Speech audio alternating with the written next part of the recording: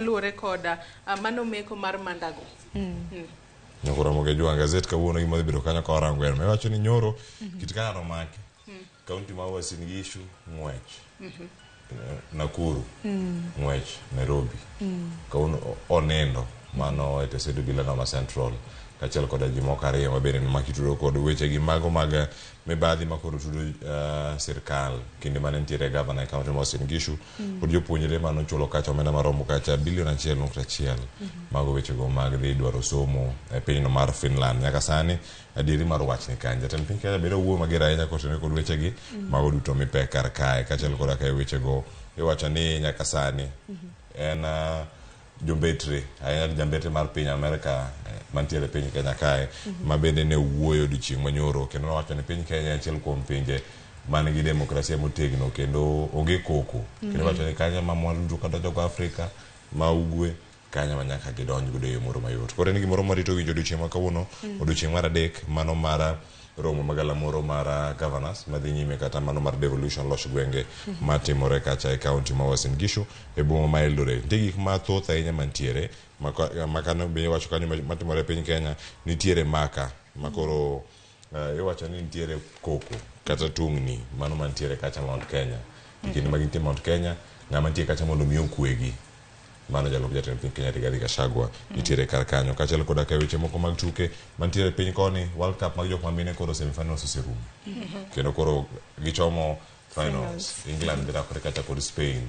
England nyoro ne ogocho kendo nogolo host nation wacho ni jok makoro bago tuke gi mano mar Australia gonde manigi lo kacha gonde 3 kuom achiel. Koro sani nitiere playoffs madhi laro kacha namba 3 gi namba 1 mago duto gigo weekend ngeso kod chieng' Jumapil ni moro mawarito Sharon ang'eni ka tugo chopo ga giko kama minyaga wacho ni into kore jakanye koka wanyang'eyo team mane ponono siro sana neno ka nyalo siro England ni kata kamano ne kaka gibro bedo ka gitugo ponono ni gibro bedo ka gikawo kombe kata oyi kok gikawo kombe tilo dong kora siro gi koro wane finals aya Joy siri siro man an ma World Cup ujo mamine bero chegi amba pana nyalo mana siro England kike siro masiro nitiere Australia nitiere Sweden nitiere Spain yera chela na siro England waka Australia kar aya kare mano kor ni dhi e third place sema chune Australia dhi kawo namba 3 aya karaka ng'ama boyomba Malkia strikers bende timo maber e tuke go bende mag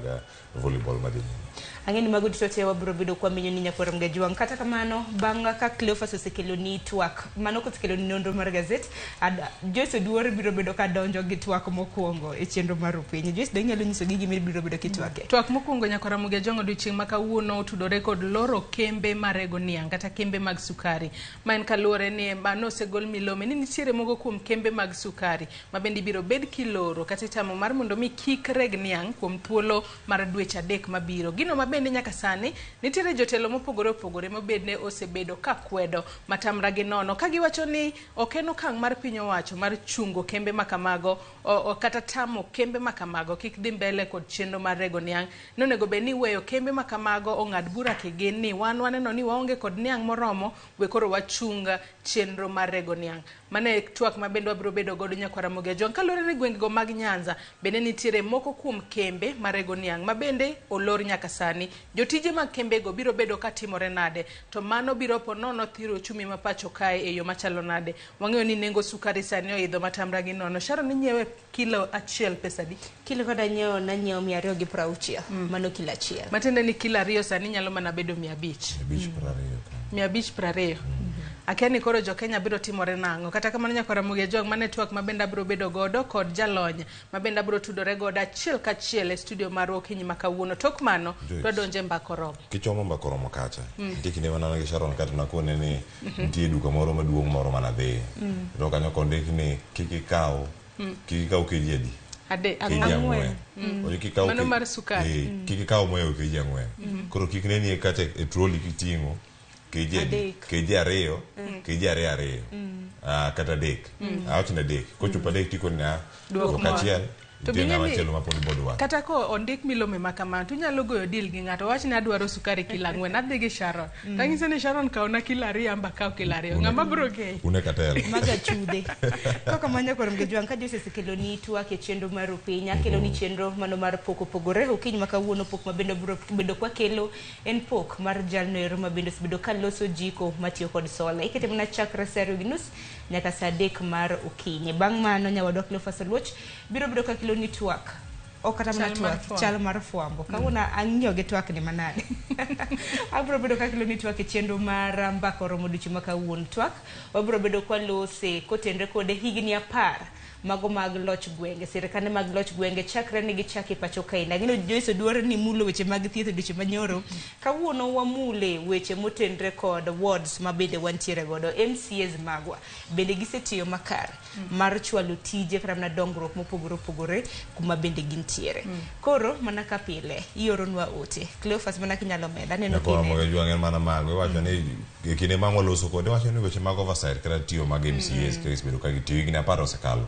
nitie moko mosetiyo kuom thuolo go duto nyaka ni chak devolution nyaka kawuono por gine apis yango miyo gine kacha paro ni ango penjo piny bende okonwa ni MCA ma osetiyo machalo nade kinde mano temo timo mano yudo ka MCA moko ni seyo ni kata yeri gionge bedo gi kacha kachel koda ka dongruok magitimo MCA ma Kisumu to nindo Nairobi okrache dhano nyaka bedi moro nikech ka kama samoro jogi nitie kata kinde mane pok odhi to manyo mbulu to bende jogi mano go mbulu ne ong'eyo ang'o makoro gichako duogo ywak bang'e to bende bedo kacha en achiel kuom tich monego bed notimo koso bende otimo weche mag representation legislation kod mamoko mantiere kar kacha mondo nene dieri ere kaka nyalo chopo kar kacha mondo mi otim oversight ne sirkal mar county bende gisetime e yo moro makare kata madwarore en moko madhi bedo kaka wanano diche makawuono ang'e ni Sharon ka gin kod welo go bende achiel kachiel okinyi makawuono ang'o bede ne gi thuolo mar ng'eyo ni county mar Eldoret kama e county mar Singishu kama gidhi kacha Eldoret en ang'o magitimo iye to bende gin gi mor kata ginya wuoyo motegno ka giwacho ni devolution osekonyo kata gimbere gisekonyo chwalo loch mag gwenge ochop kama ochope sani ang'ini wach mabende gisebedo ka giywak ne en manosara koro bro bedo ka wawinjo bende achiedh nade mabende gisebedo ka gikadhe ioronwa ote lai magote machoka rede ka uchel nono mbui mar Facebook YouTube iyudo achiel kachiel mano RamogiTV tudri koda mbui mar Facebook X TikTok Instagram iyuda @sharonong'ao nyakore Ramogi jwangi nyiso ni neno wakanye to bende nyiso wa nyingi ka bende chwalo ote penjo moramora paro moramora kan bende nyalo tudri koda e Facebook page mara iyuda Joyce Odur X account mara @joyceodur_. Nyakore Ramogi jwang tudri kodwa kanyo gikonwa bende ni kama intiere usechako uso cham au jok moro giwacho ni rundo siling 80 koro ji oringo dala kabisa mondo ji orundi mondo kani kech ndalo oro kochopo kendo kaponono kata ka El Nino miwacho ni nyalo biro kinde mabiro kawo bare to ji obedo kod nok mar chiemo kata El Nino bende kantie to ketho puothe bende kama gotimore mawayudo ni cham odok piny oganda dhi chomo kama chalo nade gikonwa urundo kanye urundo siling adi kacha nokono ni kik ukethi kunguru cham kata koda use urugo omenda moro manokunu e kaunti mabecha maber manyalo kelo no yuto kata bang' keyo tudri koda Facebook X kachelo koda ka kone tudruok mamoko yudo kacha Cleophas Oluoch machiegni chenro makawuono nikech ma en rupenya mokongo hoy thundweche tena mimi usikwa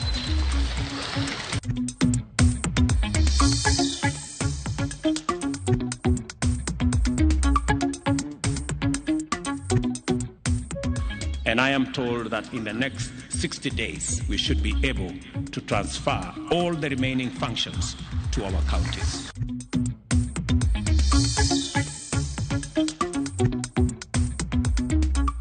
Koni yath mar malaria onge ding'eyo e chemistry. Koro kanye masida nitie. Koro chanda nono koro masinde gi bechgi yot malo yath. Koso yath ma beche yot malo masinde.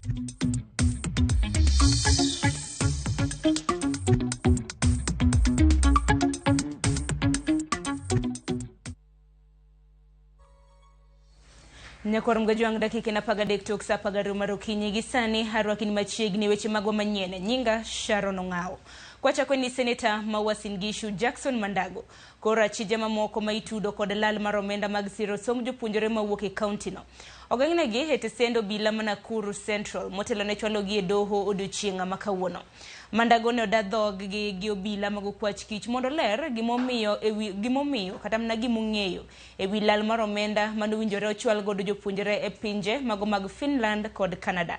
George Bati miyo ler. Bang' wacho omenda manochok gi tend kaunti ma Uasin Gishu e bwo tend Jackson Mandago manen gavana ma Uasin Gishu e kindeno mondo sirgo somb jopuonjre e piny Canada kod Finland bedo kod digni kendo kelo ng'ur kowuok kuom jopuonjre kod jonyuol. You are very mean with the truth. You keep lying, you smile at us with a very smooth tongue and very soft face that looks like it is very innocent, but you keep on lying and lying. Our parents worked hard. They paid. And now tunashungushana. Seriously. Obila mag okwach kich ma Nakuru odayo dho Seneta Mandago kod achije mamoko ma itudo kod tim mar lodho omenda kowuok e aguluno manochuogi mondo sir somb jopuonjre mawuok Uasin Gishu e pinje maoko. Mandago kod joma moko moluong nyigi e mibadhino ne ochopo ka bado obila mag okwach kich ma Nakuru mondo gichiw ler ewi gima ging'eyo kotudre kod bilion 1.1 ma ikoni gwenyore aguluno. Apis Jamin Bucho yango ni jopuonjre 202 mane odhi Finland mondo ging'i kit somo mane gidhi kawo e kinde tiegruok margi nochulo 39,000 moro ka moro mondo losnegi godo obok mag wuoth mong'ere kaka visa, ka jopuonjre 45 mane odhi Canada ne ochulo 49,000 moro ka moro makelo kwan omenda duto mane gichulo mondo losnegi godo visa chopo $10,083,000. Kata obedo ni jonyuol mag jopuonjrego ne opodore kendo chulo ne nyithindgi maloyo $10,000,000 mondo giyud kaka gidhi manyo rieko e pinje maoko. Obok mag nonro yango ni achije wi mibadhino moting'o Joseph Kipkemboi Maritim, Meshak Rono kod Joshua Kipkemboi Lelei ne oduogo lodho $66,000 mane gikoni ne idhi los godo ne jopuonjrego visa mag wuoth. Penjo en ni $66,000 manogol e aguch siro somo ne oter kanye, ka jonyuol to ne osechulo ne nyithindgi omenda mag loso visa. Oboke no bende oyango ni e kind dwe mar 6 2021 kod tarik 12 dwe mar 9 2022, $56,512 kod 300 ne olodhi agulu mar siro somo e pinje maoko mane ondiki e bwo piny owacho mar kaunti ma Uasin Gishu, gino makoro miyo Seneta Jackson Mandago kod achije mamoko itudo kod tiyo marach ga PC. Lal mar omenda mar siro somo e kaunti ma Uasin Gishu e kinde tend Jackson Mandago omiyo jatend piny William Ruto golo siem ne joma diponi lwetgi ne omulo omendago kendo nyisogi mondo giduoko omendago mapiyo kapok gimote badgi. Sasa mambo ya uchunguzi inaendelea. Wale wote, kama kuna mtu alikula hiyo pesa, ajipange kulipa mapema ama ataingia mtabani. Kanonro mar yanga diere wi omenda mag siro somo Uasin Gishu koro dhi nyime. Geno mar jonyuol kod jopuonjre en ni chieng' moro achiel gibiro yudo ratechgi mondo kaber to duoknegi omenda mane gichiwo ne kaunti ma Uasin Gishu mondo gidhi gitimgo gik mamoko. George Bati, Ramogi TV. Ramgajong kopogro gi mano ni governors nyalo buonjo bang' jatend piny William Ruto singo mar chwalo tije duto mag counties mago ma piny owacho mamalo pod ochunjwe kochopo dwe mar 10 mar higani. Main singo ma jatend piny Kenya ochiwo e kinde ya wayanga romo mar 10 mar riwruok mar governors e county ma Uasin Gishu. Chris Awino nigi ler mathoth. E mano ma inyalo wacho ni en miyo telo mag gwenge mich makende, jatend piny Dr. William Ruto osingo mar chopo achiel kuom singo madito mane omiyo oganda jo Kenya e kinde yango manifesto mare motelo ne yiero maduong' mokalo. E twak mare mar yawo ayanga galamoro mar 10 mar riwruok mar governors e county ma Uasin Gishu, Ruto osingo mar chwalo tije duto mag sirikal mag counties mapod ni e bwo piny owacho mamalo e bwo dweche 2 mabiro. We have finally agreed on the functions that should be transferred. An analysis is going on the funding that will accompany the transfer of those functions. And I am told that in the next 60 days, we should be able to transfer all the remaining functions to our counties.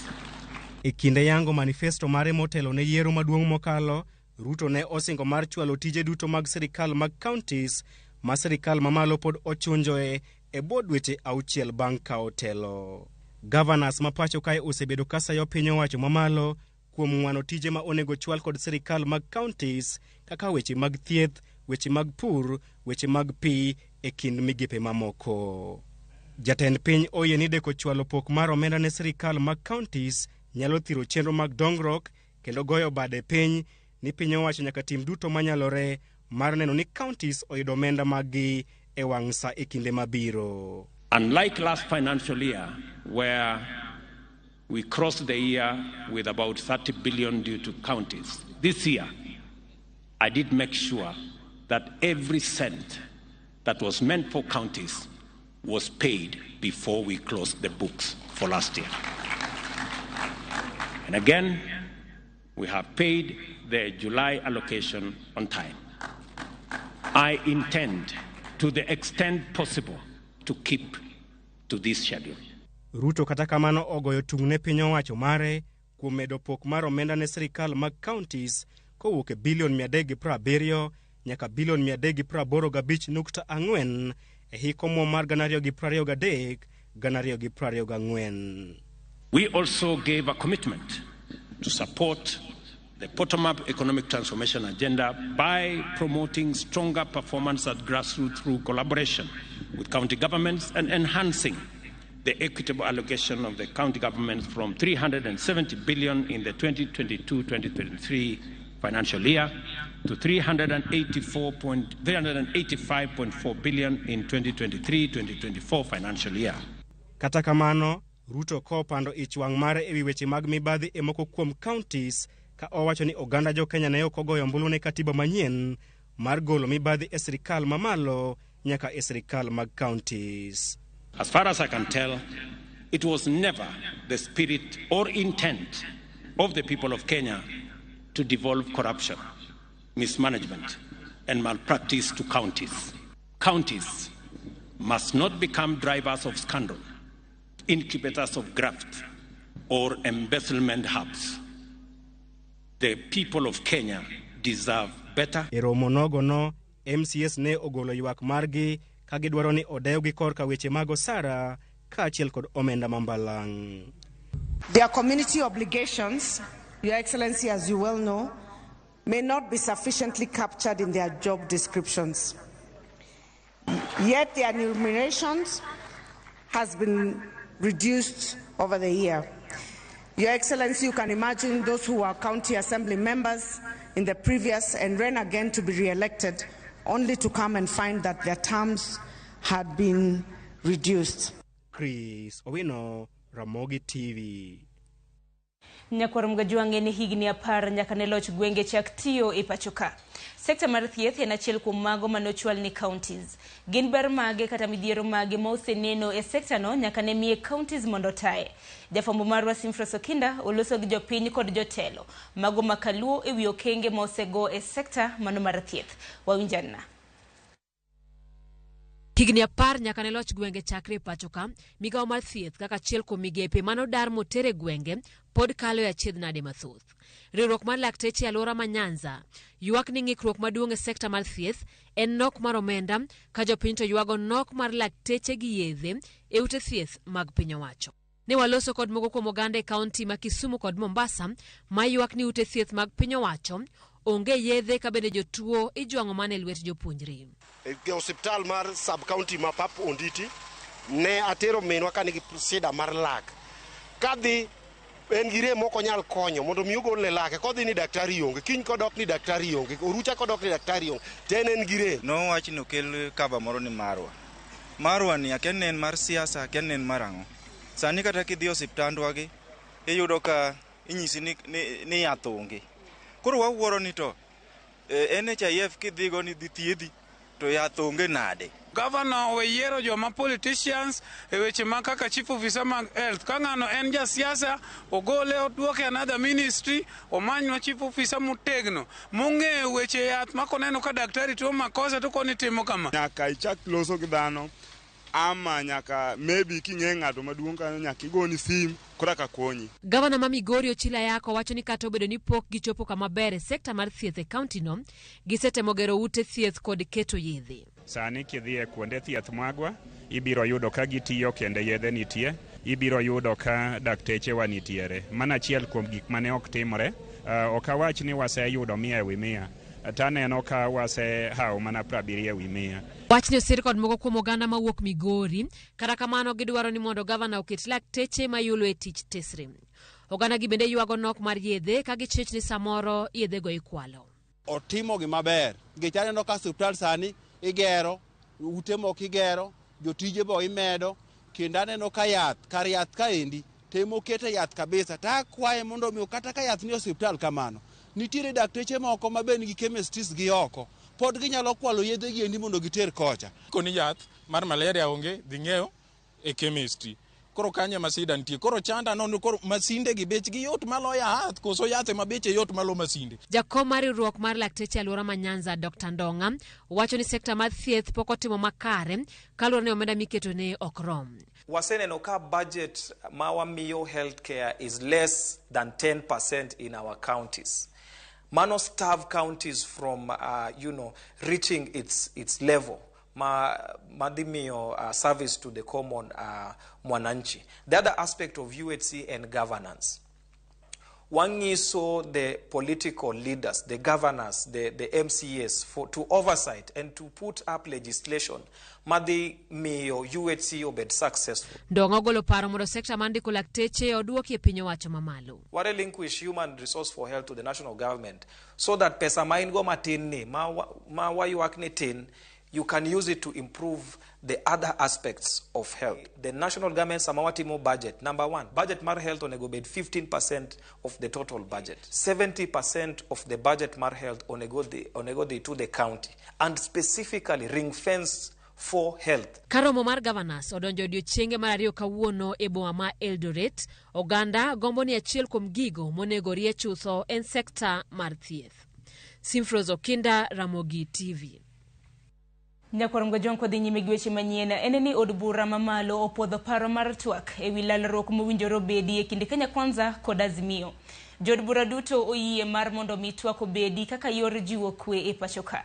Jatend kweth mathoth manom e od bura Kimani Chungwa kod nyawadgi Opiyo Wandayi ma en jatend kweth manok omako chung motegno ni twak e kindegi onge kod chenro moro amora mano mar mosruok kata kiero handshake. Okang' mar twak e wi wachno en mondo mi neni od bura oyango twagno kaka mano ma osir kod chik. Twak koro ochomo od bura mar Senate ma bende biro winjo twak makamano. We shall agree. We are also bound to disagree on a few issues. But that should not give occasion to anybody in this country to ever instigate violence because people disagree. We must always seek to dialogue and agree to speak to each other. Nearly 1 year since then, the country is still gripped by a state of anxiety and unease. And yet we know that we need peace and stability, that peace and stability are a prerequisite to sustainable development. We, as members of the Azimio One Kenya Coalition movement, are not getting into these talks with the intention of seeking any partnership, any share of government, or any form or size of mukati. It has been proven that if there's any one single issue that can rally Kenyans together and make them come out to the streets, is the matter of the cost of living. Riwruok mochung' ne weche chiemo e piny mangima mongere ni Food and Agriculture Organization oyango okenge magimedo keto kaka ikruok ne midhiero manyalo kel kod koth mano mar El Nino.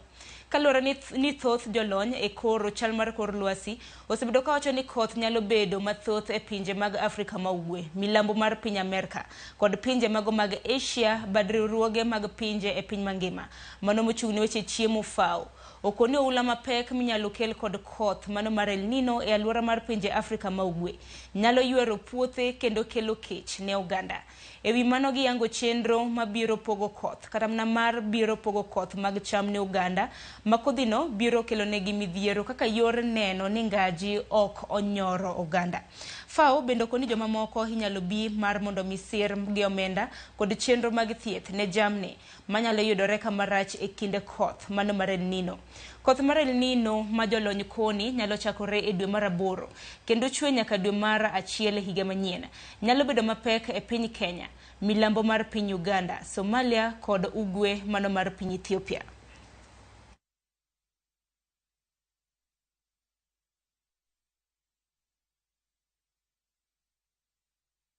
Nyakorom jonko pogre gi mane ni moko kuom jotelo mawuok e gwenge mag Nyanza koro sew piny owacho kuom loro kembe marego niang' kuom dweche adek. Jotelogo wacho ni mano en chenro mar thiro ochumi mag gwengego mana kaka ne otim e pok mag mbolea manengogi ogonyore gi piny owacho, ma bende iwacho ni gwenge mag Nyanza ne ok oyudo kodhi kata mana mbolea moromo. Edwin Okoth lerono mathoth. Okang' mar piny owacho mar loro kembe marego niang' e moko kuom gwenge ma Nyanza kod Imbo mar Kenya koro medo kelo liet mana kaka jopur kod jopiny medo winjo pek mar okang' ma kamano. Jaod bura ma Ugunja Opiyo Wandayi koro wacho ni kembe mag niang' ne onego we mondo ema one ka ginyalo dhi nyime kod rego koso oyo. Factory gi nikod management magi mung'eyo ndalo monego bed ni giepe kod ndalo monego bed ni gilore. Kendo ka niang' onge moromo to giwegi ging'eyo. Koro giloro kendgi to ginyiso chieng' ma gibiro yepe. Ok en tij sirikal kata afa nyiso gin loro dwe mar 8 nyaka dwe mar 12. Gama iluongo ni afa kata Agriculture and Food Authority ma Sugar Directorate ni iye onge kod teko mar loro factory mar niang' mora mora. Jaod burano wacho ni nitiere chich ni mano yo mar thiro chumi mag gwengego kendo chiwo thuolo ne jo ohala makelo sukari kowuok e pinje mamoko. Paro ma isiro kod nyawadgi ma Kisumu Central Joshua Oron. Adonge i niang' onyuola i niang'. Ang'eyo ni igni duto factory ka factory osabedo ka gin gi program margi seche magilore seche magiyepo. Nyaka ne nyuola adonga chop kapok aneno sama sirikal owuoke ni loro factory ni niang' onge. En scheme mar loro mondo mi jogo makelo sukari koa oko mondo kel sukari mondo gilos pesa. En katel maduong' ma ka okwatang' to biro tieko factories wagi malor makno chung' kendo. Bad migawo mochung' ne cham e pacho ka afa ne oloro kembe marego sukari kaka Mumias, Zoia, Moroni kod Chemelil chakore dwe mar 7 nyaka dwe mar 11 e okang' mar weyo thuolo mondo niang' odongi. Loro ma kamano biro e kinde mantiere nok mar sukari kendo nengo oseidho nyaka Sh500 e kilo 2 ka migawo mar pur to osechiwo lesen ne weg ohala moko mabiro kelo sukari maromo tan 100,000 e pachoka. Jotelogo bende wacho ni kata mana chenro mar pogo mbolea maningone ni piny bende ne ok otim e yo makare. Up to now gwenge wago pok oyudo fertilizer. Tiende ni Kenya Kwanza tiyo kodwa gi opande. Koni giwacho koni to gima gitimo opogore gi gima giwacho. Dawaher nyisogi ni pesa ma gitiyo kogo jo Siaya gi jo Homa Bay mago jo Kenya. Jopur mano otimo negi registration ok wadwar mokari. Wadwaro no miwa jowa fertilizer mapiyo kabisa nikech wan wabedo discriminated every time. Kana gima wawacho kani. Nika gimoro wuok ni to one aftermath. Kok wagore ne tok bi. Wan wajo Kenya mabe chulo osuru kaka jomoko. Sirikal ok dwa miyo jodalawa fertilizer. Gidwa ni gimi fertilizer jomoko nono. Mana kaka gisebedo ka gitimo weche development projects. Development projects ma serious madongo ok ter thuru, itero kuonde ma joma nogoyo nie jo sirikande ni kura. Omedo ni mondo wawach ni sirikal we wuondo jopiny ni gilando ni gikelo fertilizer ma beche piny ni jopiny. Giwacho ni gikelo fertilizer ma beche piny ni joggi manogon gi kura. Jotelogo bende wacho ni cham kaka chai kod kahawa ma ipidhe gwenge mamoko to osemi pek ka niang' to imedo jwang' kendo iduoko pur mare piny. Kembe marego sukari osendiko na jotijegi mondo kaw yweyo e kinde mochung tich ma inyalo mana yaw kendo e giko mar dwe mar 11. Edwin Okoth, RamogiTV, Nairobi. Nyakoro mgejwanga par ni gisigana mabende nyawadwa Edwin Okoth bende manyawadwa Joyce Oduor biro bedo katwakie ma network mare chenro mano maru pinyo twak mabende biro bedo kachako saa 1 mano maru kinyi katika manane no kanyo dakika en 33 tok sapagario mano maru kinyi yina mar mondo miatike gi kanyo nikichane no kanyawadwa Cleophas Oluoch oseikra makare mano mar kilo ni nonro mar gazeto ritur masani warad Sadek e chenro mar mbaka oromo.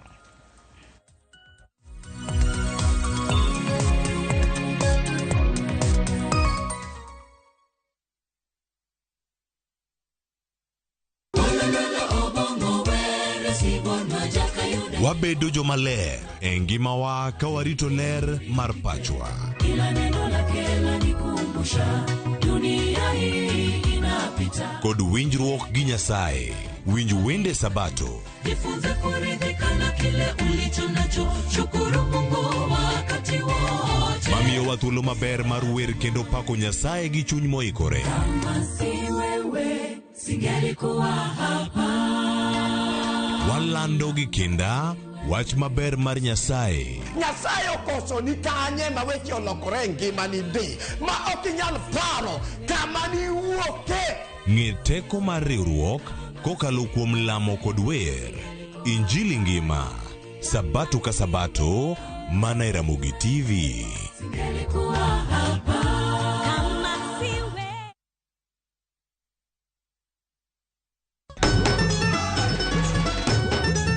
Ma en sigand hera.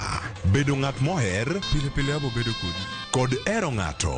Abe abo eri nyaka chien. Wuoth mar nyako marawera manigi chuny motegno. Mama, kapo ni dwa kumo ng'ato, to kuma an. To loso chikene owuon. Kiwuoyo go wadwa majaga. Nyise ni inidwa kenda mapiyo. Kata bedo ni joot osiko ka gitemo ng'ado ne paro e gima gidwaro.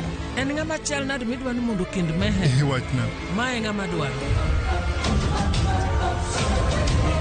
Ining'eyo kaka ich wang' mar mama ni chal. Anyalo timo ni gima rach. Be hera gibiro tony nyaka giko.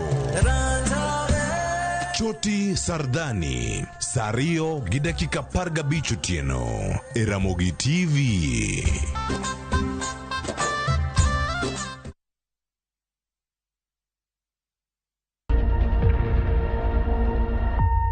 Obed paw siasa, ohala, telo, thieth, jiwo ratich oganda kata mana somo. Ka onge jiwruok e kindwa to okwabi bet. Ng'ama miyo, duonde kata tekone nyisore e okang' mamalo. Dhowa ni can do so much. Wuo gi ng'ama nyalo wuoyo go man network ni. Kamora mora ma intie pachoka. Mine osekelo dongruok mathoth e pewe magimako, kendo lony margi kelo lokruok mathoth. Asementa ji moromo kendo I'm very proud of that. Winj lony, jip kod puonj magichiwo. Gimora mora midwa timo tim gi teko ni te gi chunyi te nikech mano kende e yo minyalo dongo digodo motegno. Ngeso ka ngeso e chenro mar Mine Wacho kod Jaelieta.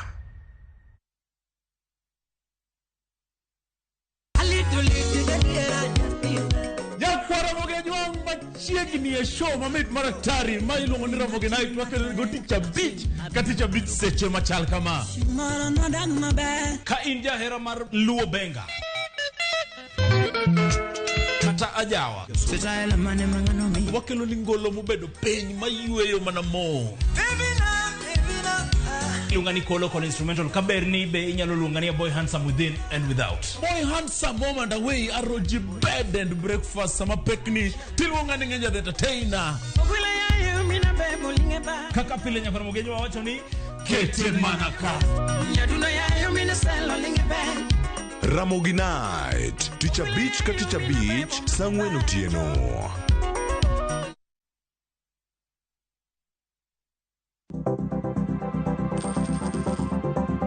Mondo mi ikungo omenda e yo mayot kendo e yo mowinjore, onego ibed kod paro mar kungo dwe ka dwe, juma ka juma, kata odiochieng' kodiochieng'.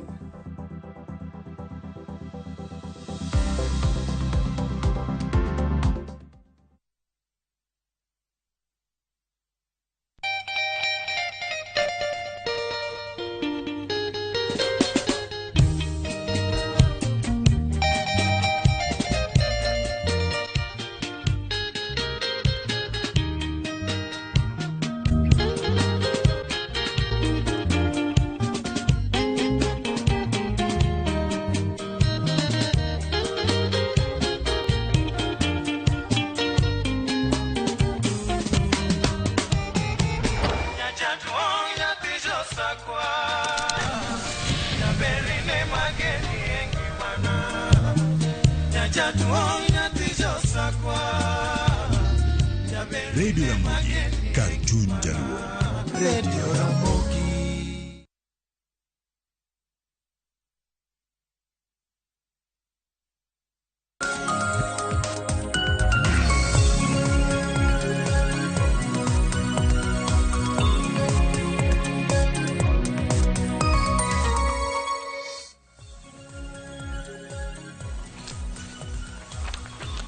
ya orenya kora moge jwang machiegni chenro mar rupiny kaunti karkawa non gazet kinyi makauni cheweyo machalo nade mano ka intiere gwenge mopogore opogore odiochieng' ma kawuono ikonwa kacha ni intiere yo mane ang'o koni sani bende ni aya koth onyidho buore Nairobi ka intiere jam ida chako wuok kod sani apaya mage monego bed ni iluwo kanyo mano ka ngotieko chenro kinyi ma kawuono ang'o koni kacha gik moko mantie kata kopogore gi mago mantiere gazet odiochieng' ni ma kawuono nikech kawuono wanono gazet mago mar The Standard kod mano mar Daily Nation wabed kod ng'eyo ni mage mantie kacha momipeko kinyi ma kawuono antiere kae kod jafwambo wada bende mwadanono gazet mano godo no sen oyawre kendo machiegni. Erokamano Cleophas chieo nade? Achio makare chieo nade? Agwe chieo maber ahinya. Agoni ase erokamano. Nyidho ma Nairobi ni omaki. Nyidho ma Nairobi ni to warwak gi mor nikech buru ni chako bet matin. Oduoke liet matin lakini ageno ni koyo kidhi bedo mang'ich chako osebedo mang'ich chien kacha. Kamano. Machieri koro anano ni nyakura moge jwang' kache gazet ariyo modaranga ne odiochieng' ma kawuono ang' achako gazet mar The Standard ma bende weche momipe kawuono gin mana wechego ma juma mokalo bende nokelo liet mano jumbe ariyo mokalo osebed kilose wi ahinya mago wechego moting'o wechego mag mibadhi matudo jopuonjre mawuok e kaunti ma Uasin Gishu madhi somo e pinyno mano mar Finland. Ang' waranga ne kar kae ni jatend piny Kenya bende koro ogolo duonde ka otenore kod weche ma kamagi mosebedo kacha kadhi nyime iwinjo kar kae koro wacho ni embe ne koro wacho ni embe koro golane pache kachal koda ka duonde e gigo duto mosebedo kacha katimore ahinya te kendo Uasin Gishu matudo gavana machon mano ma Uasin Gishu Mandago. Ing'eyo ni Ruto nyaka e wuo nikech sani mokwongo devolution conference dhi mbele thurgi kanyo and then jopiny osebedo ka ng'anyo koro action nyaka ne kaw mondo jopiny one ni ng'ato ne ni kodwa nikech ing'eni mano bende home turf ne koro nitie gima nyaka tim mondo bende owin popular support kech wang'eyo ni bende kerwa en a populist politician koro being a smart politician ma en nyaka take action moro mondo jopiny one ni ok owegi kendgi kamano nikech mano winjo kanyo wacho ni jok mane otiyo gi omenda mag lowo mano uso lowo mondo oyud omenda odwoknegi omendagi mapiyo nono to jogo bende bokawo mana giborakore mana gi chike mapacho ka kendo mabochopo negi e yo moro makare kar kae konyo mana thuolo machuok bende e kinde mane jatend piny Kenya loso nitiere meko manotim koro Mandago koro nomaki kendo koro komak Mandago kendo wuok kacha achiel kachiel wacho ni Uasin Gishu kanyo ng'wech Nakuru ji chopo kendo Nairobi wacho ni kindegi bende nyaka koro penjo mida duoki gin motenore kod mibadhi mawinjo kanyo nitiere omenda ma bende koro osebedo kacha ka igolo kata mosegolo e bengi mano kinde dwe mar adek higa mar 2021 nyaka dwe mar 9 higa 2021 omenda maromo kacha bilion 1.1 magi omenda mantiere kar ka koro sani bende nitiere witnesses kata joneno maromo 180 mochung' kacha ng'eni magi nya bedo jopuonjre kachiel koda ka jonyuol mantiere gik machalo kama.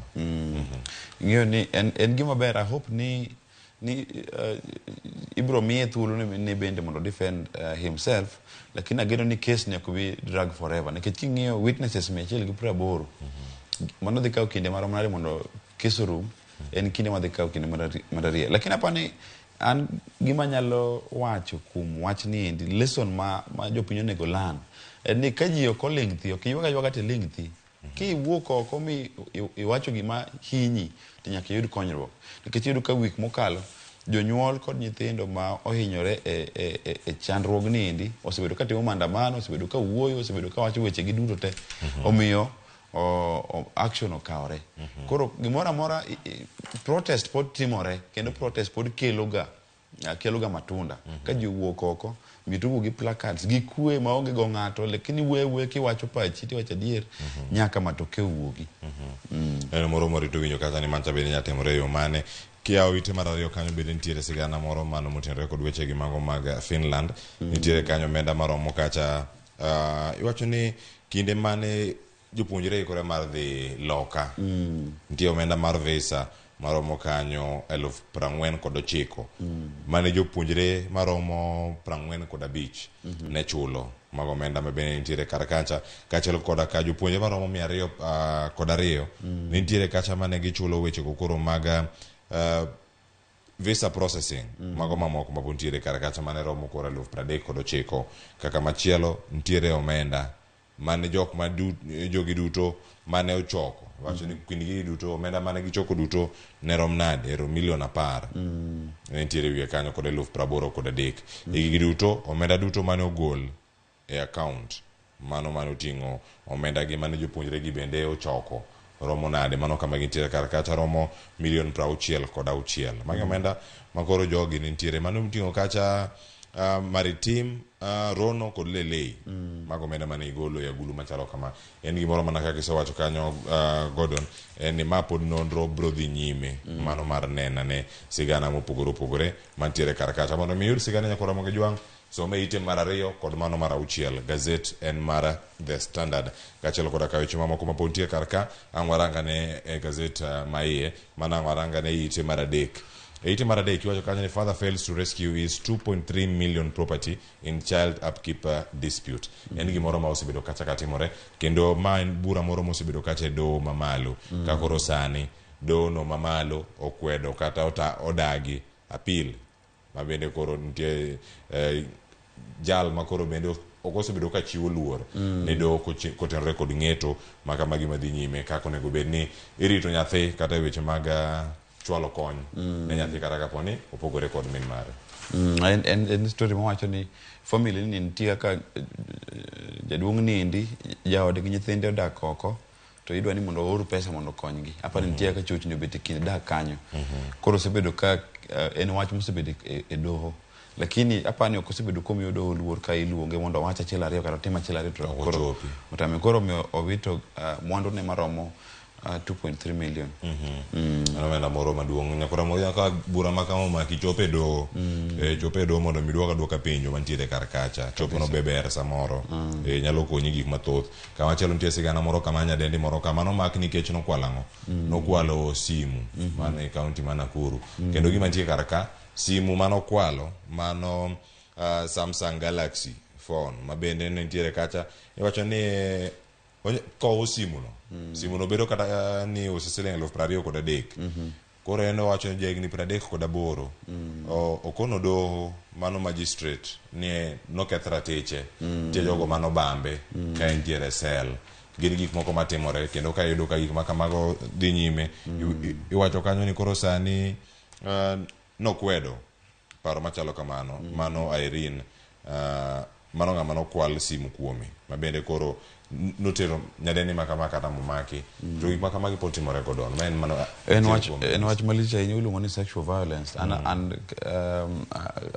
andiko kabisa rie kabisa weche mag courts gi judgment and all that gima ng'eyo ni kaniti proving an sexual offense en gima yot ahinya ma gima ng'eyo ni kapono ni en adier notimore kang'ino boyudo ratiche kamano kata koro kone gin weche go mapod ni e doho nyaka Ramogi Jwang waranga ne kama chielo kanyo e ite mar 4 kanyo koro nitiere liet maneno kanya ineno DP jalup jatend piny Kenya Rigathi Gachagua koloso kanyo mane nyasi moro mokalo sani koro nitiere liete ma Mount Kenya kendo gino magiwacho nade giwacho ni twak mondo werego mondo miyo giranga kaka ginyalo chiwo dongruok ne jopiny mano ndini nyoro oloso kar ka wacho ni en kopenje en onyalo chiwo mana pache niya jogi owere gi twak mondo giket pachgi kendo maino giduto e chiwo tich makare mago ne jopiny mano kama gintiere kar kanyo ageni mane kama ochiwe piny kae to en wach moro ma bende jodbura mamoko bende osebedo kawacho ka giwacho ni mae mana BBI moduogo e yo machielo kata gima gidwaro en gino mopogore mane sigana mantiere kar kago ok ing'eyo ni aparo ni kum ndalo mang'eny mabiro obiro no kama Mount Kenya ok nigi kwe kabisa ma en just a tip of the iceberg ibiro chako wuoyo openly nikech gima ng'eyo kata gibe ging'eyo ka ni winjo twak manyo dhi mbele bunge nyoro kane motion mar National Dialogue Committee bedo debated winjo ka wajumbe kata mana mawuok kuthurgi kuna kane gipako Raila sane giluonga Raila ni Willy Muganga ile mchawi ama tendawili giluonge ni Your Excellency nyisi ni nitie gimoro mosetimore kacha mag gibe ging'eyo ma is inevitable to iluongo ni political rapprochement political rapprochement ken gimi nyak it's iluongo ni is inevitable chuno ni nyaka kani ng'iyo kaka ne Ruto gi Raila lore gi kura 200,000 chuno ni nyaka giti kamoro achiel in one shape or the other. Wanyalo luonge ni handshake, wanyalo luonge ni cooperation, wanyalo luonge ni bipartisan committee, wanyalo luonge dialogue committee, lakini chuno nyaka giti kamoro achiel. Ting'eyo Raila biro e constituency ne nikech en ka jogo heri to heri ok ochuno nyaka migi gimoro. To mane gima chando ng'ama iluongo ni our deputy president gi constituency ne nikech ginene ka poni Raila biro to dhi displace. And then ing'eyo ni Mount Kenya mondo mi win ka Raila ni opposite ni kiyanyo Raila kabisa tinyalo win. Lakini seche ma kaka uyanye ok unya ywaru kode nitie political careers mang'eny madhi kethore. Koro mane gimino ka ji kaka ndidi nyoro gi ji mang'eny nyaka bed code agitation. Koro apani mane gima dhi mbele lakini wane aka ni obro wuok nade. Kamano.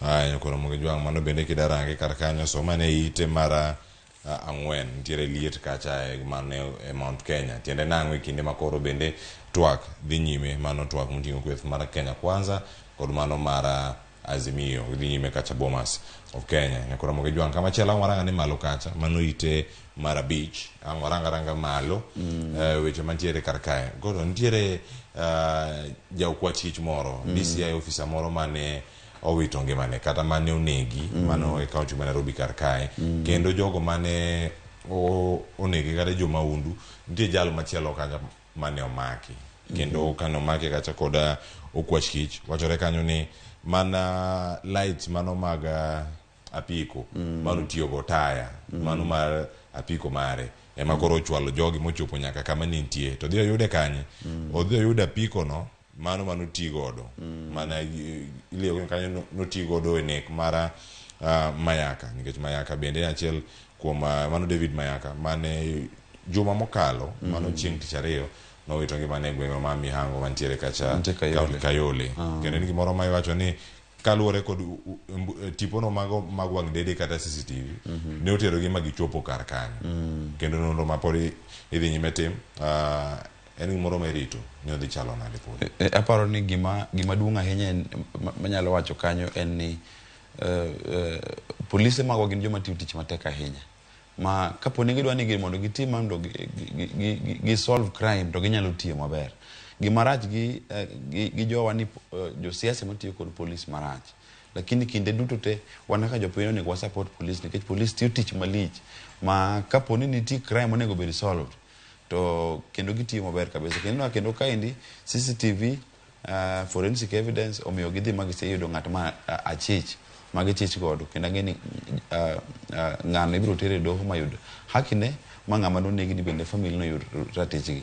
Lakini bende kani ng'iyo clip manowuok Kayole kacha chieng' mane ogo ng'ane risasi mbonegi police ne nitie ni chich kata gi police ni police kamoro lweti nyalo bet kanyo nikech kane mama cha ywak police mitok police ne kadho tok ne gikonye odhi kanyo chung'ona matin ka gima ji opo wuoka kendo otuchak wuoka kendo wach tang'o ma to mama cha ne ywak ni ohinja ode mondo mi okonye police ok nodhi mondo okonye ko ne chich ni kamoro police nitie achiel ariyo ma ging'eyo kum nek makamano lakini amor ni nitiere kaka investigations otimore ma forensic evidence osemiyo giyudo achich ma biro miyo family ni oyud kwe to nikech mondo remb ng'atgi mondo oyud duoko.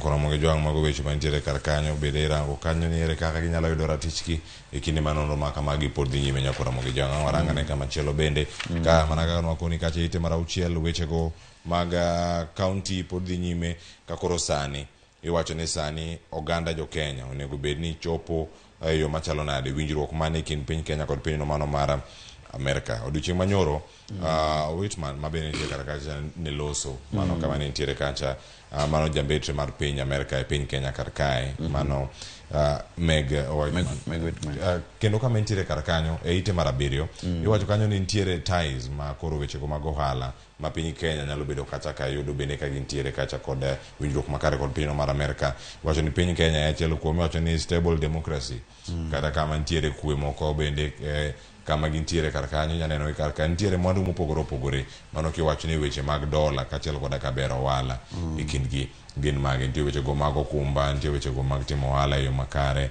dola ka pek ne siling ma pacho ka ere kaka inyalo ti kode e yo makare kachiel koda ka weche ma bende nitie kar kae iwacho ni nonego bed ni loso mano nyaparo kinde mane corona nobiro ne nitiere kambi no mano mar Moderna ma bende nonego bed ni loso kambi mar loso vaccine kata chanjo machalo kamano e kinde go mago mag corona ma bende jo kanyo ne moro ma ne nyalo so kacha neromo million mano dola million 500 mani kinde gik mamoko ahinya mantiere kar kae no kambi mag loso nyamburko mano mar Isuzu nitiere kar kae Kenterga Biotechnology Building ma bende nitiere kar kacha maromo mano million 15 dola million 15 mano mag loso weche go mago mag pyrethrum Yeah, kanigi iluongo ni pitch perfect. Ka Whitman no golo presentation kujande Eldoret Devolution Conference ma oyudo nyaka standing ovation from President Ruto. Lakini gima podo odhiero ji wang ji mang'eny gima omiyo Whitman keto investment kabisa promoting ties between Kenya gi US. Yani owacho maber opako moloyo kata mana wan wawegi. Makata wan wawegi ongen gini magi en adier. Ma en adier koso kuom Kenya mopogore. Nikech kaka ber mo wacho ni nitiere Kenya winjo kanyo wacho ni yiero mar August ma last year was the best, the most credible, the most democratic, the most transparent. Ayo chako wacho ni Kenya ni graduates mag Kenya ka are the best in the world. Ochako wacho ni our education institution are the best in the world. Koro gimoro amora ma Kenya ka e wang' America ni Jamaica ni is the best. Koro mano samoro ng'ato nyalo paki ni an wuoyo kuom koso wuoyo kuom ng'ato mopogore. Aya nyakoro Ramogi jo ng'ang'era kar kanyo kambi mar tudruok mar Safaricom bende nolero kar kanyo ni gisebedo kacha ka gitiyo machiegni ahinya kod sirkande mag counties kaachiel kod sirkal mamalo mag neno ni diere gigo chopo kare mago weche mag digital transformation kaachiel kod weche mamoko mag infrastructure kata dongruoge mamoko monego bed ni iloso. Nyakoro Ramogi jwang' kanyo ang'erangane kacha mondo iyud ane ng'eyo mathoth. Ang'eni ka waringo mondo watiek ane kar ka twak ang' chako kasa achiel e wang'e Joyce Oduoro oseikre yo makare kata kamano gazet wacho nade ka e ite maraboro nitiere weche go mag somo koro wacho ni sani kuonde tiegruok mag TVETs kinde chopo makoro nyaka giset peny margi makoro gi peny magi wacho ni wuok e nek kata bede mamoko osebedo kacha ka kelo kata chwalo penj mago ma osebedo kacha ka ichwalo negi nikech ero gisebedo kacha ka gintiere gi weche mago mopogore opogore wacho ni ero ka giwuok ENEC mano Kenya National Examination Council koro sani gibedo gi thuolo mar timo margi giwuon kata wacho ni en jogo ma gibedo kata ka loso curriculum mano moting'o TVET kaachiel koda ka mago mag Development Assessment and Certification Council mano bende en moro ma irito ne ndier koro kinde ochopo margi. Wagena ni ok gibi kuo mar penj ok bibedo mang'eny kabisa ni kata ni jopuonj miyo nyithindo penj gi e bwo mesa mondo ka ngibiro to gitimo to nyithindo kadho. Wageno ni nikech ng'ini gima omiyo ne idwa ni mondo nek mondo set exam nikech o standardize exams to bende omiyo ni kuo mar penj ok timre. Lakini wageno ni kakore wache ni mondo college otim oset penj gi ageno ni kuo mar penj ok dhi timore and then timbe moko mag anjao kata timbe moko mag mibadhi mondo nyithindo oyud penj tok chik ok dhi bedo kacha. Cleophas wach moro iwe iti mar auchiel gabiro kacha auchiel kanyo en wach mar Ruto ka wuoyo kuom devolution tano cast obedo flagged kata mane e front page mane weche go mag mibadhi Ruto golo kacha ni owacho ni mibadhi mbele kabisa counties counties especially governors gi joge gi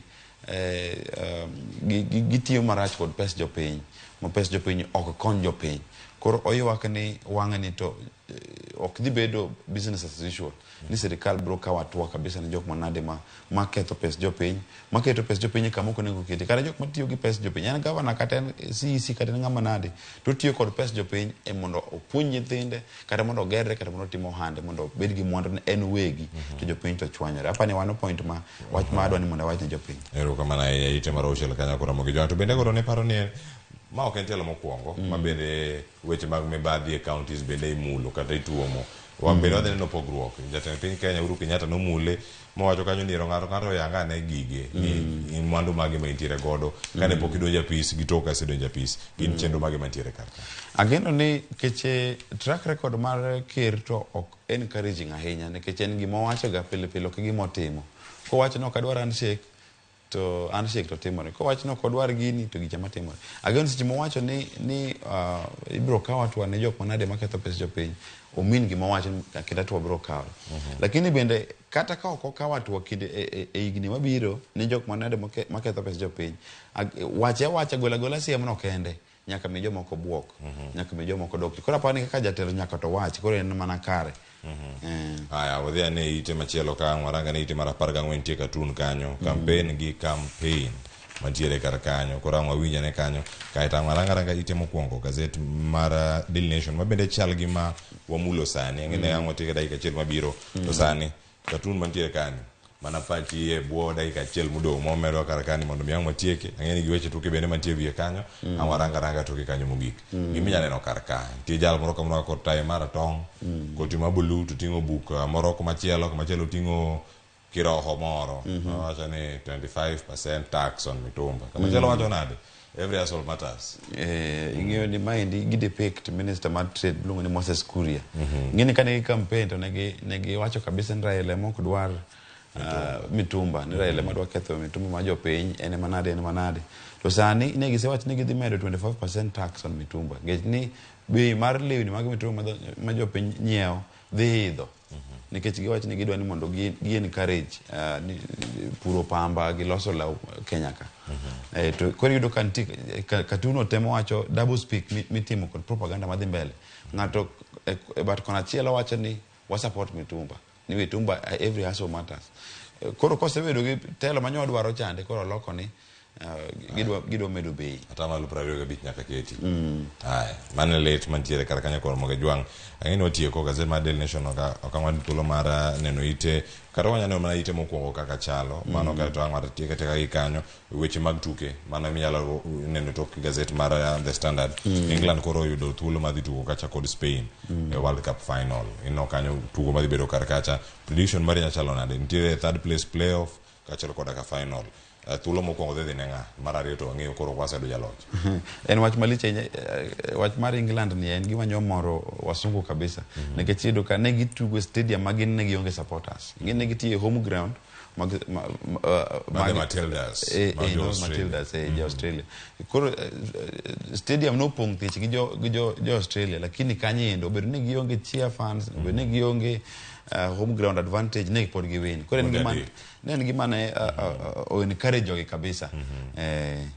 Nyakora moge jwang' magi mantie kar kacha, mana mondo otang'ni mana kaka ite mokwongo ntiere mano gazet mar Daily Nation, kato bang'e ang' idhi kacha mondo mirange ane kanyo kama gintiere kar kanyo achiel kachiel. Nitiere mana wechego mag devolution, weche mag ketho omenda, mago mag sirkal, kaito bende iwacho kar kanyo ni odhi bedo odiochieng' machalo nade. Kawuono Raila Odinga, kawuono chieng' tich ang'wen, odhi bedo wendo, kendo en modhi bedo kar kacha ka otwak bende gi governors kod jogo mochopo kar kacha mondo mi embo chiwe pache kotenore kod wechego mago mag devolution magi mantie kar ka ang'erange mano chenro mantiere kar kanyo mag William Ruto kane gintiere kacha Eldoret Sports Club ano mantie Uasin Gishu kod mamoko bende mag Mandago kama gintiere. Gordon Osen mama na gazet mar Daily Nation ang'e mabende gazede mamoko pod nitiere kata ni bende kamitie ka one yudo thuolo mar ndiko kabisa. Weche mag midhi bedo kata kirango duche makono ma wanya bedo ka warito kiny koro ka ugolo maru madhi mako weekend mangima cha koro udhi make mage madhi bedo ka Ingi devolution conference is the main story madhano pod luwo nikech ing'eni kawuono gombo dhi wuoyo kacha odhi ng'iyo ni odhi wacho ang'o nikech gimang'eyo ni en mang'eny manya wacho devolution. Wach mar ariyo kiwachako luwo en wach mar LSK. Ng'ini LSK ni conference in Diani bende kanya and then ing'eno ka nitie ka josomo biro somo itie mar adek kanyo nitiere ni lawyers owinjore gi sirkal ni ka client gi ng'at ma gichung' e logi pesa ma en gi pesa mo yo mibadhi sani lawyers biro biro ka golo maling'ling ne sirkal mondo client gi otwe. Mano gima very important nikech nitie jok mang'eny ma samoro nigi weche manade ma gidwa ni mondo okinde gi mondo support gi, lakini sani okinde oyie ni kapo ni jok ma gichung' ne nitie kod pesa manade ma giyudo tok mibadhi ibiro yudo ka oyienegi mondo gigol maling'ling ne okwach kich. Koro magi gik mwaluwo kod weche mang'eny matimore kawuono. Kamano. Kamano nyago Gordon Osen nyakora mag jora kero ni chenro ma kawuono kantiere ka kod jafwambo Gordon Osen. Iber kod ng'eyo gazet mar The Standard wachang'o, Daily Nation wachang'o, yude siso mar dhi nyiewe. Gazede gi duto gin siling 60 e piny Kenya, siling 2,700 e piny Uganda, siling 1,700 e piny mar Tanzania. Wawegi man nyakora mag jwang' awali dhin lidha kiseyudo siso dhi nyiewo mari. Nitie moro bende mechiwo nono ne jogo mantiere kacha mokichudo ka in mane nyamburko mari gol lweti oko aibo yudo mari gazet mar People Daily benange yud kar kacha nyakoro mjonga lore kacha anyinga Cleophas Oluoch jagi sumo kanya kwaro mokeo nyaka tsango oriti masani Joyce Oduor donjo kako twak mano twak cheno mokwongo mar piny oriti masani erokamano no kare wan machiegni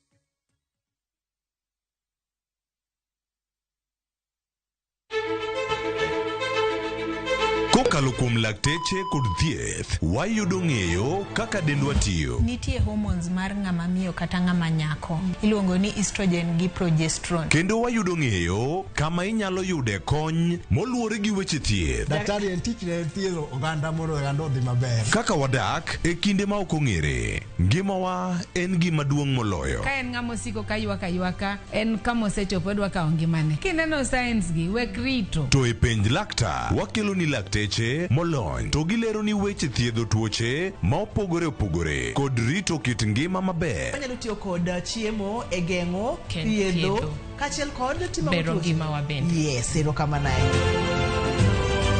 Penj laktar kokalo RamogiTV kama wacho ni ngima en mwandu. Wuok tich nyaka tich abich chakre saa 12 odhiambo nyaka saa 1 mar otieno. En chenro ma kik bai kata matin.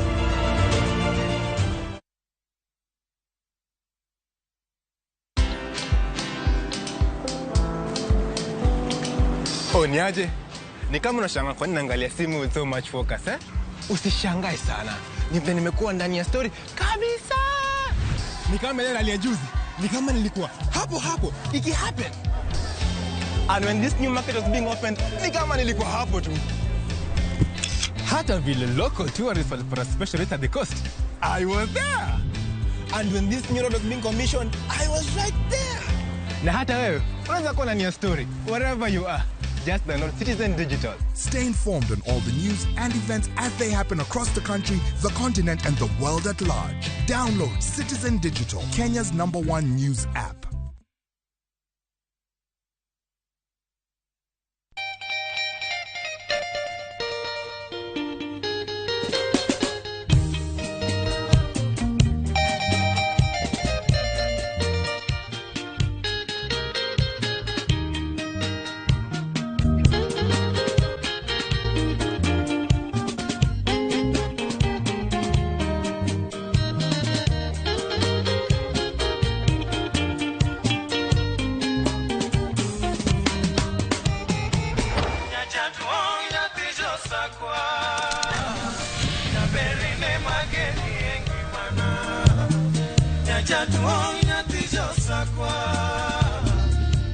Radio Ramogi, Cartoon Jaluo. Radio Ramogi.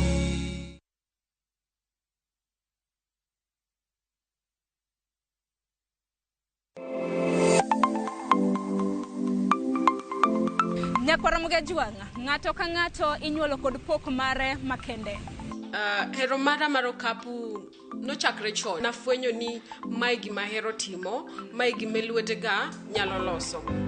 RamogiTV koro mi pok mopogore opogore manyalo loko ngimani. Nitie gima iluongo ni giving back to the community. Like iga moantie ni asepuonjo ji ariyo nono. Parni chenro mar pok opogore Nyakwara Mugajuanga biro ni chieng' tich ang'wen ka tich ang'wen. Chakre saa 2 nyaka saa 3 mar okinyi. Kod an Sharon Ong'ao. Kik bai.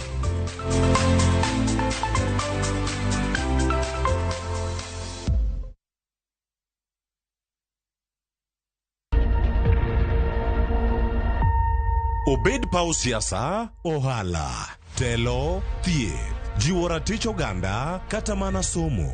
Ka onge jiwruok e kindwa to ok wabibet. Ng'ama miyo, duonde kata tekone nyisore e okang' mamalo. Dhowa ni can do so much.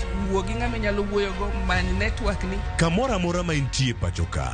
Mine osekelo dongruok mathoth e pewe magimako, kendo lony margi kelo lokruok mathoth. Asementa ji moromo, kendo I'm very proud of that. Winj lony, jip kod puonj magichiwo. Gimoro amora midwa timo, tim gi tekoni te gi chunyi te, nikech mano kende e yo minyalo dongori godo motegno. Ngeso ka ngeso e chenro mar Mine Wacho kod Jaelieta.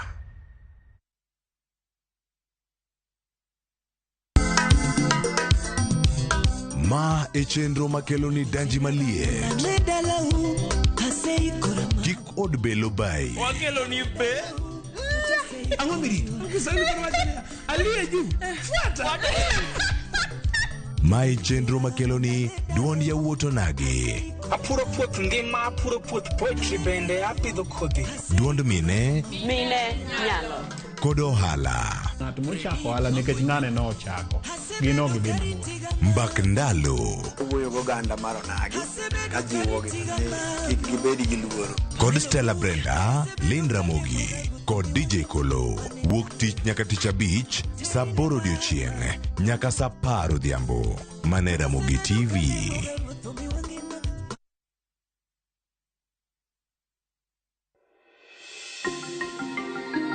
Nene irango gik madwarore mondo ibed kod thuolo mar yudo ot.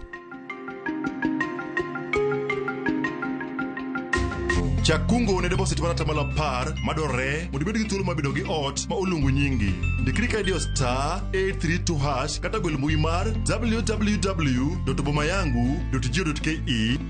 Boma Yangu is a government affordable housing program. Ka osiep motegno kod johot moherore ritore. Yako cha. Timondo ndisori. Wayudo ng'eyo tonggi. Ipani akia gik mitimoga. Uro wengi donje matusi na ukweli donge. Yud more ngimani kokalo e gik matindo. Udogo shwag wene musajaka dala. Justice for all. Mia nengi manyar kochia. Kod osiepene kachiel kod joodgi. I am busy. Gima ruotho miyo kana wene jachien. Sama giromo gi pek mar ngima, joot kod osiepe. Nyasaye neno gi wang'i ma ok opimni. Akwaye ni mondo imak tieja karibu to kopuodho tilew chunye. Ok ginyal weyi ma ok inyiero. Nyako cha irachna e joka. Koka ite to tegore mana ka ita puoyo maniego. Nyar kochia. Tich abich ka tich abich, saa 1:55 otieno. Mana e Ramogi TV.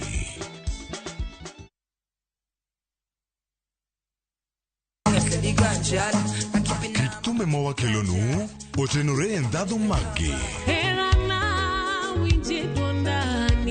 Ka wakiko gi makare, yud thumbe miero mapacho ka kod pinje maoko.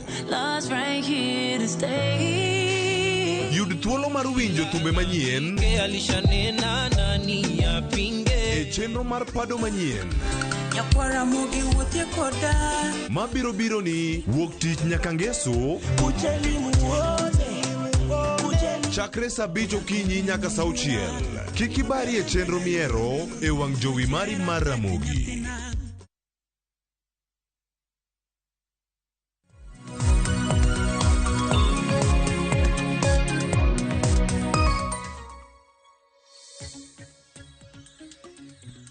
Nyakora Ramogi Juang machiegni twak mara mokwongo e chenro mar Rupinyo kinyi makawuono, twak mabendi tayo kod Anna Joyce Oduor. Nyakora Ramogi Juang thuon wach mabendi wadwa twak okinyi makawuono en kotudore kod loro kembe mag sukari e pacho kae. Maen kato kabad migao mabende ochung'ne cham e pacho kae AFA, mano Agriculture and Food Authority kata organization e pacho kae. Nyaka sani ne ogolo chika yanga ni kembe mag sukari olora kuom thuolo mar dweche 3. Wach makoro nyaka sani osenyayo paro mopogore opogore nyaka moko kuom josiasa e pacho kae. Ka bende giwacho ni chenro mar loro kembe makamago ponono nitiere siasa moro mabende gore e iye kanyo. Kalure ni moko kuom kembe mag sukari ahinya hinya to mago mayudore gwenge mag Nyanza emoselor nyaka sani. Ka bende giwacho ni gino momiyo nolor kembe makamago en kaluore ni moko kuom gi ne rego niang' mapoko tegno. Kaluore ni niang' pok ne odongo mochopo kiwango no mabende nyalo bed ki irego e yo makare. Kanya kasani nyako Ramogi Ajwang moko kuom kembe mabende duol mar AFA ne ogolo chik ayanga no lore pacho kae gin mago kembe kaka mano mar sukari mar Mumias Nzoia Moroni kachiel kod kambi sukari mar Chemelil duto mabende yudore e alwora mag gwengego mag Nyanza kata Imbo mar Kenya. Nyako Ramogi Ajwang mane thuon wach mabende wadwa twak e odiochieng' ma kawuono ka bende okan kenda mar mondo mi abed kod twak maket kod mae mar mondo mi wanon ni loro kembe mag niange to ere kaka kata kembe mag sukari ere kaka gihinyo ngima jopur mabende ponono no se puro kata ne osepidho niang' margi to koro girito mana keyo to bende jogo mabende tiyo e kembe mag sukari makamago gin to koro gidhi timore nade kaluwore ni kembe makamago nyaka sani koro iloro kuom thuolo mar dweche adek mano kano chakore kanyo dwe mar 7 nyaka dwe mar 11 mano mahigani. Nyako Ramogi Ajwang mane momiyo kinyi makawuono antiere e twak achiel kachiel kowuok e studio marwa e county ma Kisumu. Abro bedo kod wendo mara ma en Ezra Okoth. Ezra Okoth en jagoro maduong' mano mar Kenya Federation of Sugarcane Farmers. Ka bendo bro bedo kotwaka kodwa e lojo pur mag nianga mabende yudore e alwora go mag Nyanza. Machiegna hinya Ezra Okoth e twak mar okinyi makawuono chiu nade? Achiu maber madam. Amana kaka iseneno Nyako Ramogi Ajwang mane wendo mabenda bro bedo godo kinyi makawuono to kata kamano kapok wachako ayanga twak marwa odiochieng' makawuono dago mar mondo mi wawinje sigana mabende no timnwa odiochieng' manyoro ko jafombo marwa mathoro kelonwa wechego mag ohala mano Edwin Okoth mano kotudore kod moko kuom jotelo mawuok e gwengego mag Nyanza ka nyaka sani giseyo piny owacho mamalo kuom loro kembe mago marego niang' kuom dweche 3 ka bende jotelo go wacho ni chenro makamano thiro uchumi mag gwengego. We winjane sigana makamano mondi eka wadhi mbele kod twak marwa. Okang' mar piny owacho mar loro kembe marego niang'e moko kuom gwenge ma Nyanza kod Imbo mar Kenya koro medo kelo liet mana kaka jopur kod jopiny medo winjo pek mar okang' makamano. Jaod bura ma Ugunja Opiyo Wandayi koro wacho ni kembe mag niang' ne onego we mondo ema one ka ginyalo dhi nyime kod rego kosoyo. Factory gi nikod management magi mung'eyo ndalo monego bed ni giepe kod ndalo monego bed ni gilore kendo ka niang' onge moromo to giwegi ging'eyo koro giloro kendgi to ginyiso chieng' ma gibiro yepe ok en tij sirikal kata AFA nyiso gin loro dwe mar 8 nyaka dwe mar 12 gama iluongo ni AFA kata Agriculture and Food Authority ma Sugar Directorate ni iye onge kod teko mar loro factory mar niang' mora mora. Jaod burano wacho ni nitiere chich ni mano yo mar thiro chumi mag gwengego kendo chiwo thuolo ne jo ohala makelo sukari kowuok e pinje mamoko. Paro ma isiro kod nyawadgi ma Kisumu Central Joshua Oron. Adonge niang' onyuola niang'. Ang'eyo ni igni duto factory ka factory osabedo ka gin gi program margi seche magilore seche magiyepo nyaka ne nyuola donga chop kapok aneno sama sirikal owuoke ni loro factory ni niang' onge. En scheme mar loro mondo mi jogo makelo sukari koa oko mondo kel sukari mondo gilos pesa. En katel maduong' ma ka okwatang' to biro tieko factories wagi malor makno chung' kendo. Bad migawo mochung' ne chame pacho ka AFA ne oloro kembe marego sukari kaka Mumias, Nzoia, Moroni kod Chemelil chakore dwe mar 7 nyaka dwe mar 11 e okang' mar weyo thuolo mondo niang' odongi. Loro makamano biro e kinde mantiere nok mar sukari kendo nengo oseidho nyaka Sh500 e kilo 2 ka migawo mar pur to osechiwo lesen ne weg ohala moko mabiro kelo sukari maromo tan 100,000 e pachoka. Jotelogo bende wacho ni kata mana chenro mar pogo mbolea ma nengone ni piny bende ne ok otime yo makare. Up to now gwenge wago pok oyudo fertilizer. Tiende ni Kenya Kwanza tiyo kodwa gi opande. Koni giwacho koni to gima gitimo opogore gi gima giwacho. Dawaher nyisogi ni pesa ma gitiyo gogo jo Siaya gi jo Homa Bay mago jo Kenya. Jopur mano otimo negi registration ok wadwar mokari.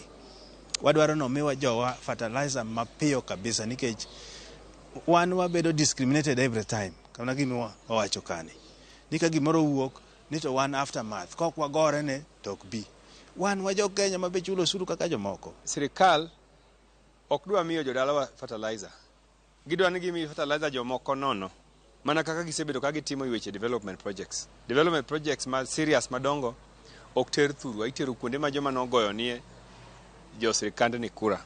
Omedo ni mondo wawach ni sirikal we wuondo jopiny ni gilando ni gikelo fertilizer ma beche piny ni jopiny, giwacho ni gikelo fertilizer ma beche piny ni jog gi manogon gi kura. Jotelo go bende wacho ni cham kaka chai kod kahawa ma ipidhe gwenge mamoko to osemi pek kaniang' to imedo jwang' kendo iduoko pur mare piny. Kembe marego sukari osendiko na jotijegi mondo kaw yweyo kinde mochung tich ma inyalo mana yaw kendo e giko mar dwe mar 11. Edwin Okoth, Ramogi TV, Nairobi. Nyakora Mogejang gino ni winjo makare sigana mabende no chwalno kanyo koda jafombo marwa Edwin Okoth. Ezra imba ng'eyo ni luwo makare chenro makamano kata alipot makamano mabende no chiunwa kod jafombo marwa Edwin Okoth. Nyaka sani jotelo mopogore sani koro wacho ni duol mabende ochung' ne chame pachoka emano afa ne onge kod ratiro mar chungo chenro mar rego niang' e kembe mopogore pachoka. In kaka jagoro maduong' mar riwruok mar jopur mag niang' mano Kenya Federation of Sugarcane Farmers, bende ne en ratiro kata neno kang' makare mar mondo mi afa ochung chenro mar rego niang' kendo gino moko miyo kembe moko mag sukari olori? Ezra. Yes, mokwongo erokamano jopur niang' duto ka achiel gi Ramogi radio ka biro studio ka kendo an serious e wach machalo kamano.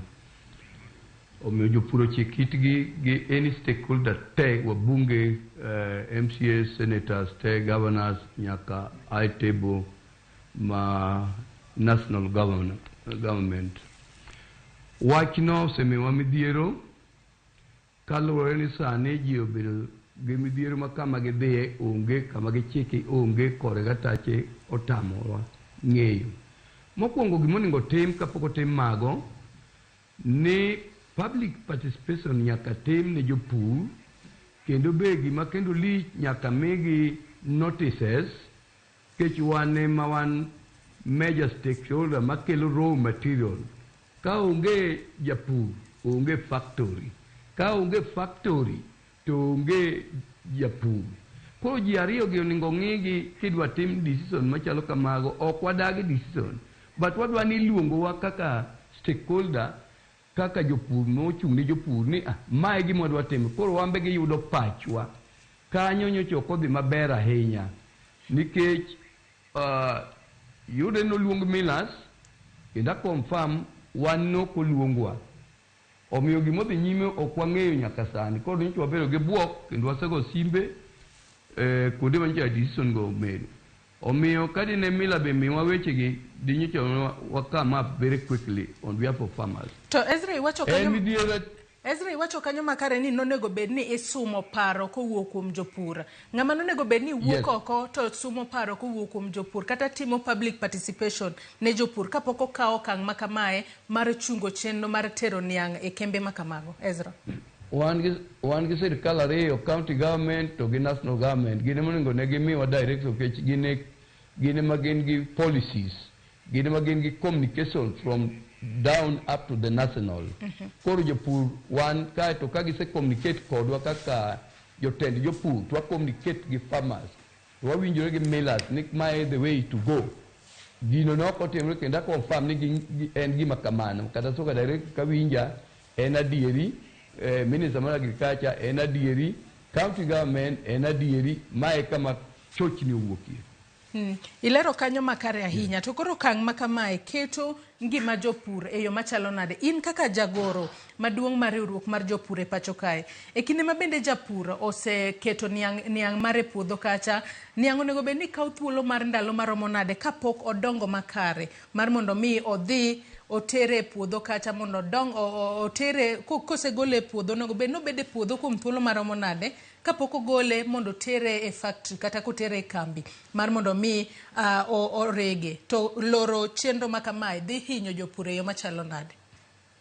Ero kamano kono ngaro ber mano penjo ma clear an kaka ngamuse bede puniang sani and 65 years I understand niang properly niang sere wacho ni dwe ka dwe ma jio kongeyo kata joma riek omuota chiel bedo dwe ka dwe koro niang wan gi old varieties matiek niang ni tiek 24 months mano old varieties machalo N14s kata gi other variety to nitie D84 machiegi 16 to 14 gipogore koro pole koro mane ka niang otegno to wan gi mag sidiken nyabedo dweche 10 dweche 9 gedi kanyo te bete tere mano kapok oromo gine to mobedo motegno 24 months ratun 22 kata 18 months. Iwacho kanyo makare ahinya to in kaka jago mabende wuok e county ma Kisumu. Nyaka sani wang'eyo ni chenro makamae ne olori, chenro mar tero niang' e kembe mopogore opogore. Aduol mabende ochung' ne cham e pacho kae afa noloro kembe makamagi chakre dwe mar 7 nyaka dwe mar 11. In kaka japur king'iyo thuolo makamano, bende obiro chiwo lwasi makare mar mondo mi niang' odongi ma ochop kiwango madwarore mar mondo mi otere kembe kose ponono niang' go nyalo kethore e puodho makata koro kitero gi e kembe kacha to koro japur ok nyal yudo yuto makare. Mokwongo kata sama wuoyo kodi ni karo ng'aro nitie japur man gi 7 hectare poko bet nyaka sani oywak makata kam achiwo namba ne gin niang' mosedongo makare gin niang' mosedongo makare kose pok gidongo makare osekadho wan gi network yako nitie japur man gi eka 7 ma poko bet sani nyowuoyo okona awuone gi josoni awuone gi josukari kata gi jokibos kata gi transmar okaw ne niang' no kendo professional is a teacher opuonjo Rapogi boys awacho clean kendo winja paro mano niang' ochiek koro gima ne waparo gima dhi ketho gini momiyo gigi chungo gi brafrio dhi kelo tabu watero nyithindo e university masani ji ong'e te japur winjo 300,000 japur dhi yude kanye wan gi cooperative society mocho kawo loans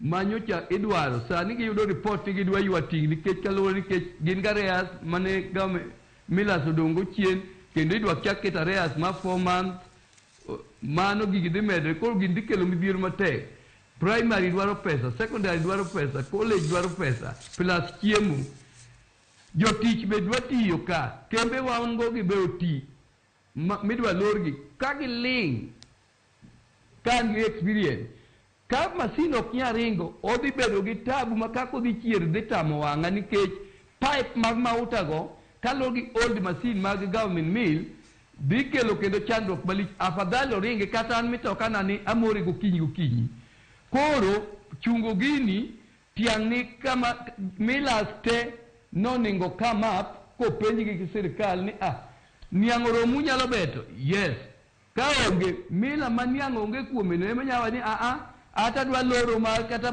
oloro ma dweche 6 waonge problem to man gi niang' to idwa tim nang'o to ere pesa mobedo set aside ni nyithindo madhi e university dwe mochikogi idhi konygi nade to pesa be mondo i apply loan ok dhi bedo immediately dini dhi kelo chandruok wach school fees is the key mondo ipuonj nyathi is the key be omiwa puro niang' ka oningo sirikal winjwa leaders magwa winjwa weu water nyithindo school fees chungu gigo badai to mana kaka iwacho kanyo makare ni nonego be ni kawo paro kowuok kuom kembe mar mondo mi openj kembe ka gintiere koda niang' moromo mar mondo mi giregi to bende ne wanno ka jotelo mopogore opogore mano moriwo nyaka jatend jogo manok e od bura mamalo mano Opiyo Wandayi ka bende wacho ni ponono nitiere lwet sirikal e wach mar loro kembe ahinya to mago mantiere gwenge manyaza in kaka Ezra ma bende njagoro mar riwruok mar jogo mapuro niang' e pacho kae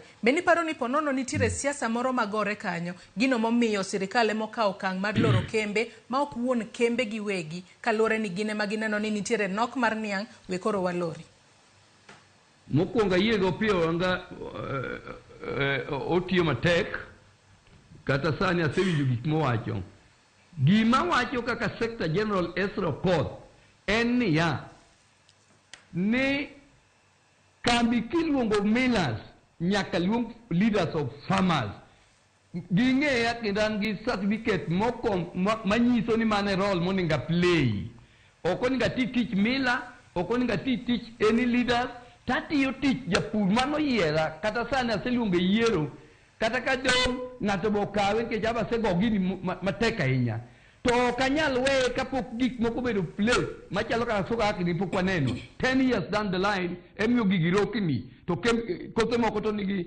act margi ka wapenjo tang'o miyo sirkal ok nyal neno jopur machielo en ni nyaka gi console gi millers mondo ging'e ni mila mane maonge niang' to bedo ningo giwuoth kodwa wa confirm mila ni to adieri oonge niang' to kare misombo kata sani agoero kamano transparent sukari soni kamae ana at Migori County giwinjore ni niang' isombo kuro to ka Chemelil Muhoroni Nandi Kericho Kisumu nitie nienge manyo bura monya adhiye mancha giluonga tarik 14 ji wuoyo moninge ywagi mine ywak youth nyaka disable ni niang' gin go kata sani jogo ok obuotho kuomgi gidwa ni niang' okawnegi nyithindo dhi sikul kare joma sama ni kadho decision ni bende giwuotho kuondgo mano okoth penjo to ere ng'ama adak ne giwuoth koda adhi a confirm ni niang' onge kadie mondo awach ne jopiny omiyo loro gino brabli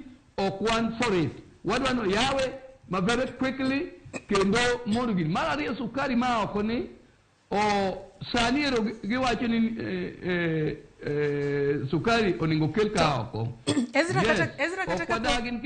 Ezra kapok wachope wach sukari mawuok oko nyaka sani wach no nego beni kelo sukari tana madero 1,100 kowuok oko kapok wachopo kata kanyo ero duol mabende ochung'ne bad migao mochung'ne chame pacho kae afa nogolo chika yanga ni olor kembe moko kata kamano kambi sukari ma Kibos kaachiel kod iluong kanyo ni Kibos and Allied Factories wang'e ni en achiel kuom kembe mosebedo ka rego niang' ka bende nyaka sani ne gigolo chika yanga ni onego bed ni itimo chenro mar golo niang' e puodho kata itieko chenro mar golo niang' e puodho tarik 19 mano mar dweni kaito kochopo tarik 23 niang' makamago onego bed ni itero e factory margi kata kambi margi mar mondo mi oregi to kambi makamano biro loro chieng' tarik 25 mano mar dweni ng'ato nyalo bedo ni penjore nang'o miyo kembe moko noseweyo rego niang' kaluwore kod nok mar niang' kata kaluwore ni niang' pok odongo makare to kara jo Kibos to ncha golo niang' margi kanye mane machanda kata sani madam kata king'iyo tingni ineno ka niang' ringo kuomgi nyan gi jolang'o mamalo Nandi gi Kericho tiang' nitie kuro ema gigole niang' and kata Transmara niang' ochiek nyaka Kilgoris omiyo koro kambi mar sukari Soni onywako gine makuchocho makono koni bende ko podi olore te noningo giwe Chemelil gini Muhoroni gini kata Kibos gini go anonge kambi manyalo support bora ni gima dwa ni japuro yud pesa ne ok adwa donje weche mag kambi go adwa ni japuro yud pesa koro makman kochunge briefly mae momiyo Kibos koro an gi barua nye gioro na WhatsApp giseloro masin koro tiene Kisumu County Nandi County Kericho County koro onge kama niang' nitie. Do you think ni kuo ok dhi bedo kan insecurity to be idhi neno ka kembe go bang' kidhi yaw gi 4 months be gidhi ringo adieri to niang' man ero giketo niang' ni gidwaro 4 months niang' chiek dwe ka dwe moto golo dwe achiel ero dhi bedo moto 4 to ne en gi dweche moko 5 bo gike 24 months ma iwacho ni magiju onige giwach ni wawinjre uru waketu gini kama release pesa mag school kata government omiwa pesa ne all sugar growing zone wateru nyithindo mag university mane omiwa puro niang' nyaka primary from the primary up to top ung'e kaka piny osebedo gi tabu economies ok diber kodwa njadhe opong'o kuomwa to ma obwogowa tamor ka afa ne gisegona sime wadhi bede bura adwa na duog gi wach ni kembe gi loro immediately mondo kik wareg ni jomoko ywak koni ni magi irego moko ok regi mano ok dhi bedo maber kiseria they deny rights from the farmers mamoko. Oningo ti gi wan dola chiel. Serikal boningo winj dola chiel ma jopur wachni migi uthuolo nyaka giwinj wane mwatero ro matire gi. To kwa korwa dawo ni koro niango kwa bitero te kata dwe ama ngweno ko ya idrego yen ko idrego mbasa ko idrego ango kwa tamore koro maber wan gi right matamore ni kaka seka ila nyako yipuni ko linguti ide kongini nad omio nyaka giwinj both farmers giwinj millers giwinj our leaders monwa yera na onge korgi problem to gini kikwa kete siasa mar UDA to gi ODM leadership kata governor assembly wariure uru koro ne ji ywak te kata nyithe jogo bite school though nigi to gin gi pesa ginyalo yudo. What about the small people? What about the youth? Jotich makoro tiyo marego nwa niange gitu dhitero ng'ama dhi miyo gi misara magi ma leaders ma ODM UDS oningo bed one thing kagima they affect piny mangima nyak ng'e tiang'e michoke tax motimo nam both county machalo kaka VAT ses gini ere kaka gidwa gero gigo to wane mwakelo ro matire king'ado gini it's a lot of money kagi chung for 4 months ma okwa kwa bedo down ma onge development mwa the timo wangi ugini wari think wari view and I say I confirm ni jopunu ose luonga e awacho live gi apa kendo ngwono bo se kwa wadwa ni bai wuok tich banka e bura tiko ni kembe yao to ka kamano abiro gi alternatively kech seria ng'eny e Kenya ka to ningo wakapo kwa ng'iyo mang'eny to wakwongo wach ne apa ni kane rach tawan kaka jopur wadware kama mila bo wach kama farmers bo confirm ni gionge liang gigone ne sime kila mahali individual anyalo miyo ginamba ke jan gi data anyalo le computer ma government county government ginamba gite gipenye to be un gi liang ko suonge go kagi wacho ni gionge loru masin kagi ingo kauni am japur immediately. Ato bendi wacho ni magi timore iseng'isowa kanyo ni nitiere japur ma nyaka sani nitiere kod eka maduong' mar niang. Eka biriyo mar niang' mapok obeto.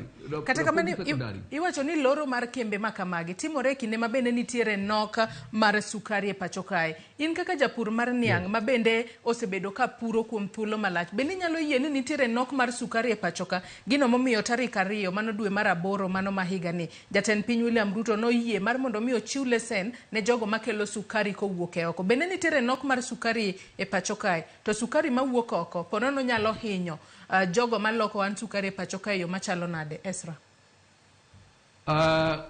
Kanya duoko ni wan gi supermarket Kenya mzima to wan gi lebo mag Sony kila factory nigi lebo mare. Dang wawach ni ng'ato ka ng'ato ok dhi e supermarket kata bed ma leadership obed kata mana jo kegin mago to akanye donge gi ai millers makarwa ka dhi e supermarket ka for example an Kisumu studio ka lor piny kata dhi ng'iyo adhi yudo sukach Sony adhi yudo Mumias Chemelil Kibos dito gigolo sukari go kanye donge sukari ai kebe mag factory to mabiro ni ok wadagi oningo wach mane ikelo gi tan mathin mok nyal ketho bech jopur. For example sukari sani wang'iewo siling 250 250 ni tan mimiyo japur to siling 5,000 ben logical wan wadwaro tan kakoro bei ni kama ken pricing bei onge 10,000 an kaka ete ken jopur 10,000 patan gimedwa nyaka bagas molasses sitima kaka nadhi Mauritius adhi South Africa adhi India magi chulo magi lalte wadwari chik ogol mondo gol gigo japuro yud ber and gimomiyo sukari koro onge wan gi kembe madhi 19 kar gigi to timano moko podi bedo develop igero 19 gigol niang to nyalo sustain sugar in Kenya but Tanzania ka akeni gini kembe di sukari otimo nam Uganda sukari otimo why not Kenya to wan gi kembe 19 donge leaders nyaka pejre gi wach gige parliament gi chief kodwa kembe go wanesi toka sukari onge to kwanyata mo government mond kikel sukari kapo ni joge murito gi confirm ni sukari onge. Yes, jopiny nyalo madho sukari moko madho siptende kata jesi magwa be madho chai. Amba madho chai, yes. Sani moko madho tuoche ng'eny nyaka gitang'. Omiyo kikele nyaka wawinjire ni kik miye individuals dhi kele mathoth madhi kethonwa ochung' kitambo yaw faktochego mago ok dhi usi loan marwa dhi bedo malo dhi ywa gigewa cooperative dhi gore piny jogo ng'i gigi properly as government and county government to koso niang' taywak ne sirikal gi county government onge pesa mobedo aside mimiyo japur kaka imiyo kofi kaka imiyo tea kata kaka imiyo kata obed na oduma kata obed na paratrap kata obed na mera imiyo gi pesa kendo wawinjo why not sugar kanye mado maro manyasa region utimo ang'o diwe parliament wan wasedieru mondo wach ni to ang'o miyo gik mawacho kaka Ezra ni be uwinje to kaka sukari onge to ube mon gi lawmaker to ubu ywak kama wabwa ywak koro who to do what kao kamano wan wabiro recall all leaders oduog back yere joma chalo kaka jopur mabende nigi ok ochuno ni ji osomo mang'eny ahinya idwaro knowledge ni to niang' wan knowledge niang' kare yierwa kaka joma nigi knowledge niang' mondo wawach ere pesa mobedo ne jopur on wayud 50 billion every county ipogo jopur jopur go gine kaba tiang' cheki dweche 18 gikawo niang' no to sukari donje Kenya.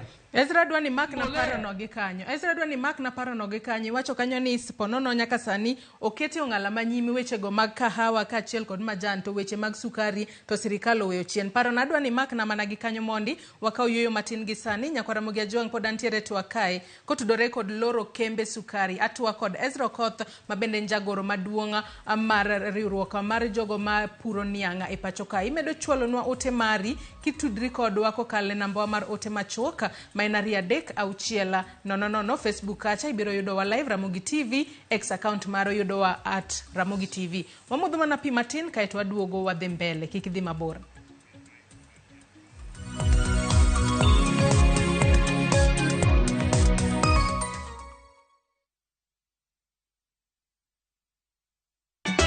Ka osiep motegno kod johot moherore ritore. Yako chia. Hey. Timondo ndisori. Wayudo ng'eyo tonggi. Ipani akia gik mitimoga. Uro wengi donje matusi na ukweli donge. Yud mor e ngimani kokalo e gik matindo. Udogo shwag wene musajakadala. Justice for all. Miane ngima nyarkochia kod osiepene kachiel kod joodgi. I am busy. Gima ruotho miyo kana wene jachien. Sama giromo gi pek mar ngima, joot kod osiepe.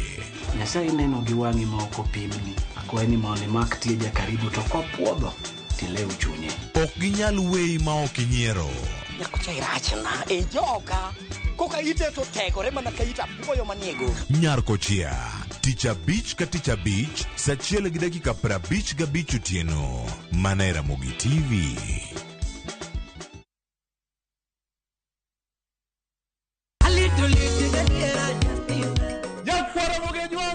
Chiegni e show mamit maraktari ma iluongo ni Ramogi Night wakelgo tich abich ka tich abich seche machal kama. Ka in jahera mar luo benga kata ajawa wakelo ni ngolo mobedo piny mayueyo mana mo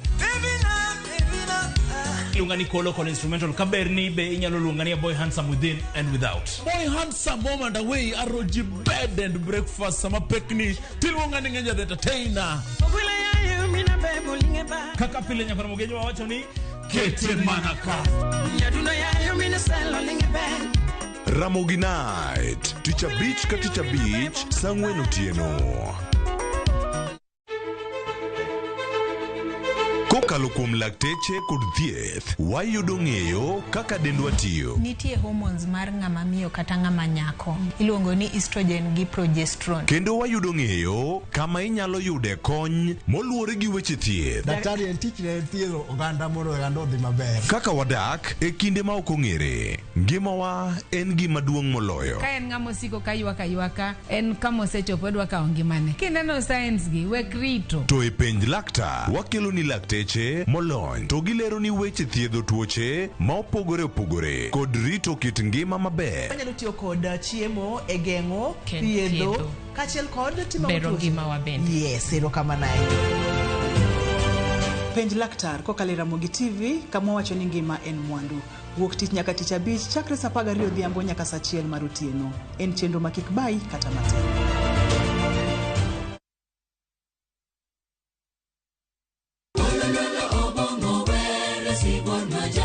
Wabedo jomaler e ngimawa ka warito ler mar pachwa. Kila neno lake lanikumbusha dunia hii inapita. Kod winjruok gi Nyasaye, winj wende Sabato. Jifunze kuridhika na kile ulicho nacho, shukuru Mungu wakati wote. Mamiyo wa thuolo maber mar wer kendo pako Nyasaye gi chuny moikore. Kama si wewe singelikuwa hapa.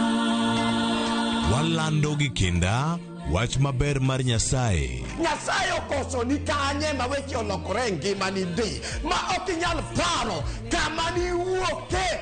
Ng'e teko mar riwruok kokalo kuom lamo kod wer. Injili ngima, Sabato ka Sabato, mana e Ramogi TV. Singelikuwa hapa.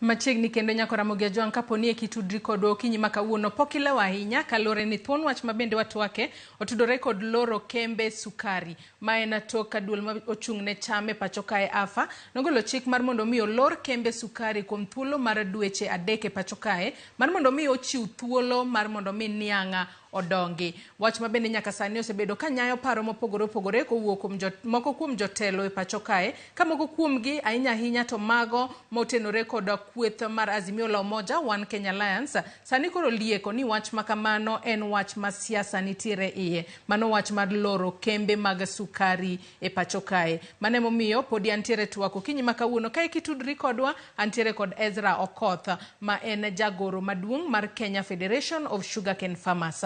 Watu wakode achiel kachiel ka intiere studio marwa e county ma Kisumu. Inyalo medo chwalonwa ote penjo moramora kokalo e laiwa duto te mag tudruok mano moriwo nyaka namba wa mar ote machuok ma en 3-6-000. Ezra kapok ne wadhi e yueyo ni loso kotudore koda ponona akiana wach ni wanyalo wacho ni sirikal ma pacho kae obed mano sirikal mamalo kachiel kod sirikal mar county ojwang'o sekta mar niang' e pacho ka. Mana kaka iwacho ni sekta mar kahawa kachiel kod sekta mar majan mar chai nyaka sani nitiere omenda mimiyogi to sekta mar niang' to nyaka sani onge gimoro amora ma jopur imiyo. Onego bed ni seyo sirikal mamalo kuom jwang' makamae kose county emo onego bed ni ng'iyo masilai mar jopur mag niang' mantiere counties maggi. Ezra. Mokwongo agriculture and devolve na mor ko wach ni koro moko biro surrender for the national duoge counties nikech counties gibe pesa chandogi di koro wao ni ni pesa gin go muang'e ni pesa gin go mosea ni devolve osetimore de okwatagore gi donjo redio wadhi kuom governor wang' gi wang' gi jopur 10,000 mane ko nyalo winjowa to nikech pesa pok devolution pok okel ka to ne osekadhe chon koro winjo ka kero wache Eldoret ni koro idhi kele full. I support that mondo wanegre gi counties kech mage jomo nyadhi door to door. O chae pok nolor mae wach mawuoro kahawa pok nolor mira pok nolor chak deri mama pok nolor. Why not sugar ema kori loro to be nyaka ne leadership chakre pok wawinjo ni kembi loro inyalo wachwa ni gidhi maintenance tigwenyogi. Ana paro ni ka en paro mariek noningo gi gwenygi ka nyando suga bel winjruok ka nitie ok ni iero kambi moro tiwe moro tikoni kaendi wawe kata kama mondo okony joge niang' nyalo wang' accidentally kuo be nyalo medre mondo kony piny kendo soni koche be kamano western be kamano debe to loro ni pwap to onge way forward pesa be okomiwa kembe go midhi miwa mondo watergo school mano to ok logical ok ber. Ato nyaka sani nyalo wacho ni chudo mar jopur niang' osebede yo machalo nade kalore mane wach maduong' mabende yuago matamra gi nono kalore ni nyaka sani koro selor kembe to jopur yuak onego bed utero nyithinde skul. Ero kamano mokwongo wan ga reas ma aseyuak jomosewinja aseyuak sana reas ma jopur kembe mwagwego te gin ga reas te ma ne government no come up ma one in support negi chulo pesa moko nzoia kanye gi kanye to moko nodong pok obedo release nyaka kawuono kwachakwa miyo gini 4 months timedo gareas cha koro idhi konye nang'o koro to be wadhi chie to be wadhi tero nyithindo school mano number 1. Number 2 loan manyo wakao institution mag bangi waseyudo notices mondo kechne gisewinjo gibe ng'eni gin jo business jomoko njo kao tinga maywanwago niang' keche government mill moko nigi tingni 3 4 to bende giti omiyo nwayie mabe wa support the revival of the sugar magawan mill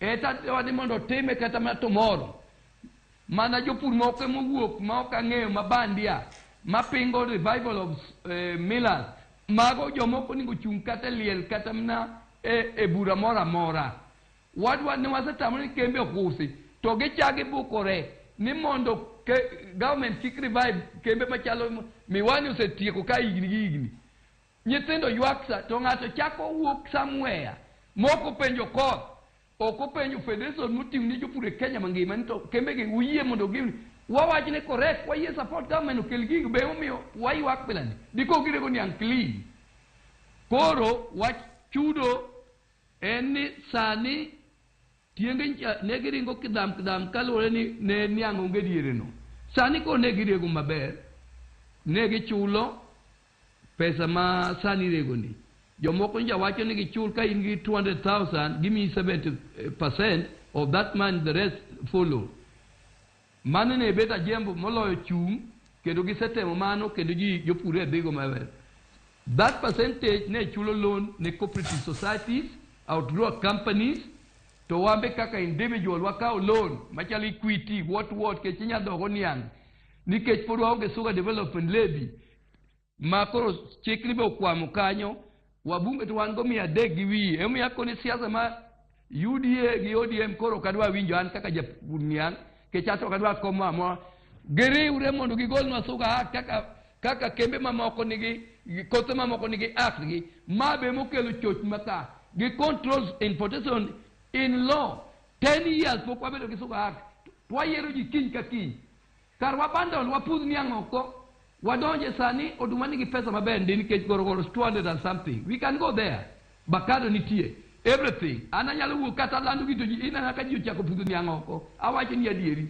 jopur idie wang' mondo adhi kata mna ing'e ndawa ne konyowa ndawa ne olor e pinyni sani ne gimiwa mbolea to mbolea gi ka ne japura to pok anene noni ngaba support pok anene to nyinga to ng'e kende an register organization with my members noni ngwayud mbolea ni koro wambwako na mbolea ni ayudo gundi 10 kendo jopur maka wa support to neno ni nitie joma kawe to jopur ok yude mana diri makende makata ka jopur winja gibiro wacho ni simi kundigo onge to mbolea tigo la diri nyaka be nitie cartel moko an sukari mabiro ni nitie cartel moko miwacho madwa biro ni emimo moko ikelo maonge kata imako ni magi nigi mercury magi ka wano kwanyal nge kunde magi yaego to ji madha to wan gi police wan gi sirkal wan gi parliament senate ose mak joge an poka winjo ng'amotwe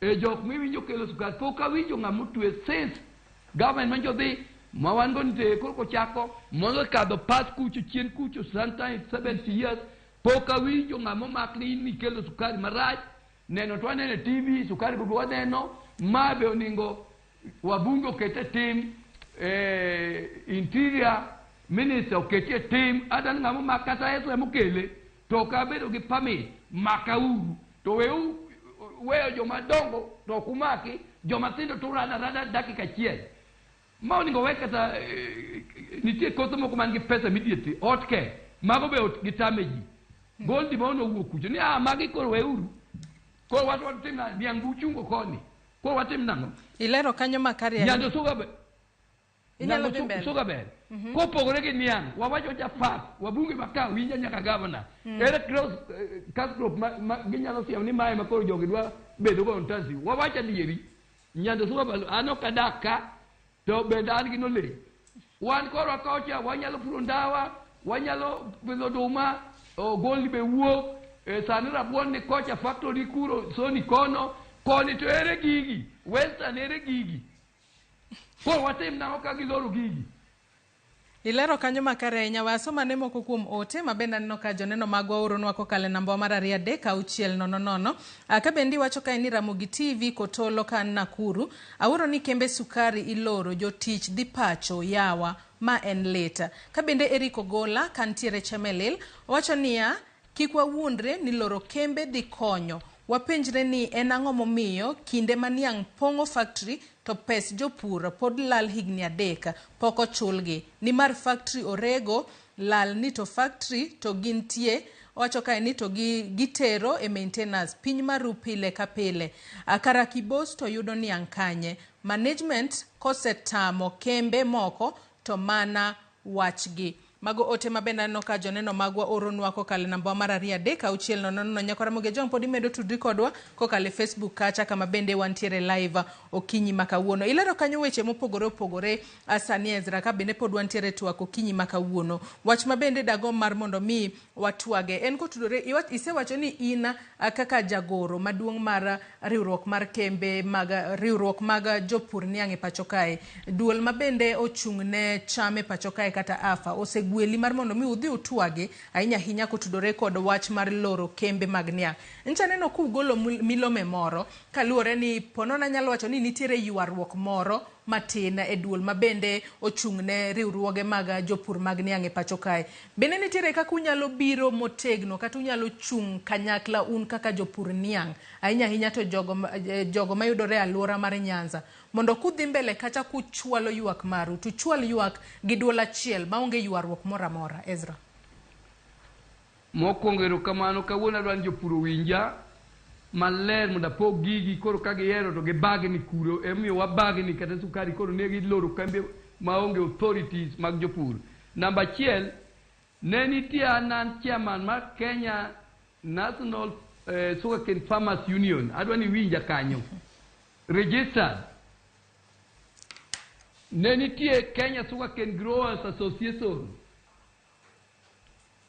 mano nitie ne wan kemp gi ne ariyo kato nitie NGO moni Sokam giwinje kabisa NGO is a lobby group moningo miwa pesa kata wapur go sani bende wacho ni ochung' ne jopur banka sirkal noseneno kamano mwan wawuo nokelo chamana to kelo chama mari kesga mwabedo tich achiel magi miwa support maber mwabiro gi constitution properly miluongo ni Kenya National Federation of Sugarcane Farmers atiang' gini kanyo gendo everybody to nyaka bed ni nitie milas moko tiyo kodwa obi opogo gini koro gin 4 to origista gi dichiel 2020 te mondo gibed rival mar federation mane giae koro kwanya bedo gi duol achiel jopur be luwo bang' jogo to we sector general ma piny ong'e mobedo recognized as apex body by the government donge awacho maler ni oluonga gi government kendo minister mar agriculture gi afago te be jopur winjo ni an sector general to machako wuoyogo to mage koro kama wane gi chochni en register office ma register this state ang'amono jogo weyo jogo giti as per their certificate and of registration ang'o miyo gichikore e federation magora matek kelo confusion ne jopur kata county government kata national ngama gi koro gidil gonge riwruok mano ne ber mondo government oyud joma giloso go mae momiyo gitima koro kaka luongwa kuro nikech gidhi wacho ko luong Ezra to makoko ka dhi wacho nango iwinjo bi bagruok no omiyo kotu ber kotelegi jaduong' Atuoli nitie primary ma join Atuoli ang'amo ni this primary mondo join federation waber gi duol achiel mako wawacho ni wagolo bas 100 wadhi go parliament e senate kata kucho to duol achiel ang'o miyo register oketo gi kendo awinjo nitie gimiluongo ni sai kendo wachula 1000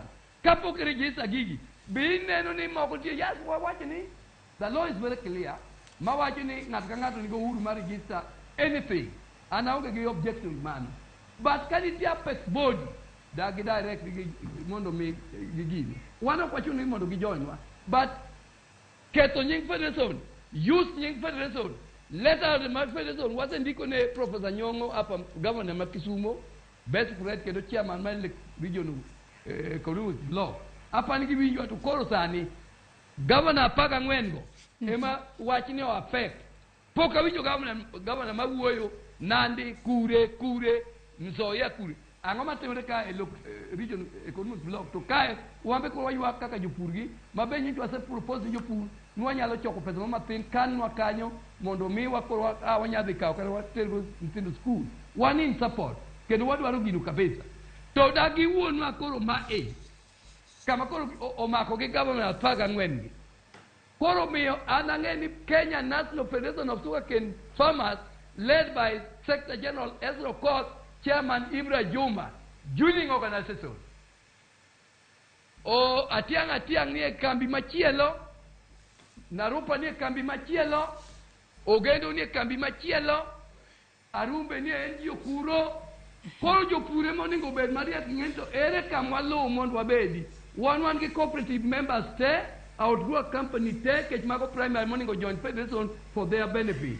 Kaka wan ko wameko policies machalo ka sugar development levy wadwaro policy maber keche sugar machoncha ne ok ber emwatimo ka to wasekedo to ok bet implemented ng'amo ningo implement gini wabunge ng'amo implement gini and senate wan ko watimo ang'o kaka jopur yiero biro 2027 to jopure matuo siling abich oyaogi 100 oyaogi to tiang to tan achiel kende goni tan achiel omi gine eka achiel omi 60 kata 40 ana japur by 5000 times 60 tan giseling abich kata para titero ng'ato mok biwuo e parliament wach no lit na sawa ilero kanyo makare ahinya to koro nyaka sani jogo mabende kata jo Kenya duto nego be ni ng'iyo jogo magiyiero manyalo chung negi e yo makare. Iwacho kanyo ni e kinde mabende un kaka riwruok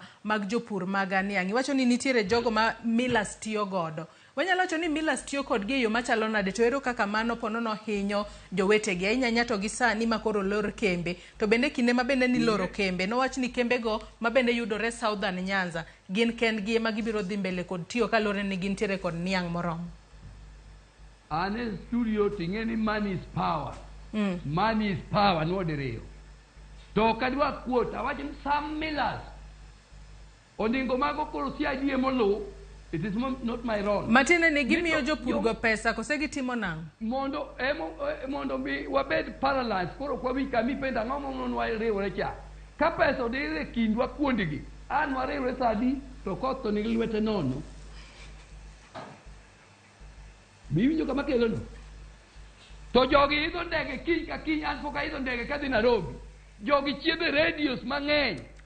Jogi wuothe gaset mang'eny an maga apani bedo kilia kadhi tadhi e gimo wuok kaka koro mar sukari ni to nyaka iwinja pok adhi wuotho e sirikal kuro oninga adhi e bura kaka leader tawacho ni magi ma e mago ground adwa ni ma otim ma timwe kama to kako jomoko tim idho ndege ata kudari Volkswagen kadhi Nairobi gisekwongo na kuro an ang'e gima otimore to sani ere kaka inyalo we federation mochung' ne jopur niang' to millers tiluongo to kose luonggi okonyiswa koka gini buogowa mae momiyo gino kelo tabu kendo kadwano chako nuoye anadhi Nairobi kaka noseluonga adhi winjo wach jopuro rit wach ako nitie alternative in case ni gigi okotim gi kaka wadwaro gi nikech school fees an agenda mar school fees modong to gigi madonje e jopur chiemo ok inyal tiyo idhi e puodho kata kako chungi idhi doyo to kech ne kata nyuki yonge go ere ng'ama omiyo jopur go pesa omiyo kane adhi doyo kata ok ayudo pesa loan tadhi kambi ni miya advance mo mathin ibi ng'adi mano gima neno kech kanye mochiemi to magi makuru loan omiyo jopur onego bed gi duol achiel akwayo jok ma wan go e riwruok wabed gi duol achiel wawach one language demonstration kwadhiye to wadhi kanyakla ok just peanut anadwa demonstration ma piny winjo to sani tok ma akare chikiti ka ok oyaw factory winjo an okoth ya wachoni an focus biro bedo marach ka anguro kende manotere e parliament manenore anguro why not sugarcane wan gi buses kam waketa kata niang kanyo to wasedonjo kata ok wanotify to wasemachako wachno kendo I intend to do it very quickly.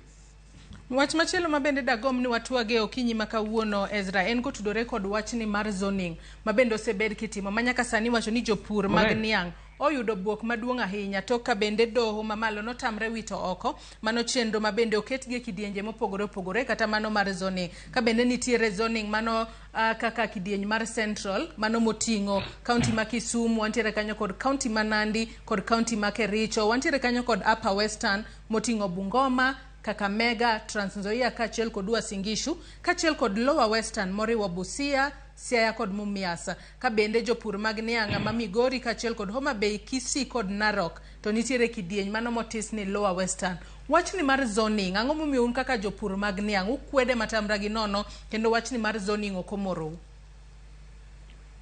Adwa lero kanyo mano penjo mamit na sawa an mawuoyo kaka jagoro asechiedho e buche madongo moriwo leaders te nyaka jotendwa te madongo muwinjo ma ji ong'eyogo kane wawacho wach mineni wachoni gino nigi tiende chalo kama sani ipogo fertilizer onego dhi e region diko wayude maber to koweyo uru fertilizers mar Southern Nyanza ikia kata dhi Kitale ere ng'ama control mano to ka in a region, the county government diko no koth japur ka poko ilo fertilizer nembe ni kanyo.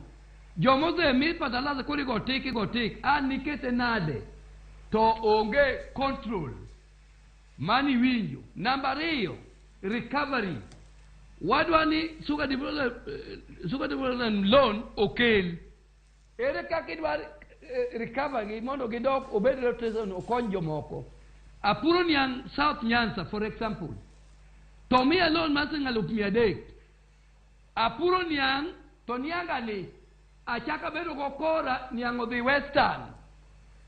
To ka notify kambi dwegi chik mutu ya kanyo be onge. Do we think nini pesa ni didok ni government? Kata ni county government? To ka in region. To county government biro monitor ni okot no ka 300,000.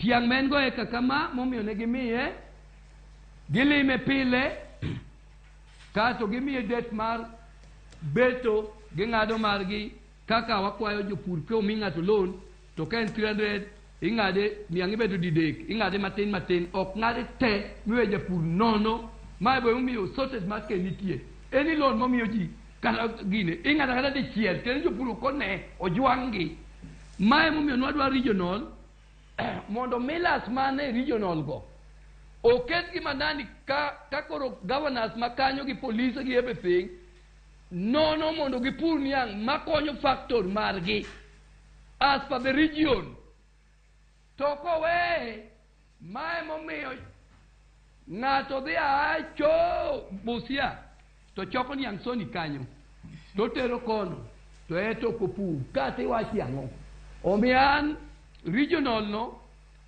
ne waseketo policy mae momiyo nodwa dhowa to mana ji owuo e cha nobedo dam task force nobedo dam ji nosekadho mano government machielo noago kacha ochak manyien nyo wasebedo ma giwuotho gi parliamentary agriculture committee nyo wuotho te giwinjo views in writing nyaka magwa ang'a mondo neno gino mondo gilos gik ma nyalo konyo piny ma ok kel tabu omiyo region no nigi tiende alere ji ok winje ma emomiyo pur onge kuonde ma jogo nitiego nikech ging'eni ni ang' wadhi omo kia kure wadhi omo kure to eto koputo wato wan gi lope madongo dhi ane kaka Kuria eka pari yudo kanyo dhi Suna West onge kata niang' kata sema wuoye kanyo kembe to wan gi Sony wan gi Transmara wan gi Sukari gitiang'o kanyo tang'o miyo gidhi kuonde mamoko gidhi kuonde to gibe gin gicho mago gik maketho tich region wano Sony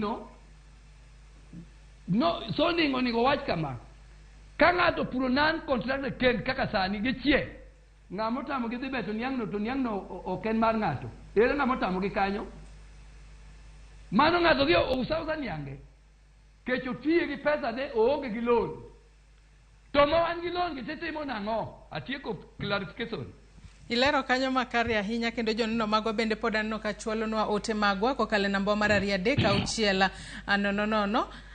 inyisowa kae ni jotij kambi niang' ma Muhoroni odenyo kendo bandho osara mar dweche 36 nyithindo kech nego e udi konywa uru ka bende iwacho ni Awuoro kawuono kembe sukari iloro Kenya orumo.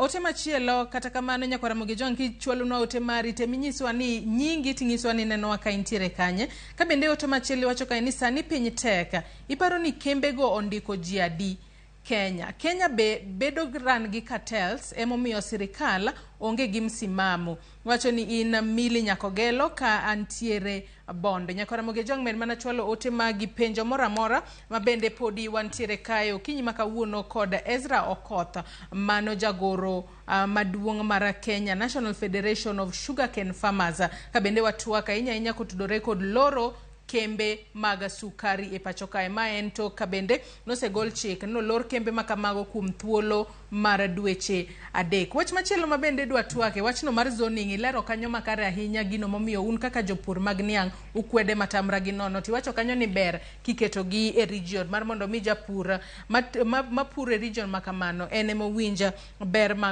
maber maonge jogo makelo niang' kowuok oko. Wach machielo ma bende adwa ni watwage odiochieng' makawuono en kotudore koda ni wacho ni iloro kembe makamago kalure ni poka niang' odongo e yo makare ponono ka japur ogolo niange e puodho kacha kapok odongo e yo makare motero e factory japur makamano nyalo yudo lal mane to bende en gino ma inyalo encourage kose jopur obeda koda horruok ba niange chieg maber eka obet otere factory kata kambi an kaka wache adwa ni Sugar Directorate apa Minister County Government wakao committee anadwa gik ma facts ok adwa gik hearsay adwa ni wakao committee my organization gikawe jomoko Millers gikawe jomoko Sugar Director gikawe jomoko Ministry bogol jomoko County Government bogol jomoko wadwa ni wachiegi gimiwa time frame 1 week wa confirm ni beniang' onge ground mano my question mondo iwinji mondo wabigi jopur manandi niang' adi mochiek ma koket 4 months dhi kethore puodho magi logistic kech wan gi those things niang' adi ma Kericho madhi kethore to niang' adi manie area magi Nzoia sama ne Chemelil gore piny wadog we history Chemelil nyocha ne tiyo maber kai kendo ne jaji koko mane tie kata boundary mane ji gore kuro norumo kendo amor kanyacha nadhi e bura Chemelil opuro niang' maber sani Sony bende yane Sony opure Nzoia kucho every kata private mill moko be opure moko mok pur ere tiende wacho gima ok wane maonge logistic e wadhi mondo achiel kod yakoni tiang'e dhiane Kodera Forest in Homa Bay County iyudo ka niang' onge kanyo an anyalo kwano gi mang'eny ma apa pache lal kech wan gi jopur Minister bechino onget mako dera forest nitie. To kama wacho Kapsabet abede 20 years. Nande ka Kericho abede higi mang'eny. Soni to koro kawuoyi kech kanye monyuola. Anto kawuothi kaka leadership kara chung ne jopur marango kakia ni niang makama kethore, ma nitiyo chiek, ma ni under age, ma nan dwano kaw. Gimo joga gi millers gi. Sama gin gi niang mang'eny to nan ok gidwar. To nan no be kelo sukari. Adwa ni regulation midhi keti. Nyaka giket close man nan. To nan ne mupuro sani kendo chiek to mano koro giwinji. Adwa ni mondo jopur be treated equally. To kendo na kwa serikal gimomiyo kembe go gine onge tractors masombo niang e kembe go. Ma momiyo private sectors nigi gine momiyo koro giyudo ka kanyo iwuotho kidem koro niang githo choka. Gigol tingni odhi kanya ne ka kembe gi onge niang. Mana wacha dieri. To giwacha ne ka nan contractor ken adima ging'eyo mochiek to gidwa kawo samo weze 1 week nwauru an gi my structure as a federation chakore sub location man gi representative 1 for sub location me ade 1 week mondo akela ne niang mochiek gi name gi mobile te mondo approve jogi wrong. Okotho thuolo marwa mano miwe maneno karumu wadong mana kod thuolo maderom dakika 6 kende twatieko twak mar okinyi makawuono kinde ka kinde pacho kae ahinya to e pinywa mar Kenya kae wasebedo ka wawinjo ywak mopogore opogore kowuok kuom kembe sukari. Nitiere kembe sukari moko makinde moko ok reg kata niang. Achiedh nade thoro bedo mathoth ahinya e sekta mar sukari e pacho kae mopogore kod sekta mar chai kata sekta mar kahawa. Ng'ato nyalo bedo ni penjore ni to en ang'o momiyo sekta mar sukari emosiko yudo achiedh nade mopogore opogore to sectors mamoko go kaka mar kahawa kata mano mar majan mar chai to ok yud hinyruok kata ok yud achiedh nade kata midhiero moramora. Koth nochako go piny Kenya kanye mane momiyo kembe mag sukari mapacho kae nyagore kod tiyo jopur ywak kembe loro jotije matie kembe go bende koro dong maonge tije gino mamiyo ok ginyal yudo yuto gi mapile ka pile. Ezra mano penjo maduoko direct an gi hofed ok adek kata piny namba 1 kothe mamoko nigi seria mag gi control nyaka importation of such crops. Tiang' onge seria ma control now is 10 years. Ere kaka dang gi compete gi joma nigi act. Gima chako kelo gini in political goodwill. Onge joma nigi interest ma jopur mar western region mag jopur niang' awacho ni kendo giwinjo di koro gigo koko giduol achiel koro giwe UDA oko giwe ODM oko kata other parties to giriwore to gikoni mae kamwa dhiye. For example mira ni loro ang'o manotimore dongane Kenya ka iwinja chai nyocha dwa kel masinde moko mondo ng'wedi ang'o manotimore. Kofi nyocha market ki ang'o motimore. Ang'o to sanu wabunge makono koro ok ng'i ODM ok ng'i kiang'o political goodwill wachne wabunge wagi governors gi MPs gi senator edio chieng'ero edio okechero kamano adwa ni gini suga atu wuok this week mana wachne wabunge adwa ni suga atu wuok this week senators ka onge such question mae mokelo midhiero ni oyawo sukari wuok kembe gore piny loan waonge sugar development loan onge support mag farmers onge kata agriculture sama ji keto base allocation mare agriculture noninga winj ko wach ni specific noningo wach kaka apare kada bede bunge da wacho ni sugar sector bilion 6 kata 8 mano dodonja koro wawuoni mane ma watiyogo mano onge e policy. Kahawa kama, chai kama, mira kama, coffee kama, ere bilion momiwa mondo wawuog kame waywak sani to waywak ne wabunge waywak ne county government national government kech onge pesa mobedo direct ne niang. Ezra ageno ni sirikal mar county ka achiel kod MPs kata jod bura biro winjo ywaka mag jopur mag niang. Tadwa ni chiw wach ni mogik ka waloro twak mar okinyi makawuono thuolo marwa mano miwe ma aneno korumo e bwo nyiriri 30 wach ni mogik ka watieko twak marwa kotudore kod loro kembe sukari. Jopur bende chiel oriw federation lwedo mondo tackle these issues. An kako koth aonge teko kenda ka onge jopur mamiya support. Mano number 1. Mondo kembe gi odok kaka ne gin. Mondo gitim rego water nyithindo school fees. An kanye momaka kech an affected. Nyathini kucho niluong ni Ken. Mano wuoda kucho University Nairobi University. Adhi yudo pesa kanye ko kadhi awuoyo gi Soni. To Soni ero nyal adhi wuoyo kod kech gero girego. What about other parts?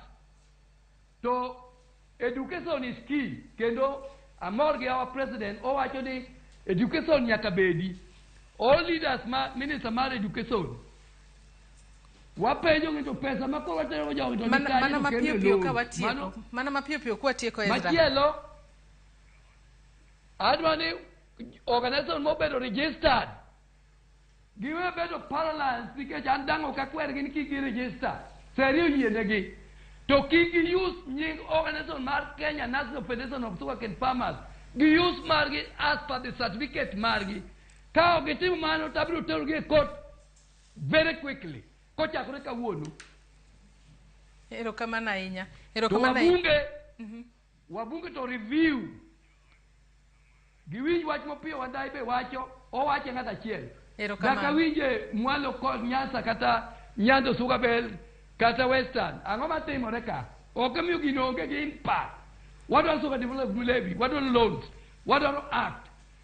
Mondo control importation of sugar, kako ilo pesa, kako ningi pur niang, ke uso niangi, to ingi loan itiminade, kaka mbio kobeti in time itiminade. Ni mai mok giwinji, magi marach na kwedo. Erokamano ahinya Ezra Okoth, jagoro maduong' mar Kenya National Federation of Sugar Cane Farmers, kuom kawo thuolo mar ibi e studio kinyi makawuono watwako tudore kod loro mag kembe mag sukari. Nyakwa Ramogi Joangi kanye mwachopo godo e giko mar twak mar okinyi makawuono kamora mora ma ineno wa iwinjo makare kaka Ezra Okoth otieko kanyo kwayo jogo mabende ne oyieri mar mondo mi oket e tema mano Sugar Act maponono nyalo konyo ahinya hinya e bero sekta mar sukari e pachoka. Yiena mar mondo mi alor twak gi kanyo wakawo mana yueyo madundo gi sani Tokyo yo marwa nyawadwa Sharon Ong'ao kelo ni chenro no mar poko pogore. Imedo mana kete e Ramogi TV.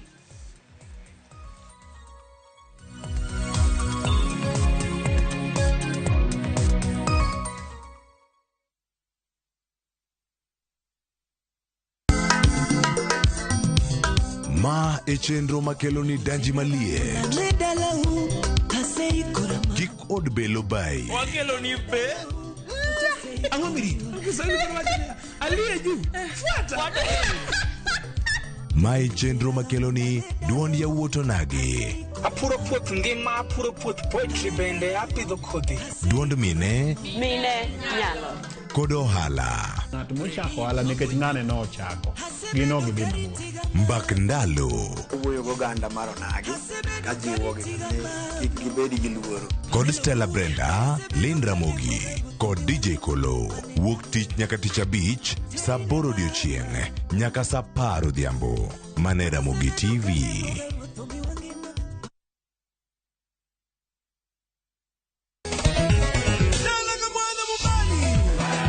Ngoma Owake en od jothum. Ngoma Owake akelo ni mix mokwe. Reggae, ja, Rastafari. Twaf gi jothumbe nyakura mago jonka mora magintie. People crave is the different. They crave the exotic. Yeni kila thum ni kare. Kama nene edition. Benga kaluka Cha beach nyakura magajuang sukus kamwati mana kama Kitemana Ngoma Owake nyinga en Papa Weekend Wukich tichario tichadek tichangwen tichabich saa 10 gidaka paga beach nyaka saa 10 warom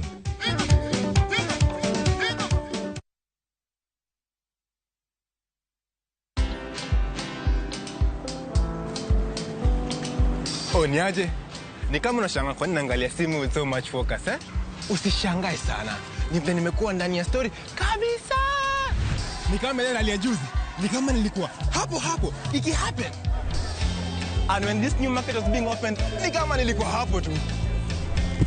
Hata vile local tourists for a special rate at the coast. I was there. And when this new road was being commissioned, I was right there. Na hata wewe, unaweza kuwa ndani ya story wherever you are.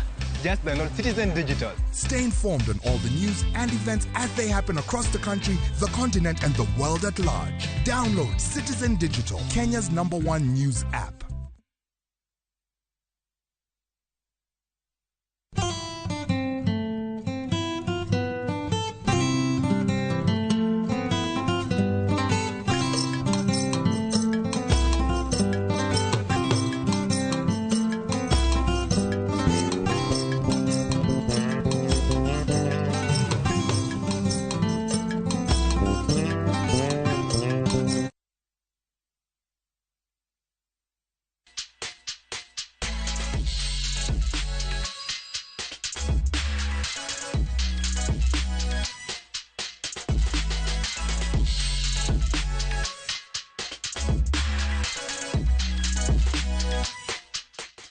Nyakorom gajuango kinyi makawuono chenro mar pogore biro ni e county namba 42 mano county ma Kisumu. Okinyi makawuono pok mabende wadaro rango en pok mano mar rawera moro mabende osebedo kaloso jiko mano mar sola e gwenge magalendu mantiere e gwenge mago mag Ahero. Parni chenro mar pogore biro ni e TV mano mar Ramogi.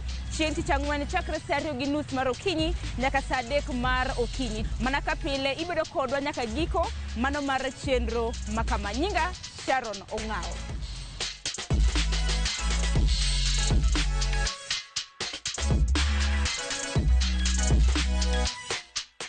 Nyakorom gajuang na senyisi motelo ni okinyi makawuono wabiro bedo kwang'iyo pok mano mar loso jiko manyasani matiyo gi teko mar chieng'. Omiyo sechopo kambika mana kaka inene toka rwaki ni machiegni e chenro mar pogore wachaka na gi nyingi.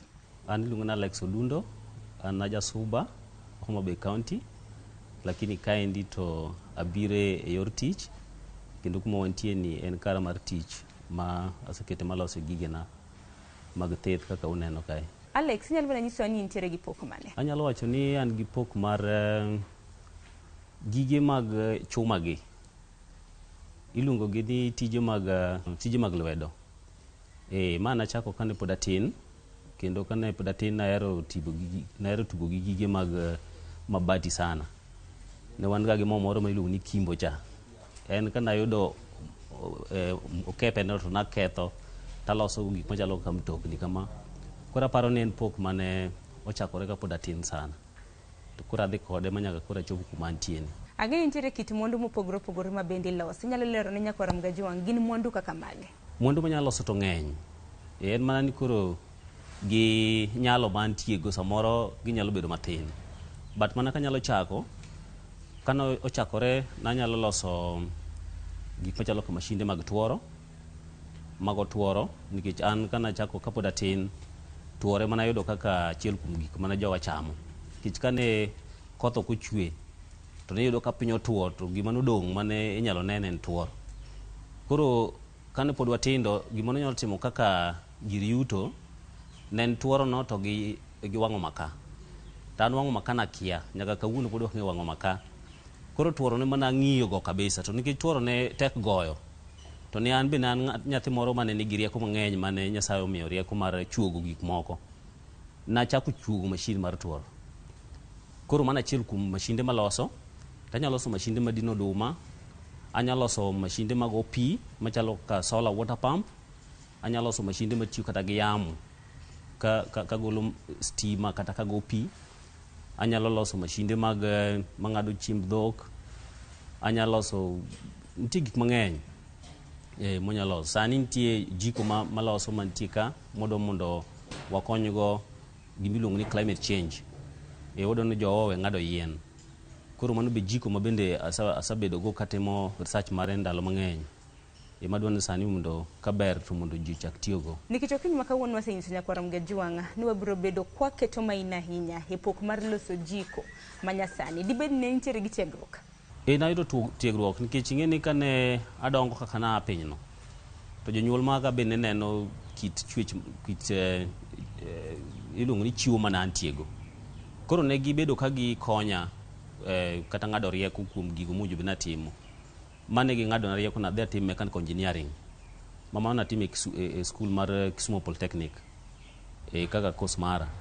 Koro mano bosa konya e timo gik matimogo nikech koro nadhi ayudo paro mar somo koluwore gi gik mane chiwo mane Nyasaye omiya. To chopo nade ma koro intiere kod karika ma bende aneno ka duong' mano mar kedho mwandu mopogore opogore? Okay, an chunya maduong' nok nie ndikruok ni ndika e tich. Chon kata kane pod asomo to naparo mana ni kawuok nikech gige na gina chako timogi kan e skul. Koro kata kana ane sekondari to nwatimo gima iluongo ni science congress. Koro kana timogi to chunya wane nitie mani ka timogi tadhi atimgo tich mara kian tandikrago kian kenda. Koro mane manosebedo ka ni chunya kata kana tiku college modhi ondika to saa mana anti tich mondika no taparo kaka wuok no kapar kaka dabedo kanyo. Koro mano emomino kana ochopo kuma makata sama na wuok kuma natie jowetena nowacho ni to kaka pod testi tiwuok e tich nango to wano setiyo ka igni 40 ibro dhi chamango to nawacho na pana an paro mar opogore. Koro mano nomiyo awuok nikech gima nadwa timo nopogore gi gima samoro jomoko ne dwaro. Koro no omiya yot mar pangora kana an kuma natie to napango kaka dawuok. Koro kata pesa mana ayudo ka moko akano mondo konya ng'iewo kata mana mashinde moko madwa chako go tich. Koro mano momiyo nawuok koro achako kara mantie kaka an kawuono. Karika motelo nasenyiso nyakwar RamogiTV ni ochiegni mana gi chiro mano ma alendo. Dipo ka kambini nitiere gi nying? Business mara tiluongo ni Olex Techno. Ma kana timo registration to natemo kawo nyinga ta akete iye kanyo kaka Alex Technology. Koro nikech sama timo registration kitero nyingi ka search kocha to koro mowuok ne magimi. Koro aluongora ni Olex Techno mane nying mar kambi marane. Kinde ka kinde Alex mar mondo mi ng'ato chako ohala nyaka bed gi omenda michako godo ohala ma dho liech luongo ni capital. Mare no bedo nade? An mana kaka sanyisi ni kana tiyo ga kumoro na tiye natemo kano pesa mara nikech nan gi plan mar wuok. Tich moro mano miya nan gi plan mar wuok. En man nitie moko mana wuok tayudo ka piny tek machaka dok. But nikech nan gi plan mar wuok sasa sama nan kumoro natemo kano pesa kata ka kano pesa tada ng'iewo gima dwaro no. Machalo ka machine mag wengo nikech mano ne machine maduong' ahinya tijani. Machine mar wengo nitie gimiluongo ni vice mamako chuma king'ado chuma gini dwa tiyogo. Nitie gik machalo kaka grinder ma en machine mang'ado chuma be kata itiyogo mang'eny tije wagi. Koro natemo ng'iewo ka yudo pesa moro matis mojuogore na tang'iewo machine takano. Koro mane kaka nachako. Manyiso ni onge hola moro ma bende nikawo? Hola sakawo. Hola mana kawo mokwongo ne mar ng'iewo kuma nitie kawuono ni. Nikech nayudo ka to nan gi lek mar bedo kaka nasabedo gi lek mar bedo gi karano. Nikech sama ne akawo hola no natiyo nachulo od ng'ato.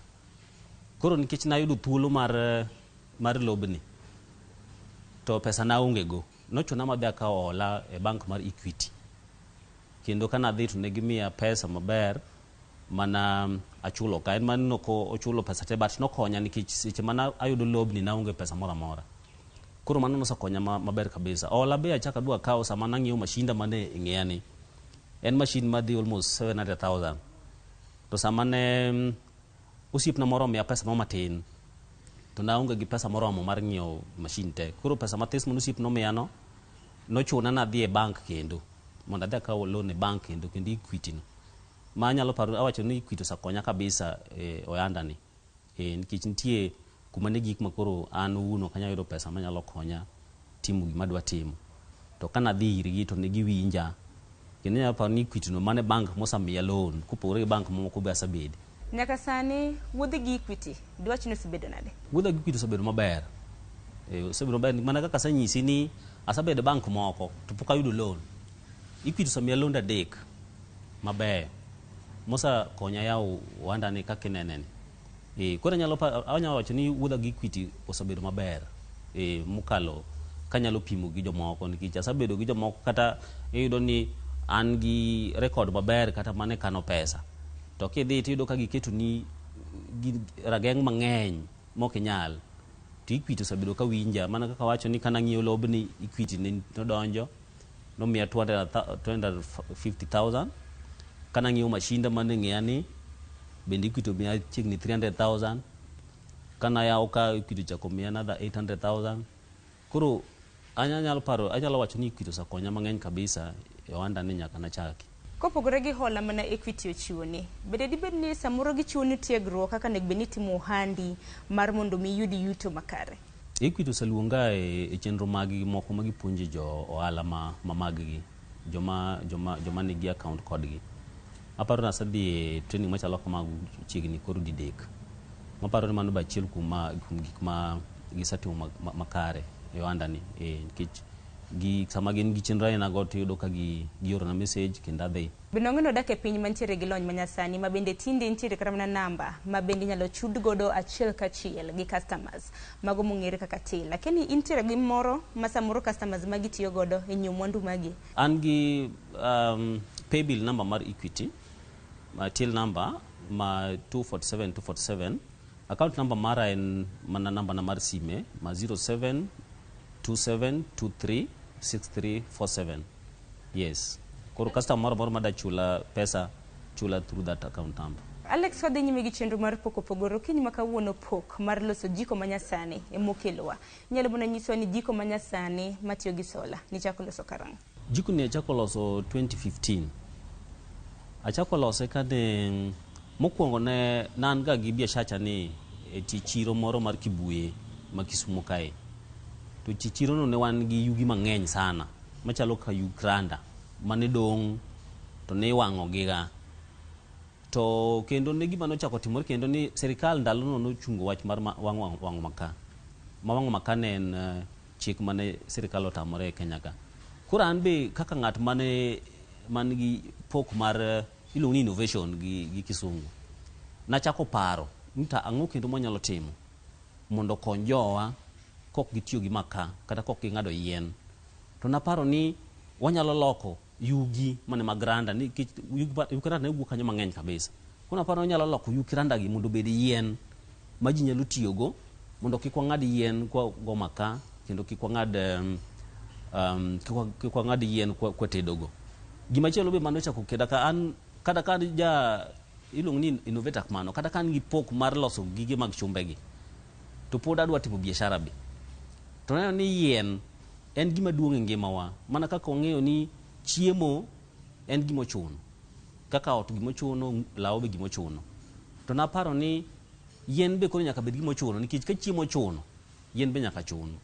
Koro naparo ni kanyalo chako biashara aina no to nyalo bedo maber. Koro gima ne nitie shida mane nitie ni jikni mane wan go nok nyal lielo gik manwa loso gi Uganda go. Koro nochuna na chaka paro machielo mar biro gi jiko moro mane nyalo lielo gik maloso gi Uganda go.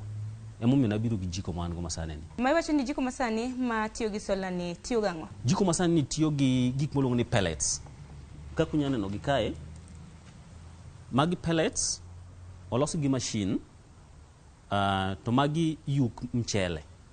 Wanyalo tiyo gi yugi moro amora te kata ka ni en yugi maliel moa e puodho.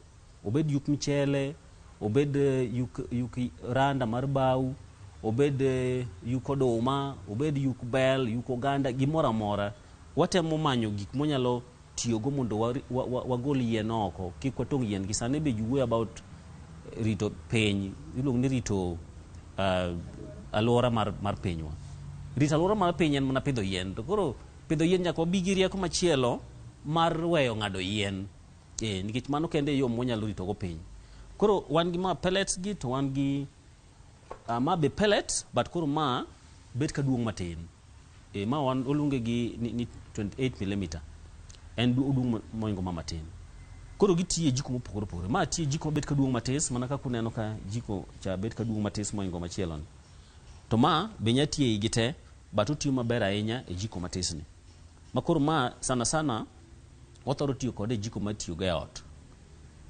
To maduong' ni sana wathoro tiyo kode jiko mitiyo go e hotel otende kata kun machalo kaka skunde wan gi moro be machielo maduong' maingo mamatin mabende apano abro nyisi apana an kode kama chiegni nikech bende ong'e ni sizes opogore opogore isetang'onwa sizes matindo tindo to maduong' mano noting'o ang'o inyalo mana nyiswa pogruok to gimomiyo ni jiko matin nyaka ti mana gi pellets matindo maduong' ni en oting'o onya ting'o yuk mchele be but ma sani olos gi yuk tiang' kaka iseneno kwadhi e factory marego tiang' iyudo ka yuk tiang' ne ng'eny ga makata gik mitimogo ne onge. In fact ndalo mana chako project mara mar jikoni ne pok wayudo kata ma joma ne loso gik michalo pellets gi yuk tiang' go but koro katikati kanyo ne wayudo ka nitie joma ne obiro gi rieko mar loso gini mabende nachako loso machine maloso ma but nikech koro nok an gi pesa moromo nok anyal lose machop kuma ne dwaro koro naweyo but koro bang'e naduga yudo ka nitie joma nokelo mashinde aina gi ma koro loso gi to pod ne gitimo export margi nikech joma ne tiyo kodgi kama longo ne onge koro an gini noyudo kana asaloso jiko mane liel kodgi koro nomiya yot nomiya yot nikech koro kana adhi akawogi tiyudo koro ne giliel maber kabisa momiyo koro nachako wacho ni koro dachako miyo gi ji mondo oti kodgi bende Alex kaka nisewacho chon ni intiere gi rang'iny mopogore opogore mag jiko samoro nyalo bna nyisowa rang'iny mopogore opogore ma bende intiere godo kaka mae moneno ni en size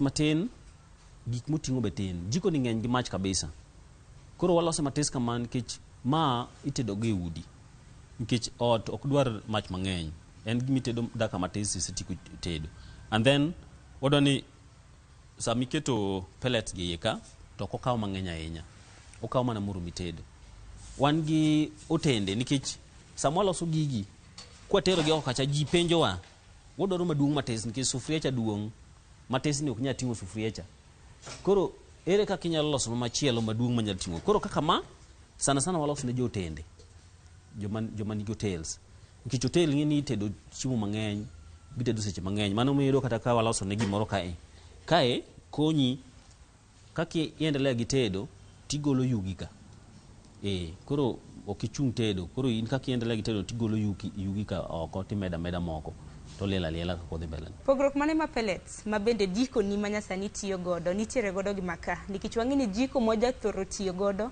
makaa iketo kopong' to magi wacho ni makaa iketo mana pellets matin mokwongo pellets bei mapiny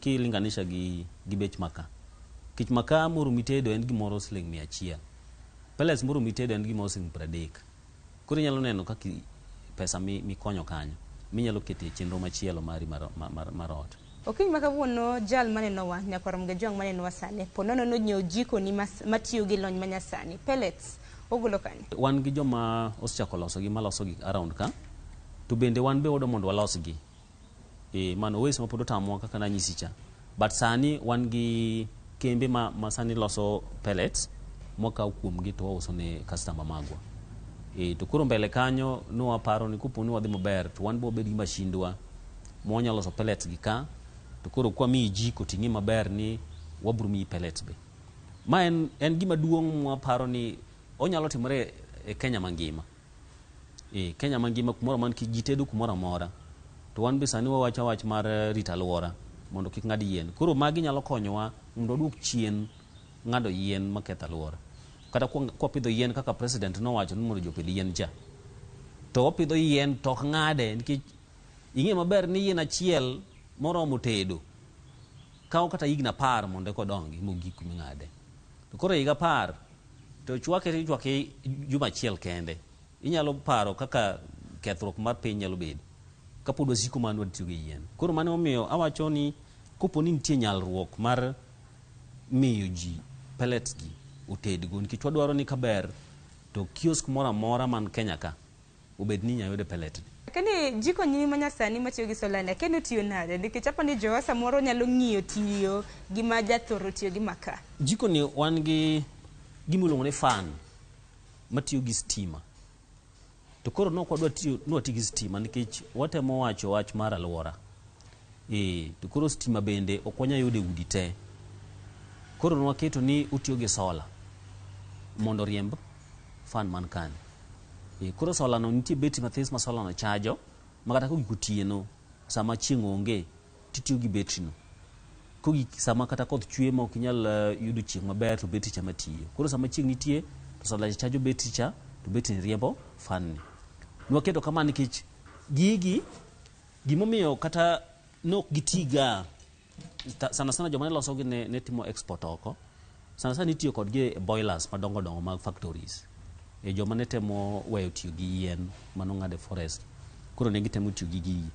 To an naneno ni dong wakel gi bende mondo joma tindo ti kodgi. Mano joma odak e udi kata joma nigo tende kata mana schools be nyalo tiyo gi kodgi. Koro jiko waloso non kata gi jiko machielo oko kacha maduong' manyalo romo school. Koro waloso jiko kolore gi dwaro mar customer marwa. Benang'eni wach maduong' ma samoro nyaka Ramogi wang' penja ni to Sharon nengo en nade? Nengo jiko gigi gin nade? To bende ng'is gi po nono ni in michak imiyo gi sola koso sola bende ginyalo bedo godo. Wanyalo miyi jiko gi sola kata wanyalo miyi jiko maonge sola. Kaka sani nitie jomoko man gi sola ma gisang'iewo sola mag kembe moko mamoko go. Koro kisang'iewo sola ma mari to wamiye jiko kende to koro wanyisi kaka idhi tiyo kode. Sani pod bei ni malo matis nikech waloso gi matin. Kich ing'eno gik machalo kaka milose kambe gi kolose mang'eny to bei dok piny. Koro sani nikech pod wadwani wachop ji mang'eny mondo dwaro mag ji oidh malo, pod walose gi bei malo matis. Kwa keto sola gi betri mare no gi jiko obiro gimoro siling' 6,000 matis ni.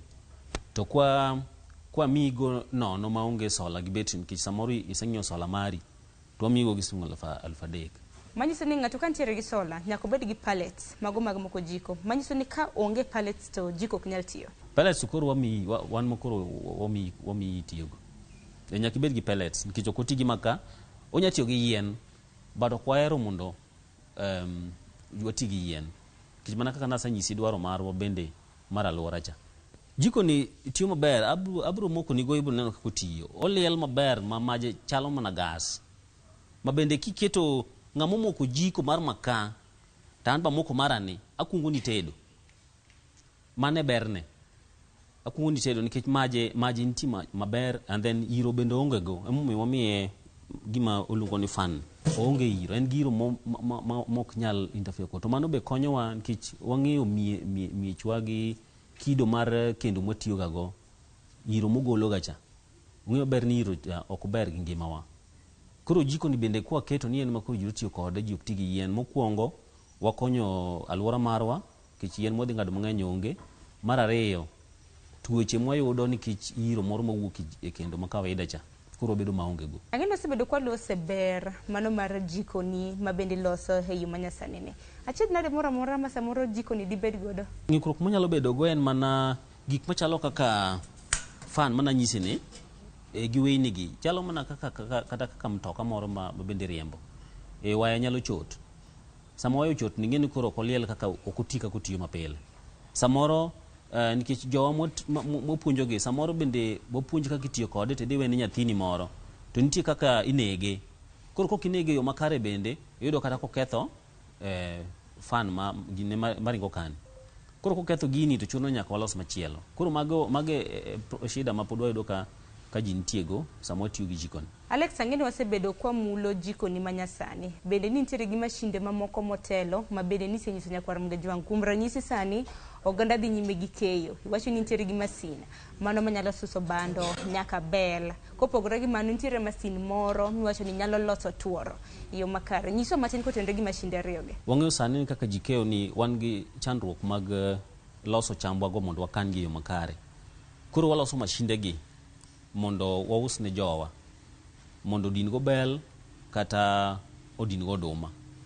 Sana sana osabedo ni thoth mashinde matindo gi wayudo ga oko kowach kata China.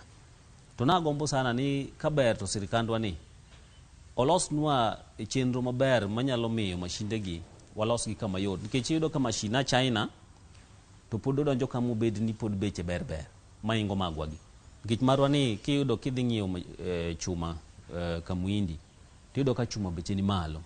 Koro chuno ni bei mar mashin be nyaka dhi malo. Stima mwachulo ka mar loso mashin bende ni malo. Koro yudo ka kiloso mashin mitieko to yudo ka mashin beche bedo malo ma kata machine moro a China kocha to chako duo yudo mana ka marwa ni beche pod ni malo moingo man. Asabedo kaloso machine tuoro ndalo mang'eny, kendo anyalo wacho ni thoth ji ong'eya gi machine tuoro. Nikech jiko ni en idea manyien, pok owene ahinya. Machine tuoro nachako nikech tuoro mana kaka nasawacho cha, tuoro en gima dongo kuma tuo. To kaka nanyisu na piny mar Suba, Homa Bay County, en kuma bet ka otuo matin. Nwaheroga yudoga koth dichiel e higa. Koro tuoro asabedo ka awuoyo gi jopur mondo gipur tuoro bende kaka achiel kuom gigo mayudo gi kothe makelo negi yuto. Omane momiyo tuoro asabedo ka loso machine tuoro ni ndalo mang'eny, nikech asabedo ka wuoyo gi jopur, to kendo iyudo ka jomoko sani osechako pidho tuoro no kaka achiel kuom gigo mamiyo gi yuto. Kich wang'eyo pile ni ka koth ok odhi maber, to en mana kodhi moro manyalo dongo kata koth tin. To pinywa sani ng'eyo gik mane wapuro machalo kata kaka pamba nodok chien. Sani tuoro ni piny mangima idware kabisa. Kidhi China, jo China osafwenyo yore mang'eny miloso gi tuoro ni. Kidhi kata piny mar Amerika, to kata kopogore gi mano, kata Kenya ka nitie gigo mang'eny manyalo timo gi tuoro kata mana sani.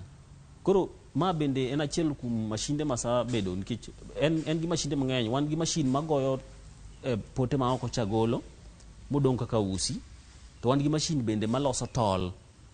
Koro kosabedo kaka usi no, tichaki mine kaka tol makoro inyalo twi kode gimoro. To wan gi machine bende manyalo lose obed kaka gunia, ma bende nyalo kade to bedo kaka gunia minyalo tingo kata mana oduma. Koro en man kich samoro kaka waketo wach ni chopo it ji, samoro dhi mos, nikech kakoro kaka an ing'eni pesa modong matise watimo gi samoro nyalo kawo ndalo mang'eny. But ni daher ni mano be en gimoro achiel kuom gigo magombo mondo jopiny okaw, nikech kopogore gi kothe mapuro mag chiemo, owinjo bed ni wapuro kodhi moro bende mar monya yudogo pesa. Matuoro en achiel kuom kodhigo. Gi lony manyasani mintiere godo, ilonye tiegruok mopogore opogore, bende chiwo tiegruok ne rawera kata mana jogo eko ma bende didwar? Achiwo tiegruok ka nikech nyithindo masabedo go ka, akawo kata nyithindo moa e form 4. Sana sana jakonyo gi nyithindo masepuonjo ka gin mana nyithindo ma achiwora konyo gi akonya. Nikech gibiro ka to bende kora akawo gi kaka nyithindo matiyogo ka. To nyathi moa kae motiyo ka, kodhi kata ka Muhindi, interview ok fail. Nikech ka koro neno practically gino kaka wadwa watime, to kendo inyise kaka olose maber, ong'ade mowang'e maber, koro gia kaka gitiegore mang'eny kabisa. Sani ka nyithindo mane an go kama tinde loso mashinde gi be oko kono. To ber na nikech mano chalo kaka akelo tich machielo oko kanyo. Tiegruok ma kamano chiwo nono, nikech okiny ma kawuono ang'e ni dhano tanda wuoya neno, koro nyalo mana lero negi. Nitie masatiego gi pesa, but makawo kian kich ni pok ayangora ahinya mar tiego nyithindo. But ka nyathi mobiro ni wapuonje tiyo tije mwatimogi, to wabiro chaji pesa matin. Jal mantiere gi pok mana kaka Alex nigi pok mare moyuto godo, en paro mane madichiwne? Jal man gi pok danyise ni kik owe pok mare no dhi nono. Kinde te otem matek mondo oyud kaka pokne no chopo mondo ji one. Nikech achiel kuom gik mathagowa en ni kura dhi nyiso ng'ane dhi loya. Mano gima osamiyo jowa man gi pok mang'eny temo pando pok gino. Kichanyalo paro an be ndalo mane pod adongo kana loso gige nagi, iyudo kata mana nyuola kwiri ni kik idhi nyis ji, to kok inyiso ji ng'ama biro ng'eyi onge. Ineno ni kik idhi nyis ji biro kawo idea onge ng'ama nyalo kawo idea mar ng'ato. Mano pok ma Nyasaye omiyi makaro tim mana ji ositemo kwalo idea magagi to ok nyalre, pod gifela. Koro anyalo wacho ni ng'ama nigi pok mare, pok ni no gima duong'e moloyo. Tem ba yore te makata kok inyal, to gima thin mitimo no biro miyo ng'ato neni. Nikech kata an kuma sagikeni ok asagiki nikech koro aber moingo jomoko, kata natimo gik malich ahinya, but gima this matimo no omiyo ng'ato nena. Mangato si mana ngama chielo. Alex wasi ko chenro mar poko pogore ka pok waneno kaka iloso jiko kata mana kaka imoke. Nyisa ni nyakoro mga juwanga paro mogik mintiere godo gi jal man gi pok mare kanyakla kod namba gi mbui ma intiere bende ni thuolo mar chiwo. Mana kaka sawacho ni joma nigi pok kikwe pok gi nono. To kitimo gimihero be itime gi chunyi te. Koro ng'ata otim gima ohero e chunye. Ibro time nikech mokwongo gima duong' sana kitimo gimihero to kitim ni omiyi pesa. But ibro time kata pesa onge. Koro nikech ihere ubro gik ma koro nyalo miye pesa moro manyalo konyi. Koro an namba na mar sime miyudago en 0724719567. Mano mar Safaricom. Mar Airtel en 0737236374. Mbui eyudagi www.sifomachineries.wordpress.com. Facebook to Alex Odundo. Alex wagoni erokamano ahinya kuom nyisowa kit pok ma bende itimo kaluwore gi mwandu ma ithedho in iwuona. Kok manya kwaro mga juwang kapok wateko chenro makama nasenyisi motelo ni Alex nosingo mar nyisowa kako moko jiko manyasani. Mowacho ni tiyo gi sola kanyakla kod pellets mopogore opogore. Wang'i anena kaka jiko makamano imoko kapok wateko chenro makawuono. Jiko ni en gi nyai ariyo kaka unene ni. To nyai ema ting'o ni ma ema ting'o pellets.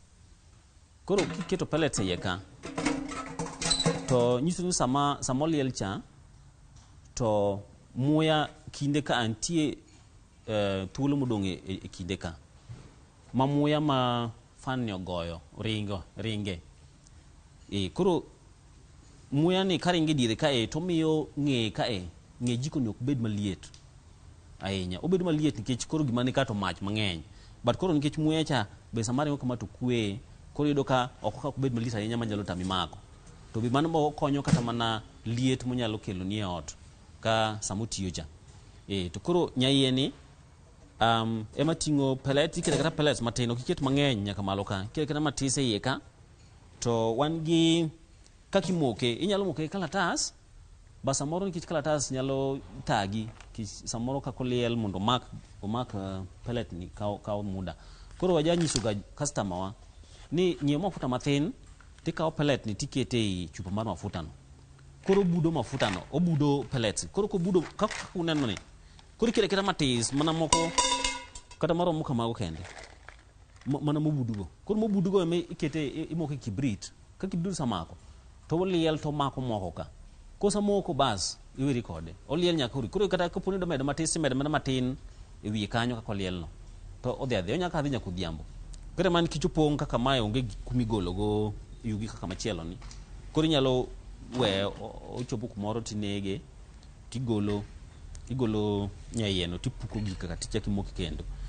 Kae waketo ka nitie rapim mar yamo moro iye ka ma samidwa ni iduok muya madhi kae iduok piny tinyalo lore kata inyalo yawe mondo muya lore kaka idwa ni ted piyo idwaro mach matis kamano. Koro wan gi rapim mar yamo kae minyalo yawo kata inyalo loro mondo duok gimpiny.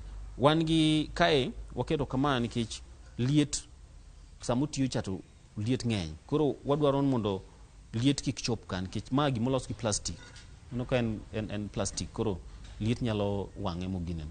Koro ma en mana rieko nikech kaka nanyisi no okadhe yore mang'eny mondo walose mogik molose nikech kako tiyo samoro kokethore ahinya, samoro customer bende miwa duoko kako tiyo to wamedo rieko moko to biro mocho puonjo. Kada mana sani pod wan gi moko manyien ma bende wada biro go kaluwore e customer kako miyowa duoko sama gitiyo kode. Gimachielo ma samoro nyaka rom gajuang dwaro ng'e ni jiko mag Alex ge materials ogolo kanye to nengo mar materials ma ithedho godo mwandu gige chal nade oko kanye. Material mwaloso go wagolo Kisumu ka to nengo material sani odhi malo kech igni ariyo mokalo nwang'io material chiegni bei nyadiriyo mono ng'iego igariyo mokalo. Koro mano bende sani koro osa ketho bei mane watiyo kata kwaloso gi jiko gi wanyaloso abich in a day odiochieng' achiel. Okay, kaka nasawacho cha koro wan gi sola ka to wan gi battery kata wan gi jiko marwa. Koro kitiyo godiochieng' tinyalo keto battery chajore, sola chajo battery titedo. Kitedo godiochieng' wanyiso customer wa ni gichajo battery sama gitedo godiochieng' no.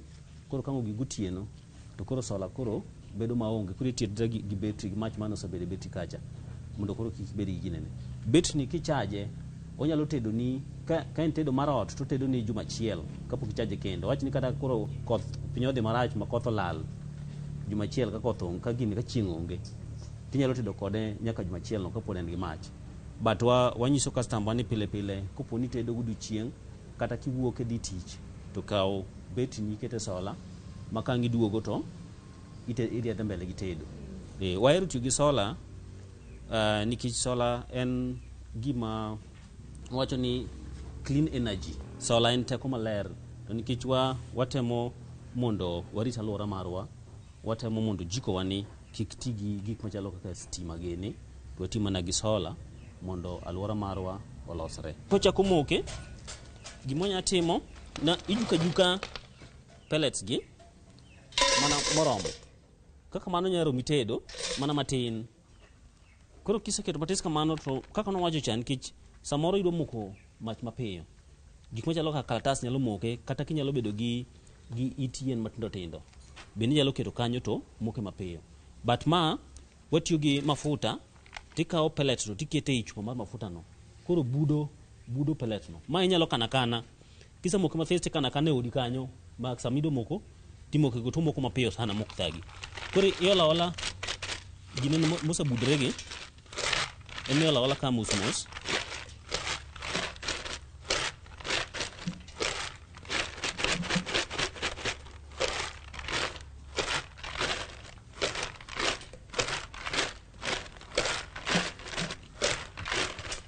Kata manoro maroma. Koro kiseketo kamano tikawo kibridi timoko kamano. Koro kosechako liel kamano to iketo battery ni cha.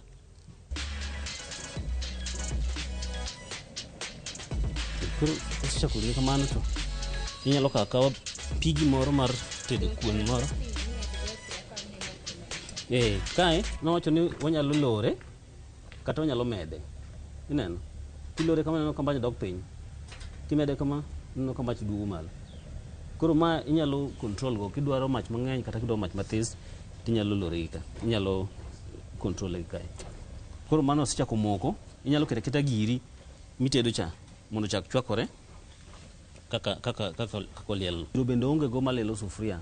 En gima tedo to sufria chicha dong kapod ler. Chalo ng'ama tedo gas. Tedo piyo. Ka ng'ato medo wagombo ni ibed go jiko moro. Koro jiko ne mikawo go, in fact jiko ne mikawo kata maromo kama. Tim isoso jiko no kae tiole iye kanyo. Koro kuponi ni neno ka mach dok piny mathin to pod itedo.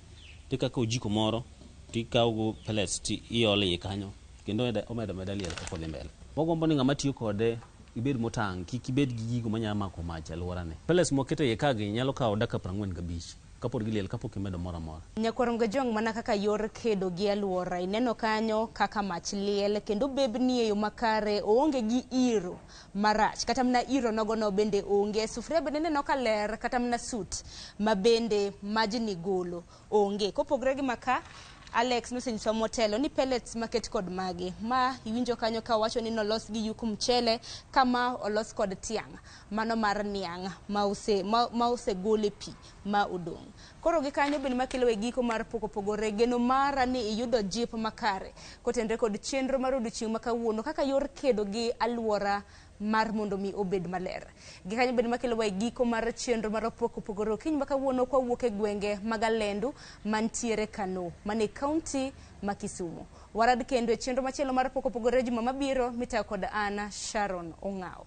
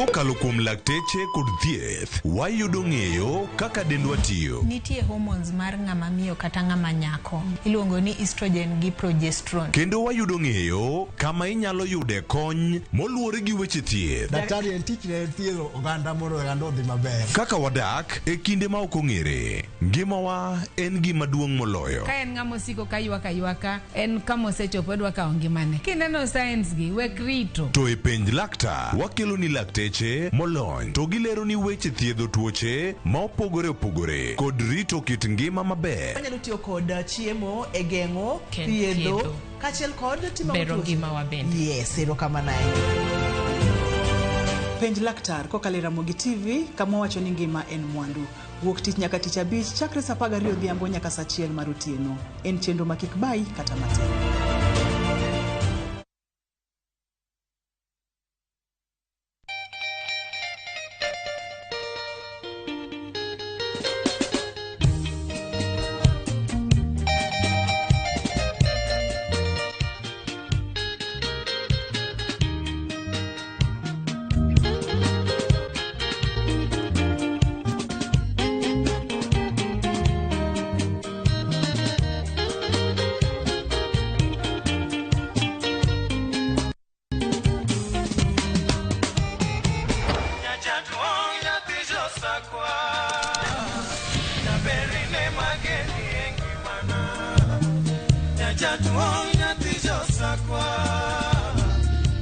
Radio Ramogi, Cartoon Jaluo. Radio Ramogi.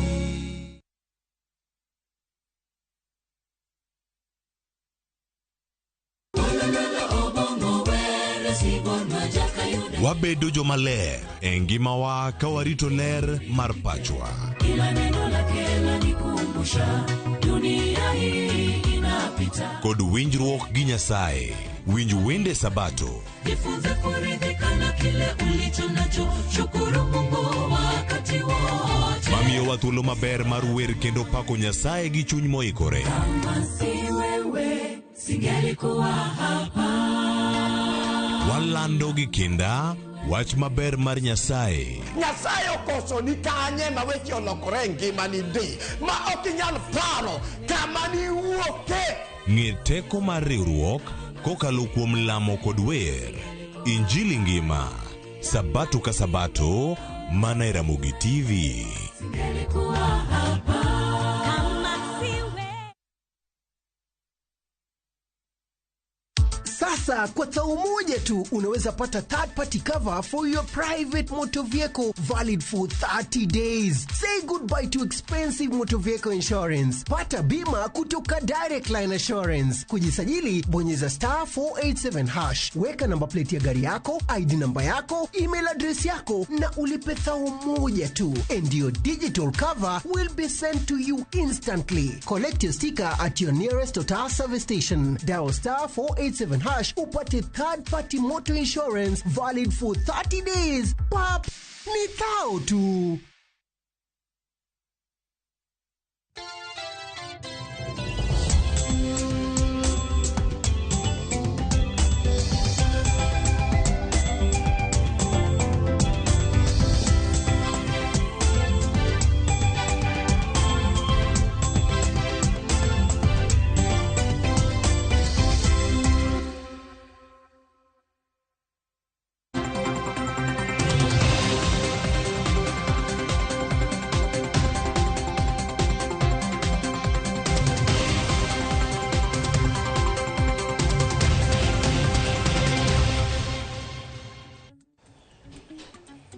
Machiegni nyakoro Ramogi jwang'e cheno ni mano mar mbako romo wasechako sani achiel kachiel ka koro weche mabende donjo sani wadakoni mago madhi loso weche manyien mago dhi bedo kacha weche manyien mag migago mag kagi kacha kod mago bende mago mag ang'ich welo odiochieng' makano chieng' tich ang'wen kod mano mar oimore. Machiegni chenro anyiga Cleophas Oluoch jakisumo kanya kwar mokiewo nyaka sango koro akoni sani gik mathoth ahinya mantie kar ka mondo bedo kae ka waluoni achiel kachiel beda ne kod ng'eyo ni gin mage madhi loso weche manyien. Achaka ne gi wach ni nyakoro Ramogi jwang' mabende nitiere kar kae ka waluwe en wechego mopogore opogore mago mag somo. Mandago mano senator county ma Uasin Gishu okinyi ma kawuono kanyo koro ka nitiere nyima chief magistrate mano ma Nakuru mano okinyi ma kawuono chieng' tich ang'wen ka itude kata kod wechego mag lal mag omenda mago mathoth ahinya mag jogo mane dwa dhi somo e pinyno mano mara Finland nochope kanyo kachiel koda ka joma moko mane nitiere kar kanyo moting'o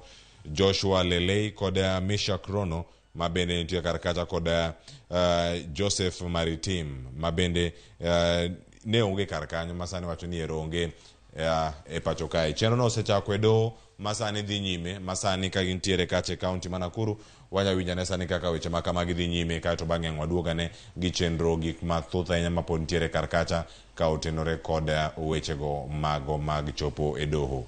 Mano ka wantiere kar kanyo achiel kachiel mar mondo mi wakoni ni gin gik mage madhi nyime kar kacha. Itudo kacha kod omenda maromo kacha bilion 1.1 mago omenda mosebed kacha bende nyako Ramogi Jwang ka irango kanyo wanyanene kaka itero achiel kachiel ka bang' okwach kich ne osemake kacha odiochieng' no manyoro.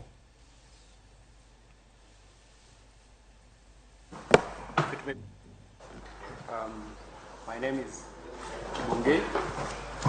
I appear together with Elijah Kibet and Boniface Odwor for the second, third, and fourth accused persons. For the second, third, and fourth accused persons.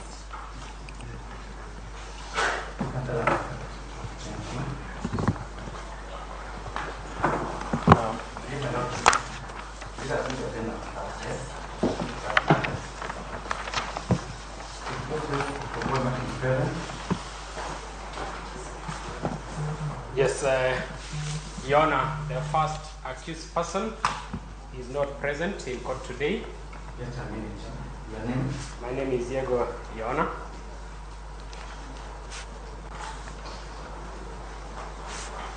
Before I end, let me confirm those are present, and not the attendance part. In the forum, the plan need to complete part. All right. Before you go to the other. Very well. So you just go to Martin is absent, Is absent. Mesha Rono, number 2, this side. Joshua Lelei, present. Therefore, Zago, present. So number 2, 3, 4, present. Have you found that? 1, 1, 2.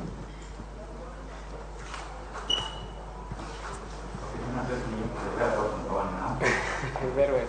Your Honor, the first accused person is out of the country. He is in Canada.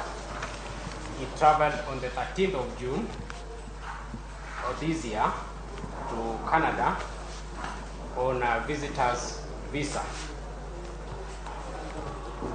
Your Honor, the first accused person has not been summoned by the DCI to record any statement, and neither was he informed of any investigation involving him. Furthermore, the first accused person has not been notified that he is required to appear in court either yesterday or today. He only learned about his prosecution and indictment on social media and instructed me to appear for him.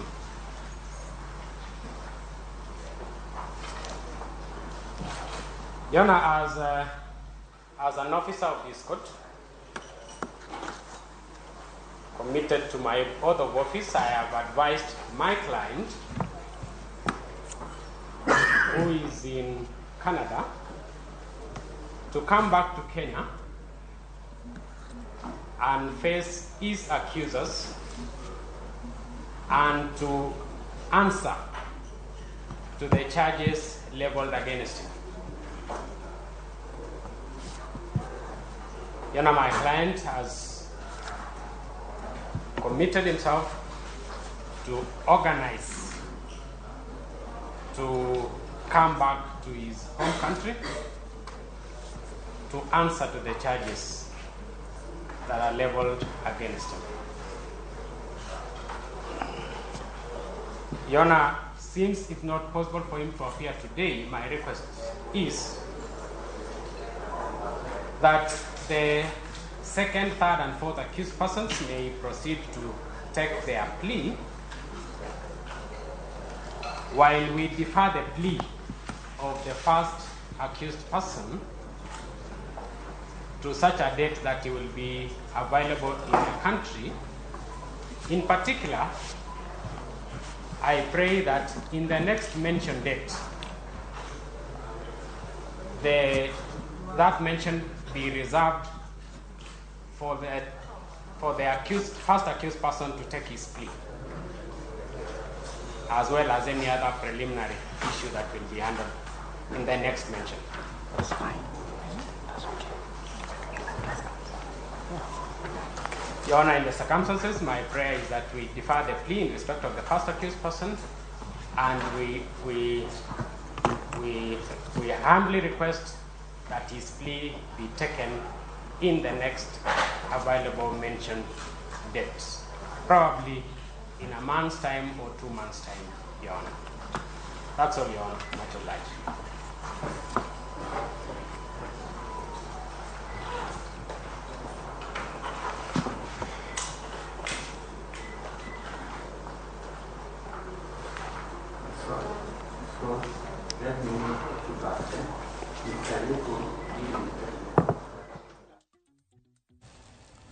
Nyakoromogi jwang' mano bura madhi nyime kar kanyo ka tielo mokwongo mano ka gintiere kar kanyo e nyima mano doho mano man Nakuru mano ka gidhi nyime kanyo kod twak mano ka giwinjo korka kor ni ginto gin gik mage magimedo luwo kacha achiel kachiel ka okinyi ma kawuono Nyakoromogi jwang' wach mate nyaka sani gichopo kanyo e nyime jayal bura mano Alois Ndege mabende ntiere kacha Nakuru Lokots ka iwacho nyaka sani jogo moseyuoro e bura makama oting'o seneta ma Uasin Gishu County mano Jackson Mandago mabende en governor machon e county no kaka machielo bende nitiere kacha Joseph Maritim maonge oko mantiere oko mar piny Kenya sani kaka kamane wacho ni ero ikwaye mondo miduog mondo bura makamano bende ochake e tiende kanyo koro ka iwinje joma moko mantiere kar kanya Nyakoromogi jwang' manyo ting'o Mishaka Lilei kachiel koda ka machielo bende mano Mishak Rono kachiel koda ka Joshua Lilei mabende ntiere diere kanyo Mandago ntiere kar kacha kachiel koda ka jogo mantiere do ma weche makamago mapod iluwo bende nyaka sani Nyakoromogi jwang' wakoni ni mago matudogi koda kuo mar omenda mano maromo kacha bilion 1.1 mano kawuok e bengi moro pacho kae mano mane ochok kata kod jopuonjre kachiel koda ka jonyuol mane geno nyithinde gidhi somo oko mar piny Kenya ka gidhi kacha Finland. Ang' waluwo mathoth bende ang' wakoni e weche manyien mang' biro e kinde mabiro. Nyakoromogi jwang' kadhi kamachielo mago wechego mag Mandago mabende ang' waluwo ni odiochieng'ni ma kawuono geno maro en idhi yudo kata bende weche manyien mago mag migago kod mathoth bende mantiere kar ka. Warangane kama chielo bende Nyakoromogi jwang' odiochieng' ma kawuono ka en odiochieng' mar adek are ne romo makamano chakre chieng' tich ariyo nyoro jatend piny Kenya noyawo romo no ayanga mano romo mar loch gwenge kara devolution conference mano higni 10 toka ne loch gwenge ne chakre nyaka sani okenge magi moseketi ng'ama dhi bedo ka twak kod odiochieng' ma kawuono Raila Amolo Odinga dhi bedo kar kach Nyakoromogi jwang' kotwak kod jopiny kachiel koda ka jogo moyuoro e romo makamano gin gik mage modhi bedo ka gilose ket mar RamogiTV weche mag devolution kachiel koda ka loch mag gwenge mano kelo kacha counties duto 47 pacho kae gidhi bedo kacha ka gitiyo e yo mane mano bende waluwo ni kacha yo makare. Kamachielo Nyakoromogi jwang' odiochieng' ma kawuono nitiere nyasi moro madhi bedo kata katimore achiel kachiel mano iwacho kanyo ni mano en Mount Kenya South e kanisa no mano mar Anglican bende koro odiochieng' ma kawuono rwako oganda duto mantiere kata kacha tainya mano madhi bedo kacha kaka mano en chenro mag sedho gedo mar kanisa odiochieng' ma kawuono mano dhi bedo kar kacha ka itayo koda Right Reverend Canon mano Charles Muturi madhi bedo kacha mano ka wuok kacha wacho ka the 6th Mount Kenya South mano ka ntiere kar kacha chief guest kata wendo modhial dhi bedo kan jatend piny Kenya William Ruto. Nyasi makamano chako sani sadek kindango dhi nyime nyaka kinde mang koro ka wayudo achiel kachiel wakel nige mano ka gintiere kar kanyo gino bende biro ni achiel kachiel e mbui mopogore opogore kora wan kaka Ramogi TV bende mondo akoni weche mamiyo jo kantiere kar kacha gin weche mag twak madhi nyime sani entiere Mount Kenya owinjo ni nitie liete Mount Kenya kanyo jotelo moko kudwa ni twak odhi nyime kind Azimio kod Kenya Kwanza weche mage madhi bedo kacha ka ilose siasa kantiere kar kanyo kod weche mamoko wakel bende achiel kachiel waranga machielo bende nyaka Ramogi jongo wabed kod ng'eyo ni gin gik mage matimore Kemri mano bad migao no mano mar weche mag thieth mochung ne timo nonro e pacho kae odiochieng' ma kawuono yango kata yawa yanga bade no mayudore kacha e county ma Uasin Gishu mayudore Eldoret odiochieng' ma kawuono bende wach mantiere kar kanyo ni ng'ama dhi bedo kacha ka yuoro e romo no madhi yange madhi kete ayanga ni koro ero yawe kendo chako tiyo mano jatend migambo chune weche go mag thieth Susan Nakumicha madhi bedo kar kacha ka gintiere Daima Plaza meza 9 third floor madhi bedo kacha Eldoret town odiochieng' ni makawuono en nyasi ma bende jotelo jodito e sekta ma thieth kata mago bende mantiere kacha Kemri osechopo kar kacha achiel kachiel kaka uno gintiere kacha Daima Plaza weche makamago nyaka Ramogi jwang' mano dhi bedo kacha wacho ni en Kemri Eldoret Sports Science Research Center ma bende dhi bedo kar kacha gin weche mopogore opogore mag neno ere kaka inyalo konye weche go mag thieth ta inya mago bende ne tuke mopogore opogore mantiere nonro mage madhi bedo kacha ka itimo mago bende dhi bedo kar kacha mano dhi bedo wacho ni mano e dag kar timo nonro kata e log tich margi e county ma Uasin Gishu kama bende jotugo mathoth bende wuoke mano moting'o nyaka jogo magin jong'wech gik mage mantiere kacha manyalo miyo oganda obede kod ng'eyo e yore mag thieth kod somo mago bende karami kar kacha ni nonro ma itimo gin mana mag bero ngima oganda mago bende waluwo weche ma kawuono weche manyien ang' wabed kod kacha achiel kachiel kama chelo nyaka Ramogi jwang' bisebedo kipenjore ni tudruok e kind course ma isomo kar tiegruok kod tich mantiere en mane odiochieng' ma kawuono wach mantiere kanyo ni e county ma Kisumu jafwa mara Millicent Adhiambo luwo machiegni ahinya ni mar idaket TVETs kachiel koda ka tije ma itimo ere kaka inyalo tudi course ma itimo kod tich mantiere oko iwacho ne job market kacha inya bedo ni itimo course mopogore opogore no winjo ka juma mokalo kane wan gi rowere giloso kacha weche go mag timo kata weche mag loso mag timo kata weche mag loso mwandu mopogore opogore kata ka gin mag jogedo gedo ipuonjri gedo kae to bang'e bende inyalo dhi e kambi machielo matimo weche mag gedo odiochieng' ma kawuono giwache kacha ni en chenro mag riwo kata mag tudo kuonde mag tiegruok kod kembe kachiel koda ka tije kamoro amora ma gintiere koro odiochieng' ma kawuono kambi moro kanyo mok mano mar piny owacho dhi bedo kacha ka koro gitimo gino ma giwacho ni en strengthening and sustaining linkages mano kind industry mago mantiere kacha e TVET systems gin mage mantiere kar kacha manyalo bedo ni neno adier ni kia tiegri tiyudo thuolo mag yudo tich bende kaluwore kod lony mari mano waluwo ni yo makare ka ne kaunti ma Kisumu romo ma kamano timore kacha Acacia Premier Hotel Kisumu odiochieng' ma kawuono mano mantiere apayano mano mar Achieng' Oneko Road mano apayano mantiere county ma Kisumu chunybo ma Kisumu kar kanyo kichopo awakoni mathoth nyaka Ramogi jwang' ma en weche motenore kod nyange mag nyithindo manyiri odiochieng' ma kawuono twak mosebedo kacha kadhi nyime kata mago mag dialogue iwacho ni orumo odiochieng' ma kawuono kotenore kod nyithindo mabende nyithindo manyiri mosebedo kacha kakale gini miluongo ni FGM kakoro wacho ni stop FGM tiende nang'o wayudo kacha e county ma Migori odiochieng' ma kawuono jafwa mara luweyo moro makare ahinya mano Jojuma kakoro wacho kanyo ni twak ma kamano mosebedo katimore Kuria West bende koro dhi karumo odiochieng' ni makawuono gin gik mage mag dhi bedo ka giluwo mane gimomiyo wantiere kar kae weche manyien mag migago ang' wakelnigi achiel kachiel kama thoth bende nitiere kar ka ang' wakoni mana mamoko mapod nitiere kar kae chenro ni mano mar mbako romo kod mamoko mapod dhi biro kar kanyo ka wantiere kodgi we koro watieke kae neno weche matimore do pod wantiere go kar kacha ang' wakoni ni mage mantiere kanyo achiel kachiel kato bende ang' waduogo kae chenro mar mbako romo wakoni mathoth mapod dhi bedo kacha kabiro achiel kachiel ana kelo ni chenro makawuono e chal mar fwambo nyinga Clever Soloch jakisumo kanya kwar mokiew nyaka chisango oriti masani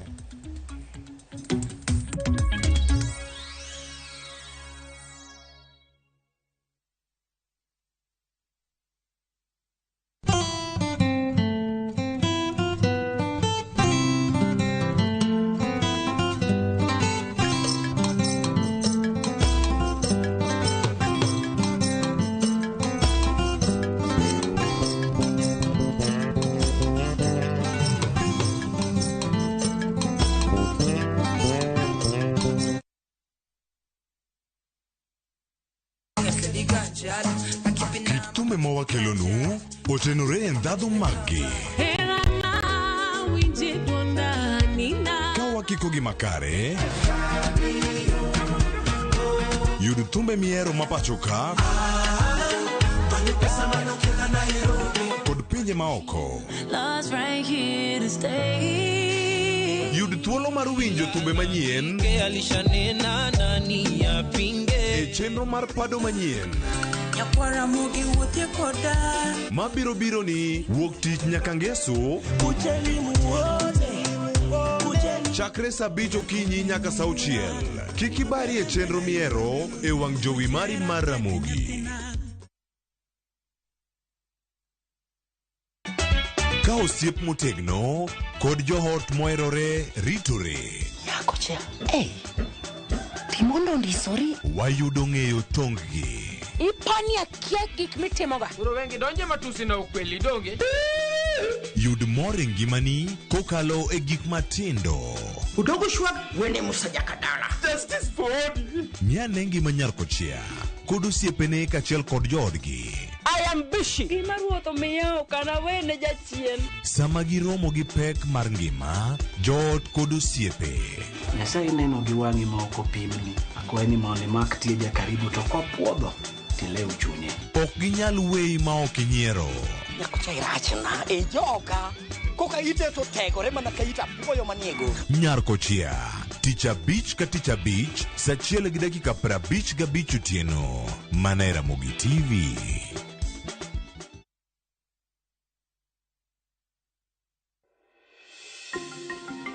Thoth kembe magero ji ute, jobago romo gi jonyiepo, kata jogo madwa nyiewo ute, chiwo puonj, kata lero maling'ling kaka ng'ato nyalo oro kwayo mar yudo ot. Chak kungo ne deposit mar 10% madwarore mondo ibed gi thuolo mar bedo gi ot ma oluongo nyingi. Ndikri ka idiyo *832# kata gwel mbui mar www.bomayangu.go.ke.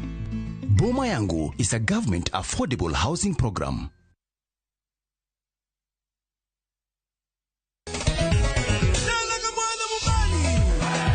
Ngoma Owake en od jothum. Ngoma Owake akelo ni mix mokwest.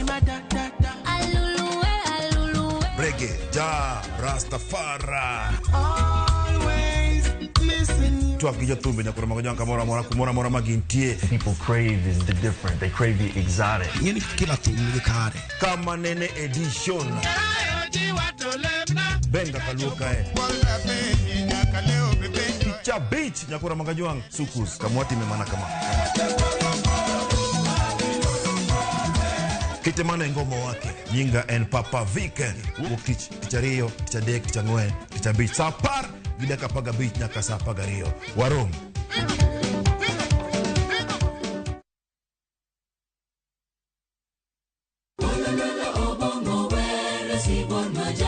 Wabedo jomaler e ngimawa ka warito ler mar pachwa. Kila neno lake lanikumbusha dunia hii inapita. Kod winjruok gi Nyasaye, winj wende Sabato. Jifunze kuridhika na kile ulicho nacho, shukuru Mungu wakati wote. Mamiyo wa thuolo maber mar wer kendo pako Nyasaye gi chuny moikore. Kama si wewe singelikuwa hapa. Walando gi kinda wach maber mar Nyasaye. Nyasaye okoso ni kanye ma weche olokore ngima ni di ma ok inyal paro kama ni wuoke. Ng'e teko mar riwruok kokalo kuom lamo kod wer. Injili ngima Sabato ka Sabato mana RamogiTV. Singelikuwa hapa.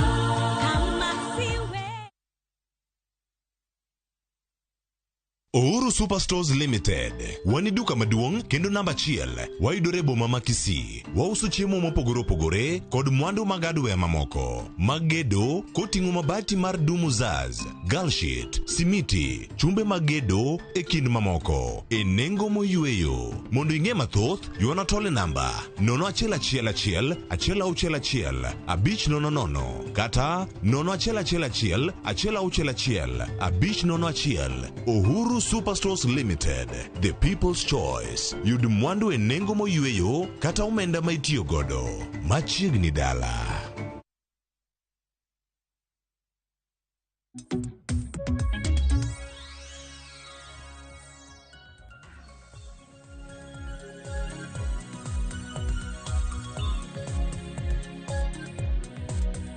Nyakorom gajwang dakika 28 tok sadek mar okinyi gi sani harwake kidieny machielo ma en twak e chenro mar mbaka oromo machiegni.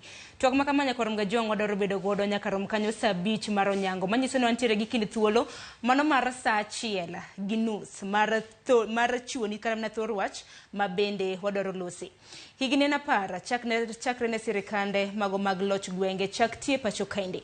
Mano chakre higa mar 2013 nyaka higa ni ma en 2023. Nitiere romo ma bende dhi nyime, romo mar riwruok mar governors ma bende dhi nyime e county mano ma Uasin Gishu. Romo ma nando chakore chien tarehe 15 geno ni biro bedo korumo chien tarehe 19. Wasebedo kwa menyo okenge mopogore opogore ahinya dogruoge mopogore opogore achiedh nade ma osebiro kaluwore kod sirikande mag loch gwenge. Odiochieng' manyoro nwamulo weche motenre kod thieth.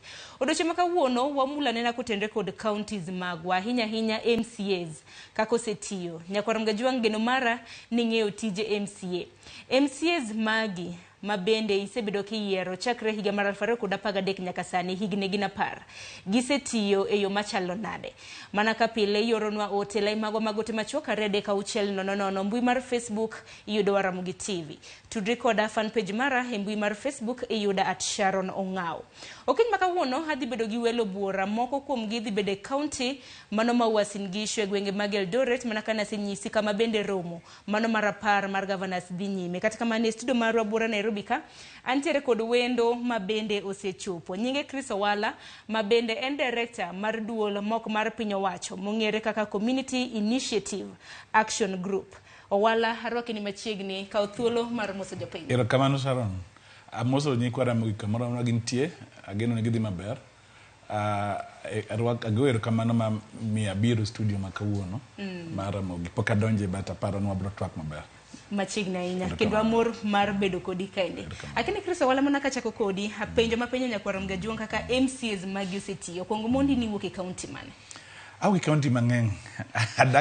Atiyo Kisumu gi Siaya. Mani yiere. Kamo nyuola en Siaya. To atiyo Kisumu. Atiyo nyaka Siaya. Migawo ma atiyo go tiyo Lake Region no duto. Koro an go experience. Counties go duto ma Lake Region. Kichako Migori bichop nyaka Busia. Koro asebedo kwa tiyo machiegni yore mege loch gwenge. Loch gwenge nyaka ne bi higa mar ne ngeno wago kuran katiba 2010. Ai ochak yiero mokwongo ne 2013. Mano yiere ji mokwongo iwach mar devolution. Koro wasebedo kwa tare kod gi wasebedo kwa gombaka wasebedo kwa but gima wang'eyo no devolution or loch gwenge. Ne en gima ber ahinya ma kunyal pimo gumoro. Kichkido kaka sani sirkal chal kabed ni wange devolution koro chandok achiedh nane koro ng'engi pinje moko makaluo mane ko support sirkal kichido ka ng'ato sirkal jowacho no nyaki bed shareholder yaki yud gimoro sirkal. Madiwach ni dongruok oseneno. Dongruok gima ne wa expect pok wayudo devolution. To nitie matin mopogre kod ka onge kabisa. Kane bed devolution onge eng'omoyo wawuoyo ga seche moko no onego wata devolution maber. Kesa ni wuoyo ka kia Siaya Nairobi no bed Siaya. Kia Kisumu Nairobi no bed Kisumu.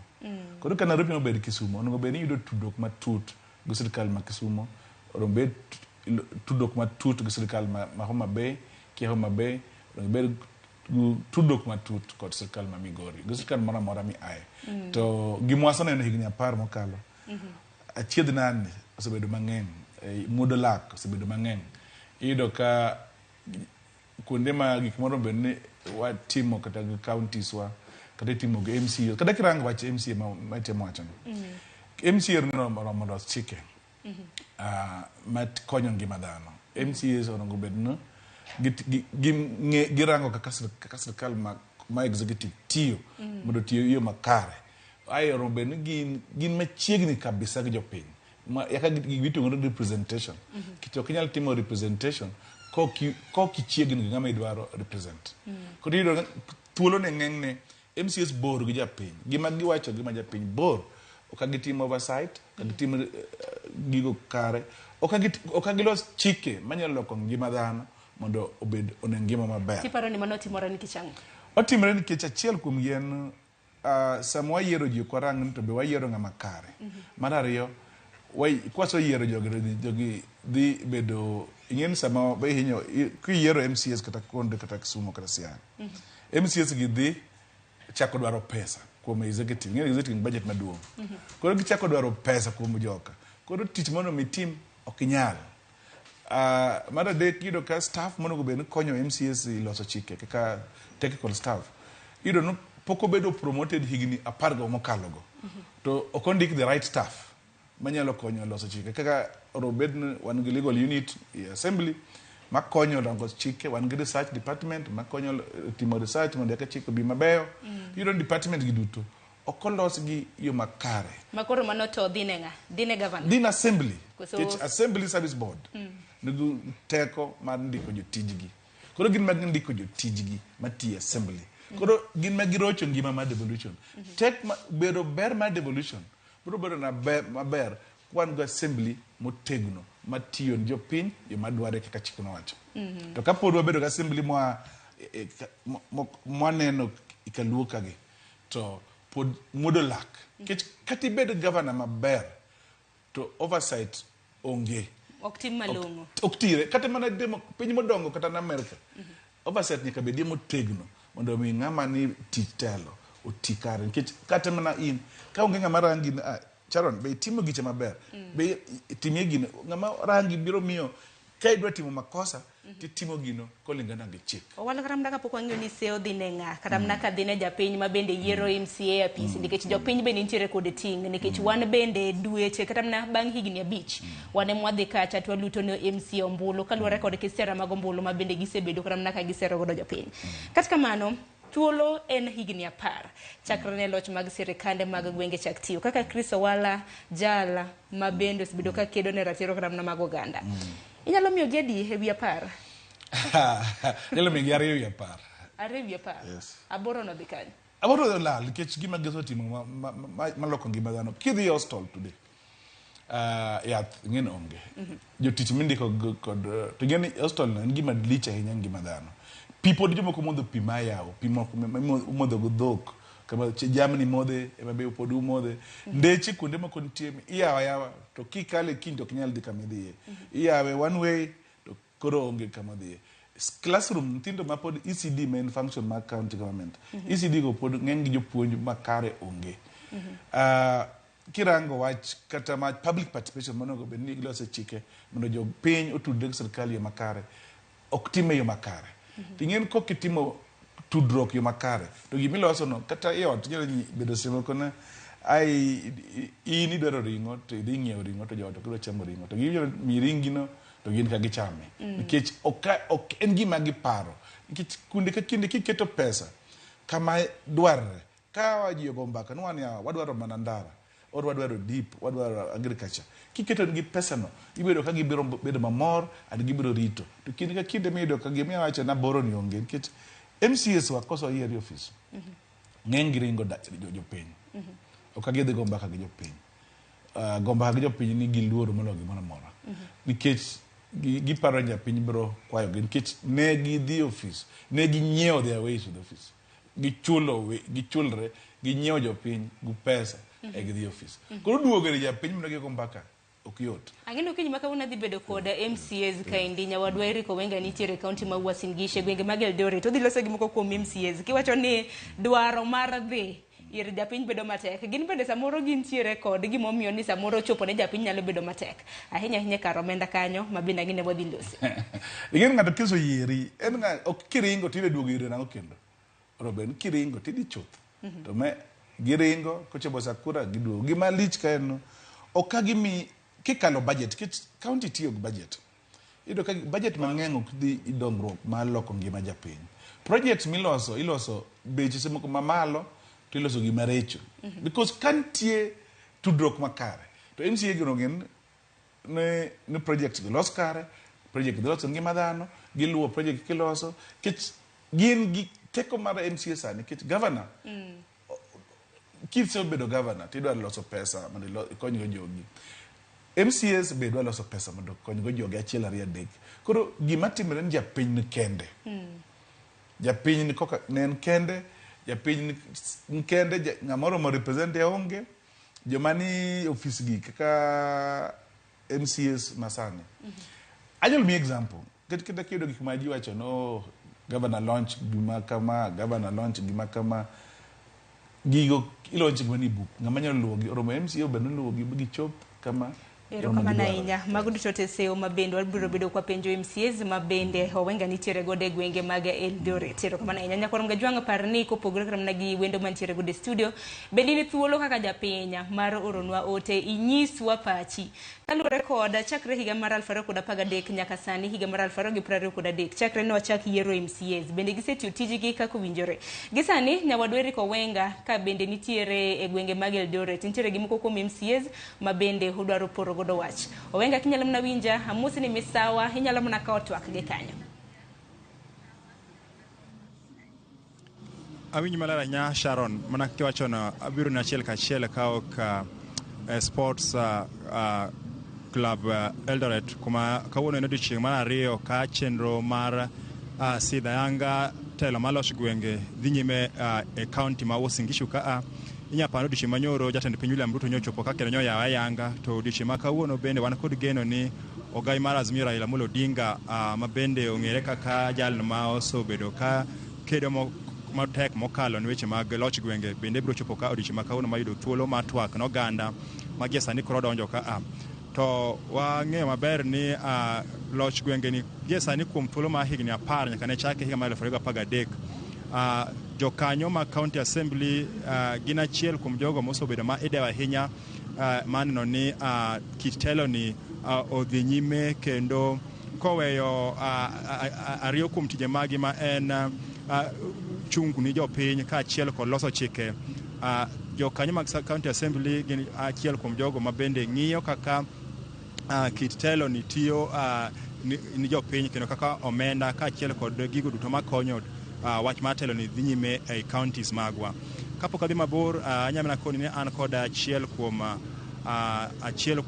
MCAs kata jakanyo mag county assembly ma ok e county ma Siaya ma bende ong'ere kaka Francis Otiato ma en MCA ma East Imbo e Kachunguro ma Bondo. Machiegni migosi Otiato wang'eyo ni usobedo ka uluwo nyasi ni kendo un wegi kaka jokanyo mag county assembly ing'iyo ahinya to ka gima odhi marach e kit telo ni kuonde ma ai kane un ma bende samoro ipenjo to chalo nang'o kuom higni 10 gi inyawacho nadi e kit telo ma loch gwenge ma kawuono koro ihingo e county ma Uasin Gishu ka guys sani danda wachi ni kaka counties wasetemo I'm privileged ni my second term mara bedo ng'ano moyier gi jopiny mondo represent gi assembly wasetemo and nitie gik mang'eny modego bed ne timore mar mondo mi wati our core functions kaka MCAs maduong' ahinya ung'e ne tijewa kaka legislation oversight and our representation tek ahinya samoro kaka wan like challenges mosebedo go in the last 10 years mag devolution go is that autonomy marwa kaka MCAs mar mondo mi watim oversight has been a challenge nikech iyudo ka kochopo kamoro ma idwaro mondo mi itim proper oversight to resource ma in go mar developing jogi onge idwaro penjo hard questions to the governor to governor ni emiduoga ne rely kuome mar mondo mi okonyi e development ge japiny to kia weche mang'eny gi en bwana na yiere ne timo ma na yieri ni kelna pi na yieni ni pana ndara na yieni wadwaro yieni hospital but the moment ma ichako penjo hard questions kuom governor seche moko chopo kama governor wen bende nyalo wacho ng'ane koro donre koda koro nyaka wadwar yo mowuok onyawe koro wei kose wei to koro idong' japiny ndara nyo loso wenus governor wacho ni weri go omiyo in our role wan gi challenge especially timo this oversight in the event no nyaka wa rely kochopo kama nyaka koro nwa rely e governor as a development of mag wards wa. 2, ibro yudo ka the general other general activities seche moko chopo kama wan wawegi ka idwaro timo activities magi to rely on financing from the other side. Idwa the awach no the kata maybe other meetings, limited resource that is. Anagi pesa moro, I chair legal and justice committee. Ta anagi pesa maybe come $1 million achiel or $1 million as a committee funding. That limited amount kadhe bwatimo teacher achiel. Mwadho buandik report bwacha kodugo present in the house. Tiyudo ni you can only do 2 projects to pesa no room. So the rest of the remaining period yonge gima malich menyalo timo. So japiny go nduru kacha tini won kata in your legislative activity yonge funding mar mondo mitiman.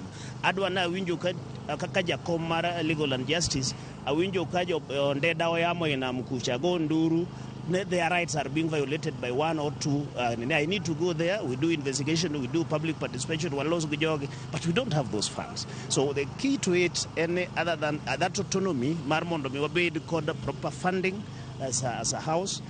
Then that autonomy ne wanyalo yodo pesa wa makataka goraga governor nukura keto governor tesre manda mondo tinija piny to activities mana chiko japiny ka to nyalo ga dhi nyime.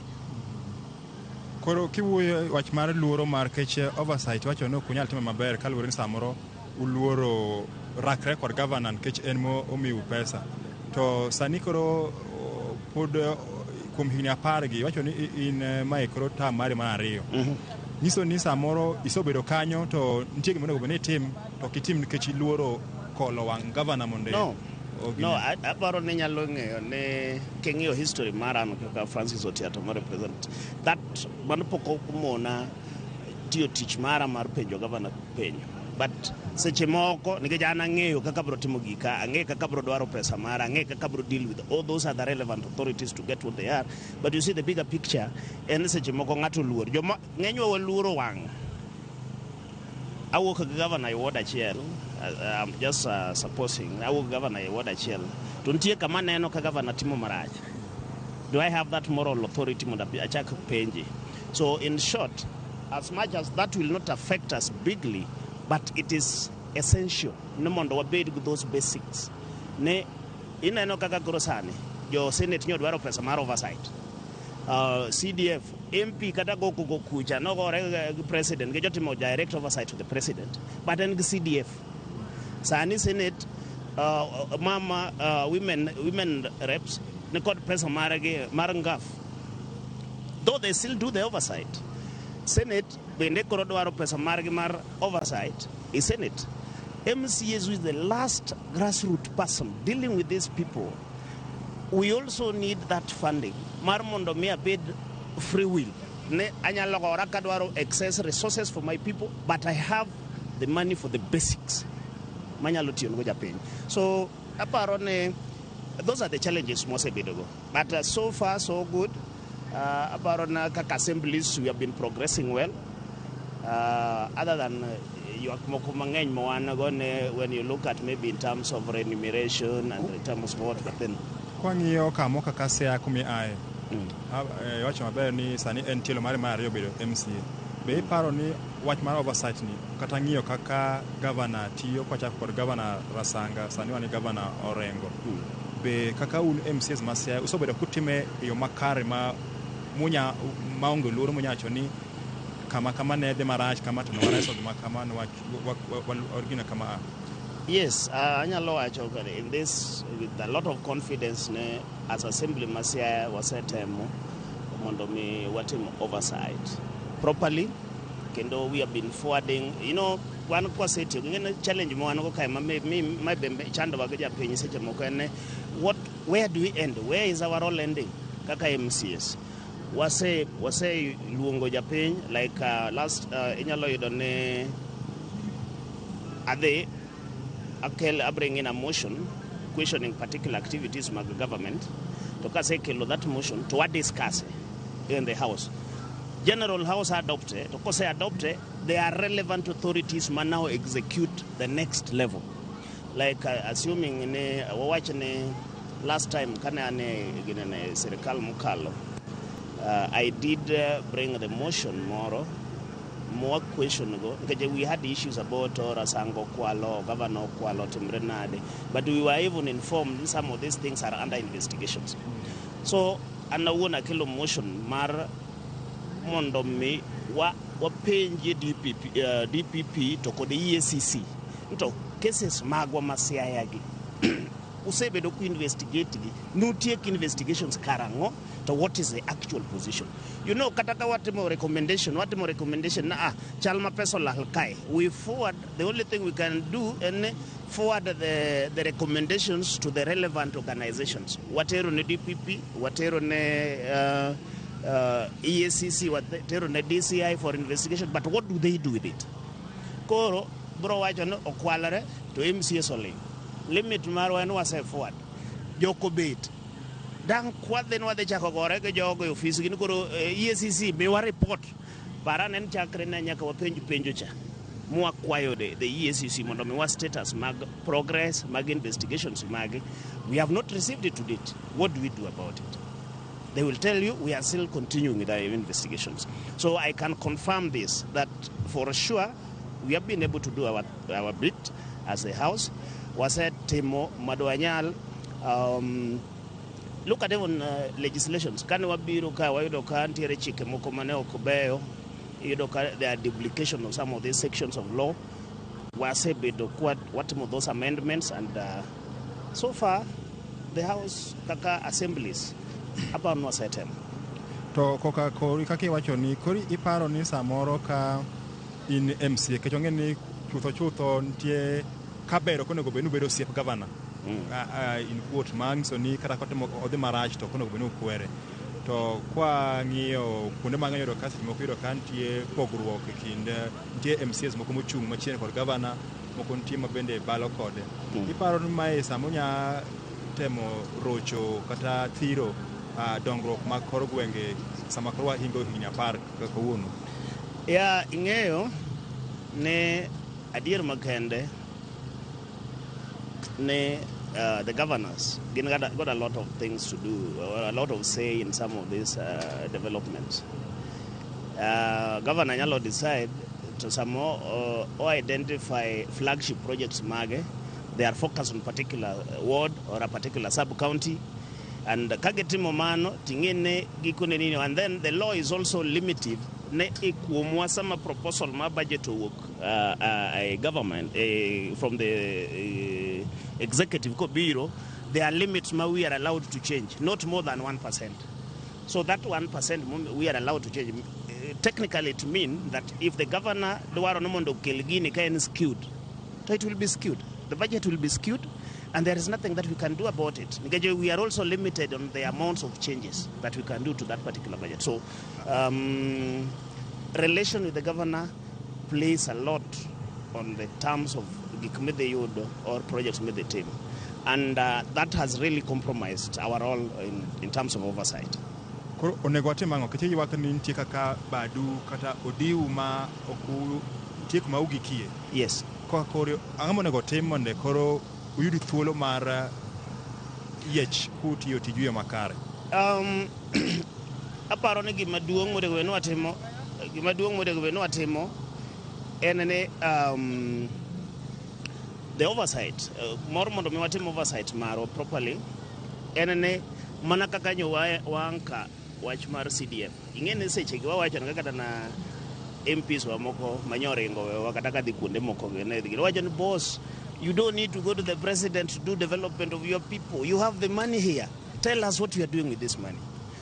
Kata sane okapo inani in that position that no kochuno I have to beg the governor. I have the money to develop my people. Joke money. So we really need to bring this, just like gisen necessary no mondo gichiu CDF, gisen necessary no mondo gichiu ngaf, gisen necessary no Senate odo gumen be yudo pesa. They should see it necessary ne kata MCS, the local, the interest maro mar devolution ne pesa nyaka chop piny. Why do we now centralize it at the county level? Why can't it go down? So, and marmondo mi wati ma proper wagine en watem yo mora whether it is the change of the law mondo mi pesa uchup kama uchup the ward. That was the interest. Japin mogik chenga ward kacha. That is the level, the lowest level, and that is the general intent mar the constitution. To mana matin be akenya we wach moro ke chiso bedo ku dhiro bende ni monde osara maru onego ngiyo makare. Yes. Samoro diber ni wach mudhiro maro kiti mumanyo ni en kech yuto maru mapiny kose nami udhiro wach maro osara ni. You see, who is an MCA? What are the roles of the MCA? Usipa saniki biro chieng Friday and gilieta par mode we na go look at it. It is not described in my roles, but Japenya expect me to do it. What do I run? Chikon wacho nango. Japenya expects her. Mondo mi lakini gimo kitni constitution no go tiyo. To tije mode go tiyo en representation. Kalo chiki assembly kuja wacho wichi gombo mari Japenya assembly to kod kalo chike magi gik mode go timo kod loso budget kuja. But in the reality, gima I'm expected to do is totally different from what sani koro ka ibinjo kata kandaro losre marach ibro penja no tia dango mi losre marach. My work is oversight. Yes. And how do we oversight? Through committees? We only ask these questions. So, anyalo wacho ne when as much as we rikata kod mago, we want to make this thing MCA attractive. Mondo wa attract professionals. We are dealing with a situation, we do a budget of 8 billion, like say in Siaya. Samodo atimo budget mare 8 billion. Ngano mi duwa yero mar mondo mi obi otim budget ni. Sama ewacho ni ya, governor is a graduate, is a professional in a field. CECs are graduates on a particular field. Chief officers are graduates on a particular field. Directors are graduates on a particular field. And you want me, another class adekni, adwa oversight graduate, who is a professional in this particular field. How will I do it? But then, how do we want to make MCA seat attractive to the professionals? How many graduates earn 100,000? Ngatuga okay bank mare manyo tiyo odwa join assembly mondo konywa e budget to kodava oversighting financial issues. How many people will leave bank to come to be MCAs? Mar mondo mi okony county ing'iyo kaka pesa tiyo. How many lawyers will leave their job ndwa bedo MCAs mondo mi okony counties? So the issue manka enene, yes, let us make this thing attractive. There is not all my MP team or my MC oktim. Koro dongingen sama idwaro telo to idwa telo jo piny. Yes. Koro sama wacho no bedo attractive ni inang mingiyo munde giman kacha kose ingiyang. Gimotema wacho kania there are options. Ing'eyo na dier makende kata in kawuono kini media ne gine ne as much as ne hero bet media kuro nyithindi nyaka chiem and you will go for the best opportunities. What we are saying, one called leaders, one called jogo ma are inborn leaders, but nikeche gidwa find for their families, they will look for the best opportunities. Wo wacho niya, sama gini obedo competitive and attractive, everybody bro dwaro mondo we kata tije manyotiyo kacha. Nikeche onge ng'ama dwaro, it is not voluntary. Na biro no korona dwa telo japiny kora biro makata kage. No, family na nyaka bidak maber. Nyithinda be nyaka dhi mani school nikech kiny ni penja kiyudo ka nyathina somo gine nyathina wuotho gi tiende nono to karang'ane ne wayiero ga nang'o. Dongi wacho ni jopiny ni chunygi emiyo gidhi tich. Jopiny ni chunywa. So sama jopiny ni chunywa an japiny ni chunya seche moko nyok ang'e mshahara momiyo aweyo bedo OCS ba bira beti korgo nikech nyok ang'eyo mano. To how many people will do that? To sama wamiyo mae chopo e level moro makore gweng'u kacha. In kawuono ok dandi bukri ni weyo nikech kose into yonge gi japiny chunyi dongi be in gi japiny chunyi dandi we tiji ni biro bedo MCA seche moko kichule 500 tidwa biro 100 dandi we mano nikech hero japiny. Koro gimitemo wacho ni mondo ubed kod teko maber mar ng'iyo kaka county kata governor tiyo onego bed ni one the key thing in the autonomy of the assembly in terms of its resources from the executive.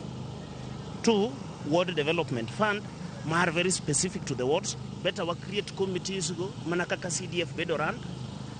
3, enhancement, mar salaries mag MCAs gi, mar mondo mi gichopi level moro, urea moro maber, maji te nyalo understand, kata en owuon obe nyalo bedo comfortable. Nikech tije motiyo mang'eny of the legal work is too much and very much involved in terms of finances. Wasaneno ka kuonde mang'eny kata na Siaya sani waneno kod case machielo waneno ka thoth governors bedo matek kod MCAs moko yudo ka MCAs bo gin gidwa thicho gi oko. Kiana chutho ko yomoko chone en siasa. To ere kaka mai thiro loch gwenge yuarok mabedo e kind MCAs kod governors mo wathoro neno. Ing'ene yuarok sani no winjo gima nyomuoch Nairobi ja. Yuarok mokwongo gima kelo ga yuarok en ni, like you've rightfully said, ne awadwaro development.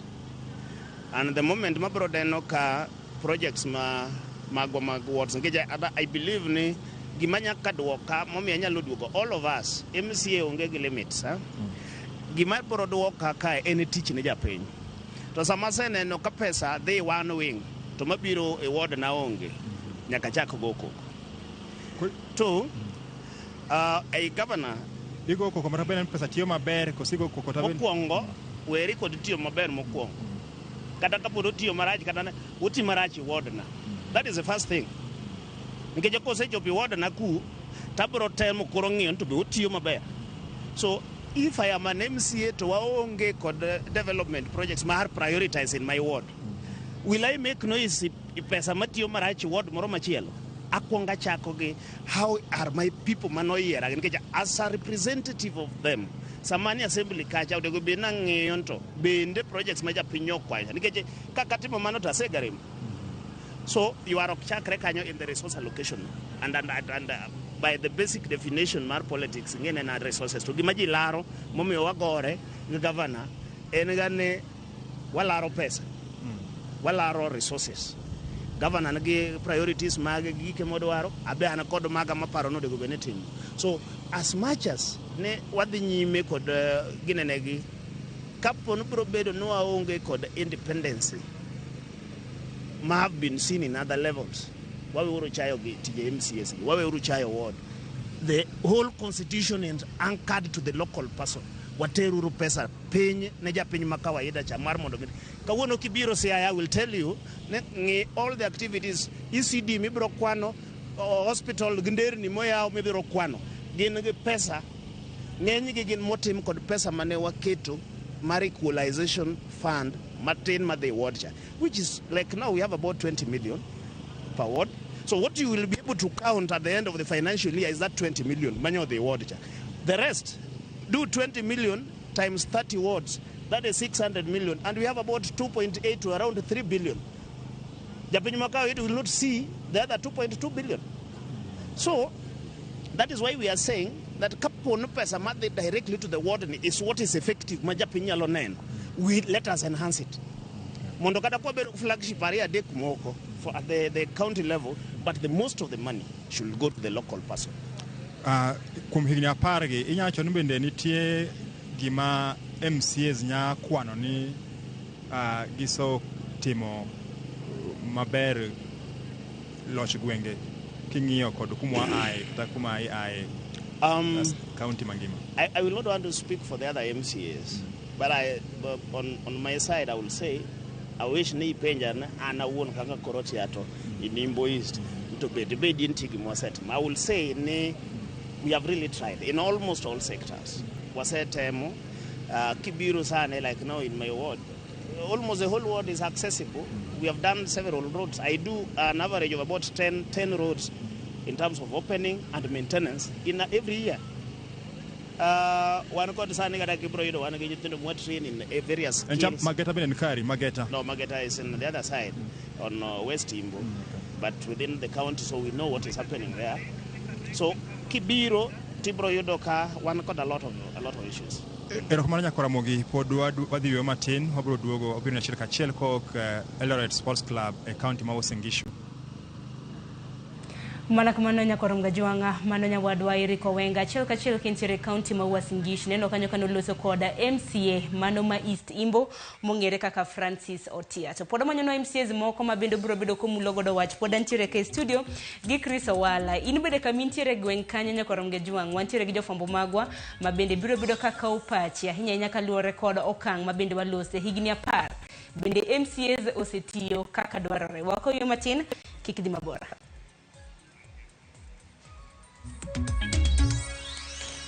Kwa dugo to you can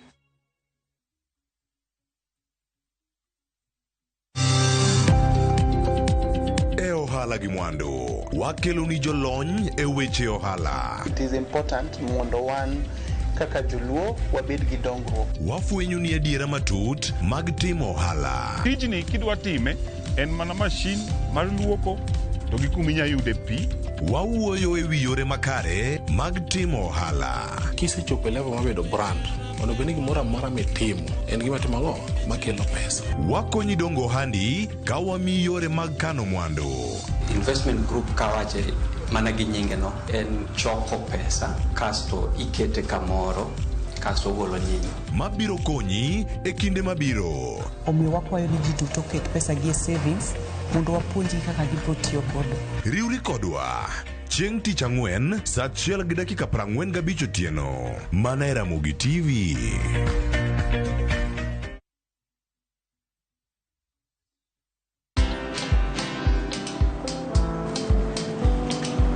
Niaje? Ni kama unashangaa kwa nini naangalia simu with so much focus eh?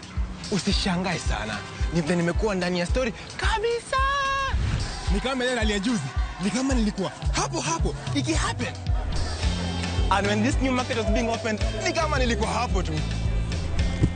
Hata vile local tourists for a special rate at the coast, I was there. And when this new road was being commissioned, I was right there. Na hata wewe unaweza kuwa ndani ya story wherever you are. Just download Citizen Digital. Stay informed on all the news and events as they happen across the country, the continent, and the world at large. Download Citizen Digital, Kenya's #1 news app. It's another holiday and the little ones will be all over in your space. Why not let them meet Tilly, AJ, Kim and Pendo for some great inspiring stories in the Hummingbird Tales. You know, as we grow up, we can change what we want to do. And for parents, sit back and let the little ones enjoy their favorite cartoon on Viewsasa, the safest place for kids' content. There's a lot more to learn. Dial *487*1# or visit viewsasa.com to renew your subscription.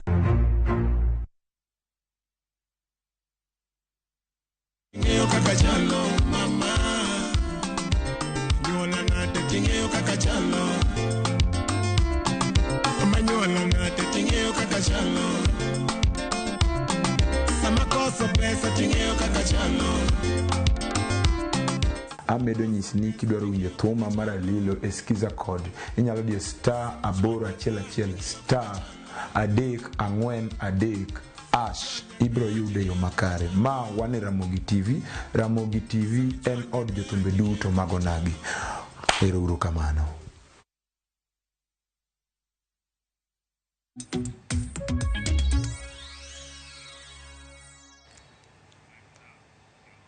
Nyakoro mgajong machiegni kendo waduoge okang' mar ariyo pod wadhi nyime gi twak e chenro mano mar mbaka oromo kiny makawuono wapenji higni 10 chakre ne sirkande mag loch gwenge chak tiyo e pacho kaindi bende MCAs osetiyo kaka dwarore. Abro bedo kasomo otegie kinde thuolo manok Edman na winje bende pach Chris Owala ma en director mar duol mok mar piny owacho mong'ere kaka Community Initiative Action Group Kenya. Chris, winjo kaka Owala oseloso ilo MCA Otiato kako siloso mano Francis Otialo Otiato MCA ma East Imbo uloso achiedh nade mabende gise bedo godo gimomendo ginyal cholo dongruok yo makare. Awicho mana pachi kotendre kod kako loso. Sharon gimanyalo chako go en Otiato en MCA kuom MCAs ma Siaya to en MCA moro ma riekie zaidi Siaya. to gik mowacho duto miriambo. Gik mowacho te miriambo. Riambo kabisa. MCAs gine contractors. E gimo tamo gitimo oversight. Number 2 en kasi ya county assembly. Gin giwero wend speaker. Gin jo kwaya mege speaker.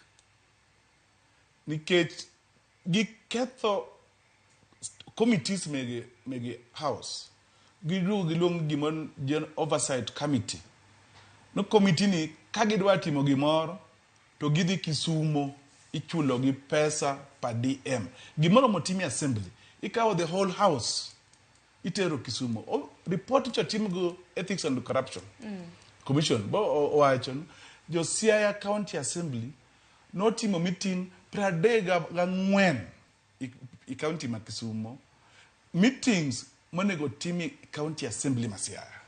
To meetings giduti ochul gi allowance mokala wacha. To mano pesa japenya. Mano pesa moro modhi yath, pesa moro modhi ndara, pesa moro modhi chulo nyathi school fee, pesa moro mochul japuonj ma ECD, to pesa ni ichule gi joka executive. Samoso chule gi executive bedi team oversight. Nikech mane wach, nikech ingini kaka MCA ting mar MCA en mar neno ni governor bendo timo tije yo makare, nikech gin bende magi chwalo karam na moko kuoma paro makamagi e oda counties karam na county assemblies. Gik samoso tingi bo teri Kisumo chule allowance, chule ko executive. Nti meeting mara chiel ma ichulo gi $1.17. Ochul gi $1.17 gidhi Kisumo dalario. Pesa ni koso chuli kamano dipar. Ja piny bro yudo pesa dongro kanyi. Kanyo cha jidhi demonstration mogik. Jo Siaya County Assembly no chuno executive. Bo chulo gi ndala beach Mombasa. Gidhi Mombasa to yath onge Siaya. Gidhi Mombasa to pi onge Siaya. Ni gidhi kalo yakadi kal budget ma Siaya. Dibed ni matimore mana ka nyalo karam na winjo pachi. Dibed ni matimore kaluwore kod omenda manok mabende giyudo. Ang'e ni SRC no semedo gi osara mano mar $10,000.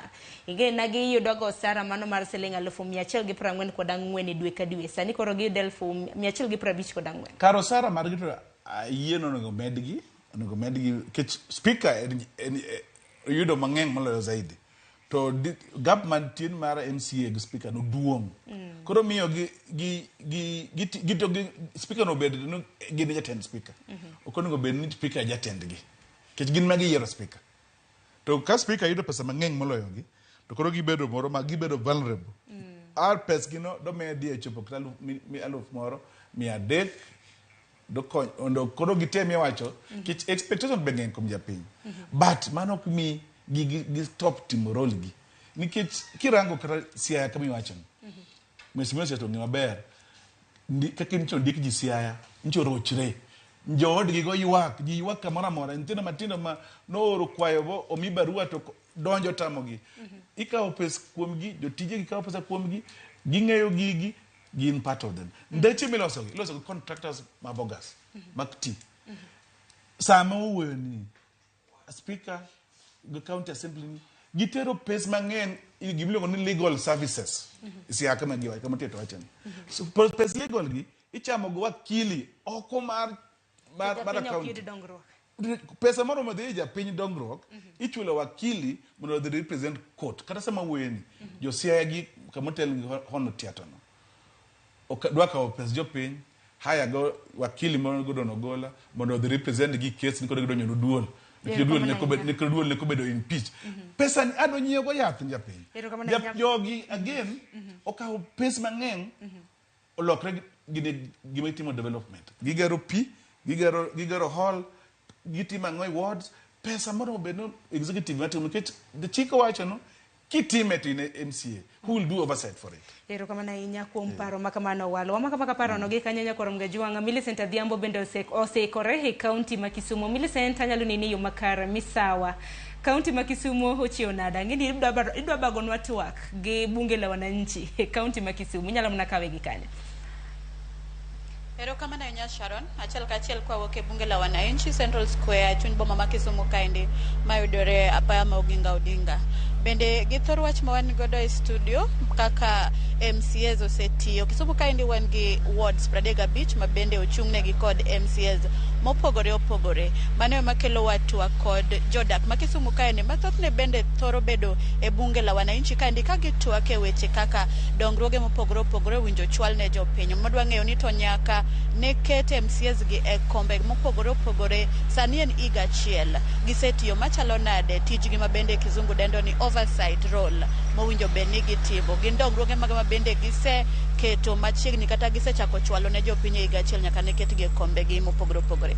Machiegni abo chako kodi king'eyo kamera chakna gi nyingi bodisa ni kaka jakom mar jogo ma bende bede bunge la wananchi kaendi. King'iyo Kisumu County kaendi ma wane gi wards 35 man ochung' ne gi kod MCAs mopogore nyaka sani en higa achiel nyaka ne ketgi e kombe.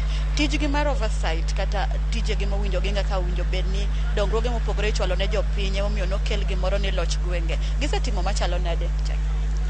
Erokamano, an Ali Semira, ajakom bunge la wananchi Central Square. Mokwongo dang' achak gi kwayo ne gavana marwa Haimaber. Wagene kendo wahere.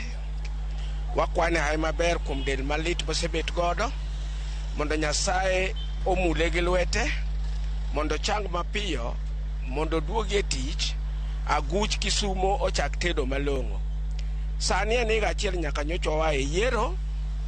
Kisumu osebet katimo maber. Pod otimo maber. MCAs wa bende timo maber. Governor gi deputy ne bende nigi kwe midwar pinyni kendo gitiyo maber, coordination margi beyo. To mak mana ni wadwaro mondo gitim mang'eny pod dwarore Kisumo ka. Wadwaro mondo tich ochak tire ka Nyasaye osemiyo nyang' nyong'o tich hai maber. Kawuono wawe weche MCAs emwadwa ni call no achiel ka MCAs osetiyo. Ema bire ni MCAs osetiyo tijgi maber nyaka sani.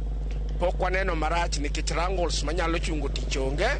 Oversight magitimo bende gitimo maber. Pok wawinjo ka gimoro lal ma jopiny go e uwi. Yom mar tich ma pok ochakore sani ma ji ywago. Ten mana ni giywage nikech jatendwa mwahero dende lit.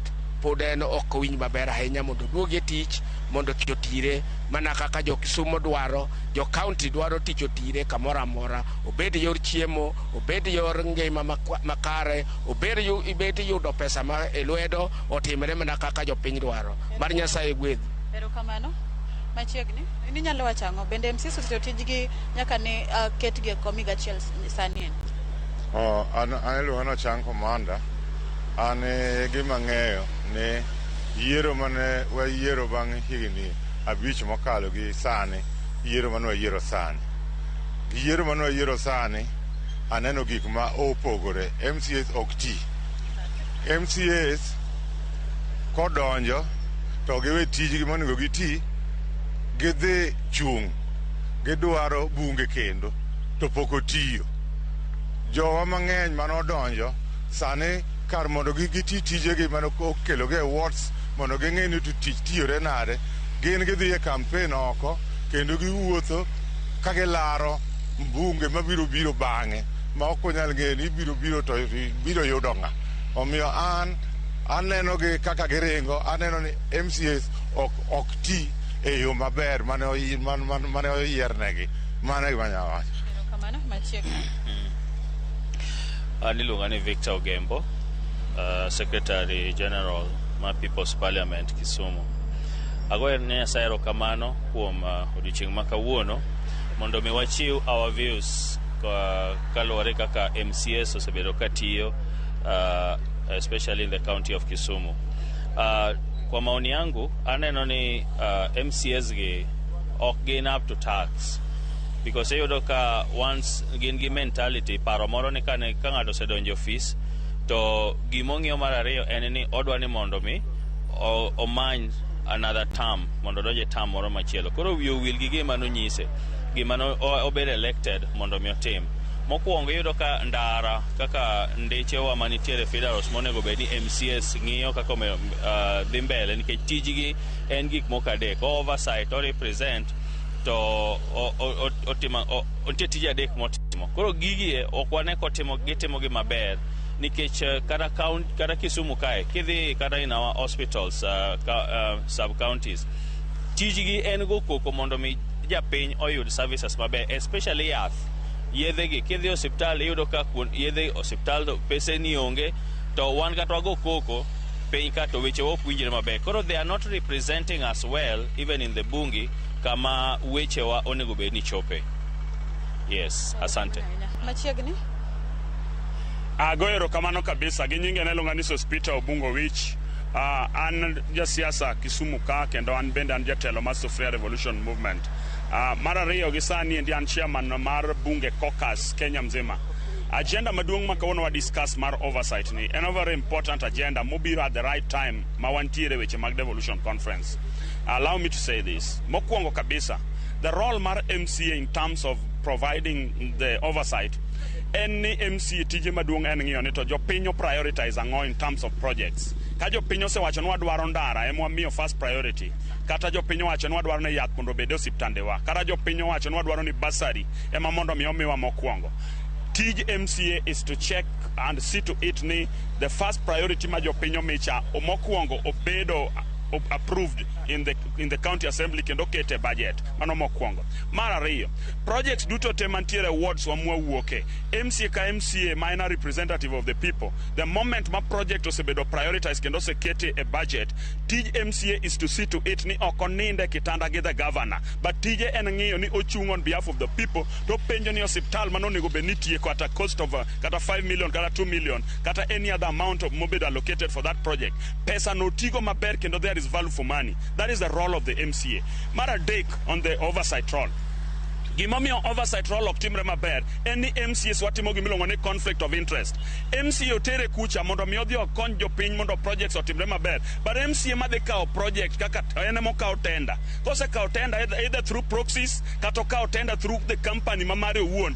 Koro ochal gi ondiek moriw gi rombo kamoro achiel, tidwa blame nang'o miyo ondiek ochamo rombo to in ema ikawo rombo miriwo kod ondiek kamoro achiel. Mane gima timore e counties wa. Projects ok bed implemented to the latter to the satisfaction of the wananchi nikech MCAs olokore gine magitimo tenders, gine magifuato mondo chulgi pesa, at the same time gine magiduogo gi ywak gi jopiny ni tich ok timre to ne umiyo wa chance, to gin giwegi giriwore gi jok ma onego bed ni gikonyowa mondo mi gik moko dhi maber. Omiya propose ni mondo wabed gi proper implementation e counties wa, nyaka MCAs o discharge their functions as stipulated in the constitution. First, gi oversight, nyiso ni gigo koko ka projects ok dhi maber. Mar ariyo, wabed gi gimiluongo ni monitoring and evaluation committee. Monitoring, evaluation and evaluation committees are proposed ni obed structured in the form ni wabed gi the representation of the bunge la wananchi, wabed gi the clergy, that is the church, wabed gi the civil society organizations, wabed gi the local wananchis, madhi bedo ni gimbe gikonyo mondo miging'i ni to projects mobedo allocated kendo bed okete budget,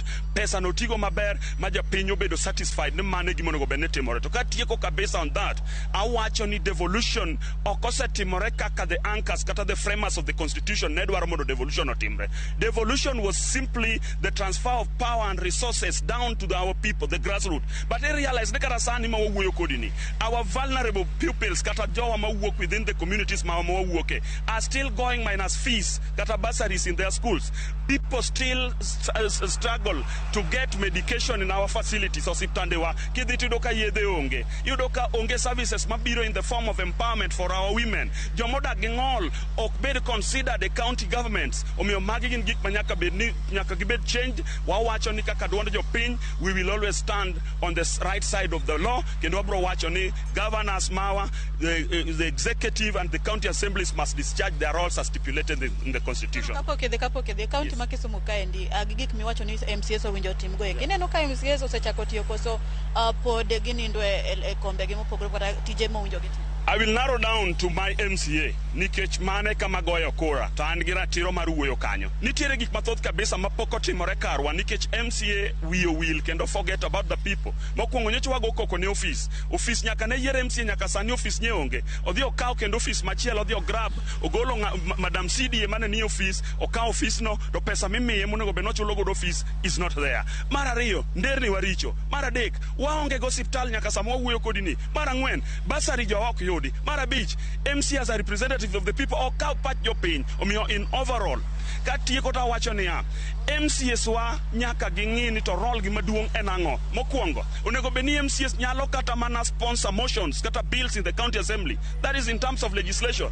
MCA na poko sponsor kata motion ma support interest ma japiny. MCA na makondele poko sponsor kata motion kata bill in the county assembly of Kisumu manyalo support the interest of the people. Omiyo mano is a serious problem. Wawacho ni MCA wa nyako oyua socks malo kong'eni the role mare momiyo wachule pesa. En ni wachule pesa kuro through the taxes mag jopiny ni onego be not yone jopiny, and that is what is expected of him and not any other thing apart from the early campaigns Masa Chako Sani endi. Thank you very much and may God bless you. Mana kamano Sharon, mago moko kuom paro mowuok kuom jodak kaachiel kod jogo mabende chokorega e bunge la wananchi ma Kisumu kaendi ka gitwak ging'iyo ni to jotelo mane gikete kombe osetiyo nade to gin gigo manade mowinjo gitimne. Ka gisewinjo kanyo, chal ka gima MCAs ma Kisumu pok ochako tijgi mane oyiernegi ne, ka gichalo ni kane gidonje e ofis kata e telo, chal ni gin gisechako ng'iyo yiero ma higa 2027 gino mabende wigi chal ni owil ni to tich mane mowinjo gitim ne jopiny e higni 5 kapok yiero manyien ochopo. Ka ok kamano kionge penjo moro amora, taduoko ni studio mondo idhi nyime kod thor wache wi kaka MCS osetiyo e higa achiel tok yiero. Sharon an kuomi. Erokamano ahinya Millicent, wawinje yo makare kendo erokamano ahinya kuom chalonwa twak e kaunti ma Kisumu, jopiny oloso makare. Kata kamano penjo mabende Sospito Bungu bende nopenjo kanyo, MCA mari bende osechwalo paro e od bura mano mar county assembly, mano en paro mabenda mika nyakwar Mgejwang. Millicent Adhiambo agoni erokamano. Kata kamano kapok awinjo pach wendo mabenda ntiere godo kiny makawuono, mano Chris mabenda ntiere godo bende asema namoko kuom ote mabende donja no ka jopiny bende bedo ka penjo kani nang'o meno kasom ote sani koresa ote abro somo gima piyo piyo. Atieno Elizabeth wacho ni Yaure Sharon an kora to pok aneno dongruok moro amora e gwenge kae. MCA moko gin mana gitugo mana jua gi jopiny to mer emowenegi awuoro loch. Erokamano ahinya. Kwa chopo obar Joji wacho ni piny okuyo bang' higni 10. No development that can be seen in these words. MCAs are just busy with their own things and gimalit sana. Erokamano ahinya. Vitalis Ochieng iwacho ni Sharon an tok higni 10 pod kaneno karod bura mara kotimo gimoro. Iwacho ni kochakore gi MPA mara nyaka MCA koro wakiane gipange nade. Erokamano ahinya. Sama nina ote kendo machielo Sophie iwacho ni moko tiyo to moko dich gipongo ofukege. Erokamano ahinya. Ote machielo Leonard Ziek iwacho ni devolution no kel kendo ber. En mana ni it's full of corruption. There's no equality in terms of development. Asom ote mogik nikech ang'eni ote makamagi nyalo bedo mang'eny. Eunice Atieno iwacho ni gisetiyo ne yegi tok ne jopiny. Erokamano ahinya kuom ote maru. Katruaki paro makama Chris. Isenjo kata mna kaka patch oganda hinya bunge la wananchi kaunti ma Kisumu oloso, jopiny bende koko loso. Okane ka japiny oseyie kod MCAs kako osetiyo negi kinde mosekalo. Unyo na pachi bende kotende kod gi paro ma bende jopiny osechwalo. Erokamano Sharon, aparo no MCAs okoso chopo dwaro ma japiny. Japiny be ng'eni iwacho ni yanyo gwang'o yanyo gweno. Ng'ene japiny bende odich gi mar ofuko, japiny be odich gi ma igi. Kodhi ka MCA omiyesli kich gima timore Sharon kirango kijende matino gi gitiyo ne MCAs gi yod mbui goyo joma penjo matek kendo moko goyi nyaka physically.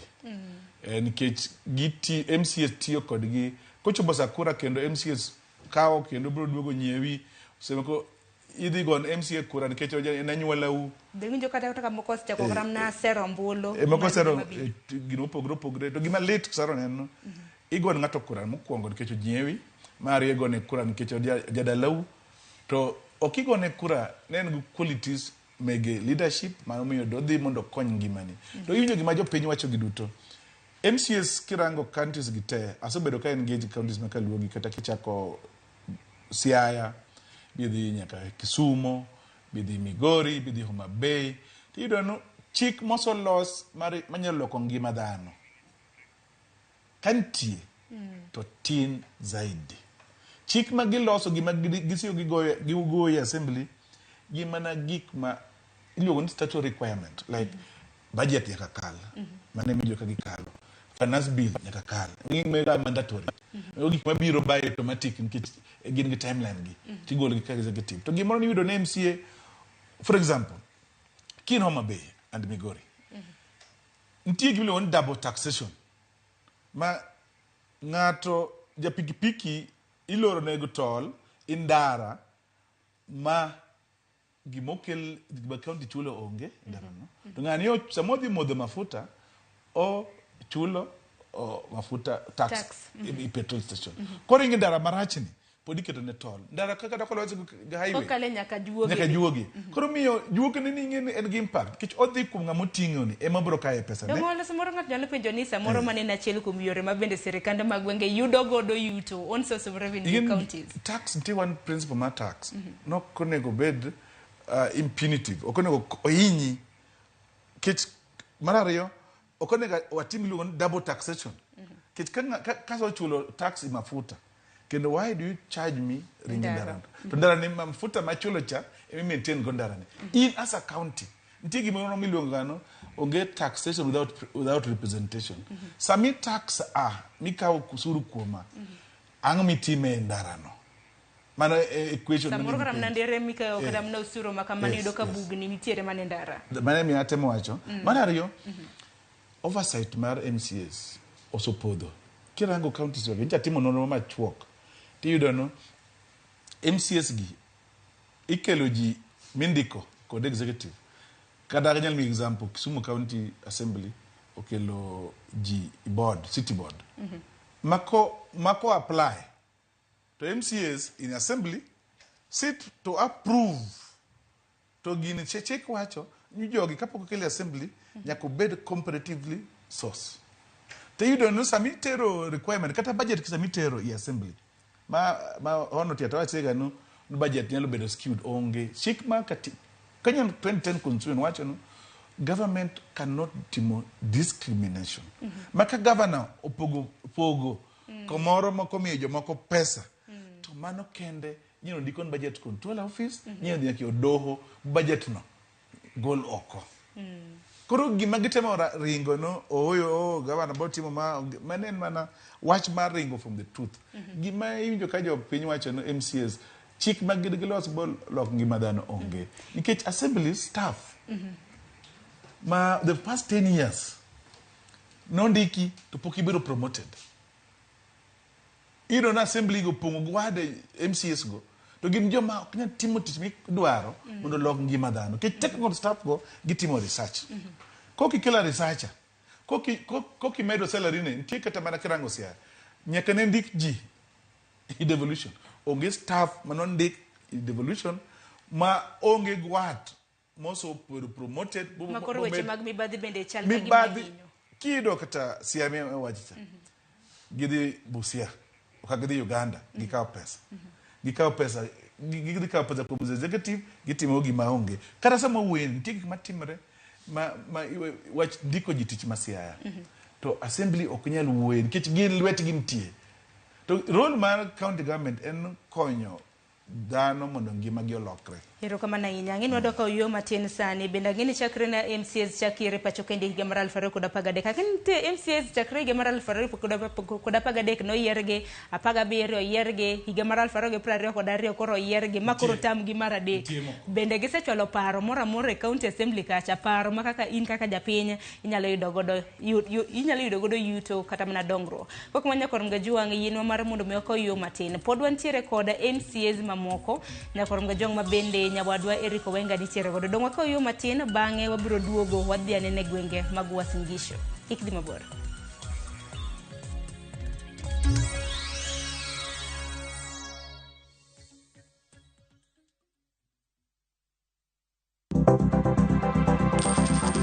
Inyalo goyo kwan kod omenda ma aching' kata ma ikete bahasha ka isiko itiyo kod omenda mohingo kaka onego itigo tema ne keto e bahasha omenda ma idwaro tiyogo kama moko to ikung kata ika.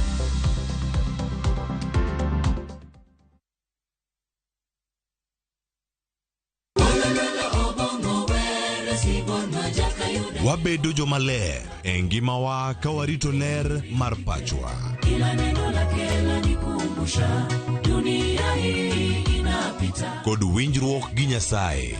winj wende Sabato. Jifunze kuridhika na kile ulicho nacho, shukuru Mungu wakati wote. Mamiyo wa thuolo maber mar wer kendo pako Nyasaye gi chuny moikore. Kama si wewe singelikuwa hapa. Walando gi kinda wach maber mar Nyasaye. Nyasaye okoso ni kanye ma weche olokore ngima ni di ma ok inyal paro kama ni wuoke. Ng'e teko mar riwruok kokalo kuom lamo kod wer. Injili ngima Sabato ka Sabato mana e Ramogi TV. Singelikuwa hapa kama siwe.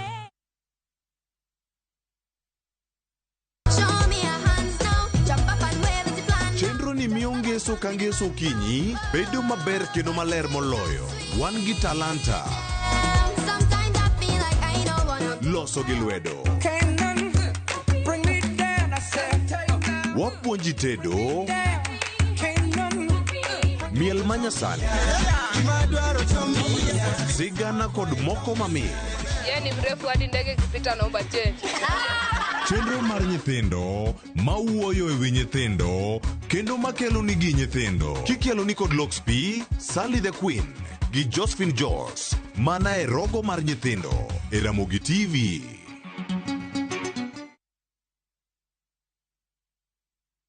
Vike Ibambe na View Travel. Masai Mara or Amboseli from 14K, Savo or Samburu from 24K, Mombasa, Diani or Malindi from 14K, self-drive deals from 3K, Dubai and Zanzibar from 560 USD, Mauritius or Seychelles from 1,000 USD, South Africa and Thailand from 1,080 USD, Malaysia, Singapore and Egypt from 1,200 USD, and Maldives and Santorini from 2,000 USD. Call 0703 254 254 for bookings.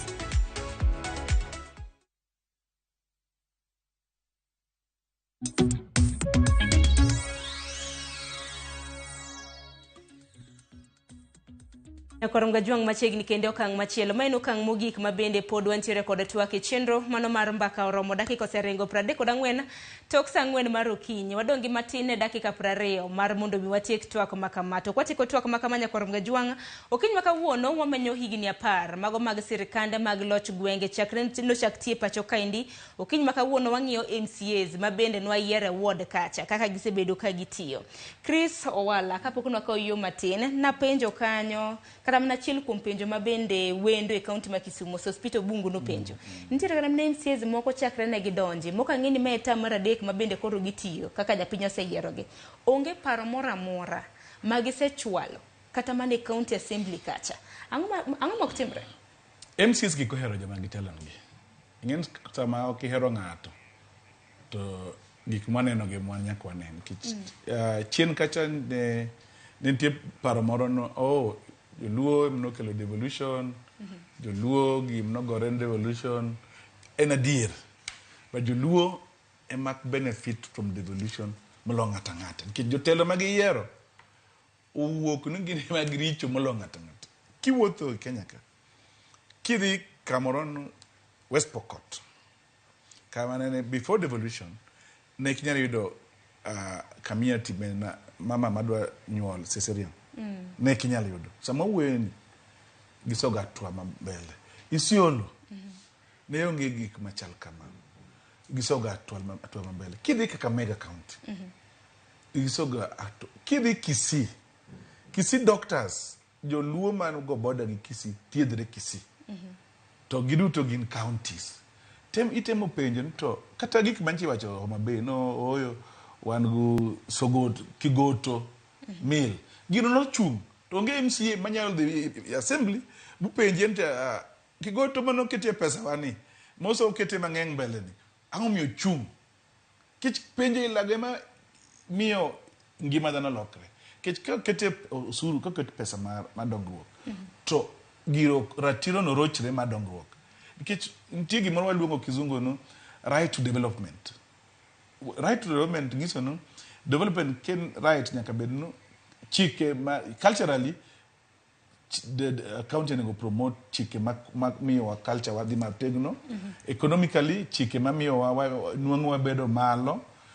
Socially gik mamiyo tudruok bedo motegno. To gigi duto dwaro no county government rango oyo assembly rango nitie gimiluongo ni money bill. Money bill iwacho ni nyaka generate from the executive. Ken bill moro ma kokete chik to pesa mobro dwaro bedo pesa malo kodwaro sana bill machal kamano wuok kuom executive. But bill moko dwaro ni assembly general MCA nyalo wuga motion. Ondo keli floor mondo be discuss ayo lokre bill ay gikone olokre chik matayo county. To ido ni gigi duto MCAs wasani gin tenderpreneurs. MC wasani gimanyo tende office ma governor moko gimanyo office mar assembly no kich ido ka sama giloso budget cha to iloso budget with the intention no macha adimi Sharon macha adimi Yong'an Chris macha adimi Otieno koro budget ni oklose no balance ni walos mondo yath mancha onge hostel cha obedie. Diben mano katimore momiyo ni koro kora mana ka governor samoro kodhi okotio ne japiny yo makare ok ginyal nono governor yo makare. Ok ginyal nono governor kit gin part of the problem. Gin magi create problem go. Kata kondik ng'ato ma onge capacity manyalo tiyo maber to ok ginyal penjo nikech simo ko ng'ano en watgi. So ng'ano gin magi kelo through back door. Gichuno go governor ai kata kirango yocho no CCs ma iluongo ni CCs ma Tenmigepi counties. Gisiko ano kokitimo kama to abro impeach i. Kokimi attenda ni department ni abro impeach i. Kodo gimi jogi luoro jotije mege serikal luoro makata kitiyo to MCA kanyo ti boka MCA cha bro gore koda. Abro dhi dala. Okunyal tiyo okunyal tego devolution. Ka MCAs poko dok bong'en tijgi enang'o bogi dok tijgi na economy los chike mokwongo chike gi nyaka gibedni kuom jopiny dwaro ma japiny gima nyalo loko ngima ng'ato mar ariyo giyud no gitimo oversight ging'en budget ng'en Sharon en gima lich ahinya ne kirango auditor general report higni mosokalo 10 ing'en ni wasokalo higni 10 ma igi audit report tido no assembly wa imiyo adverse opinion go auditor general kanga moro motim oversight osoyudne ne ngima kosa turi ene mabadhi luwe koro ene ke ng'ama ono molo riti kare koro mamiyo devolution bedo ngwinkni mamiyo kamone gwadhi ya kram na paro samo kram na japiny bendo kia ting ma bende entiere go de kinde ma bendo waseyiero jotelo gi kuom ranyisi MCA ninjo kram na ka MCA ma Imbo East mano Otiato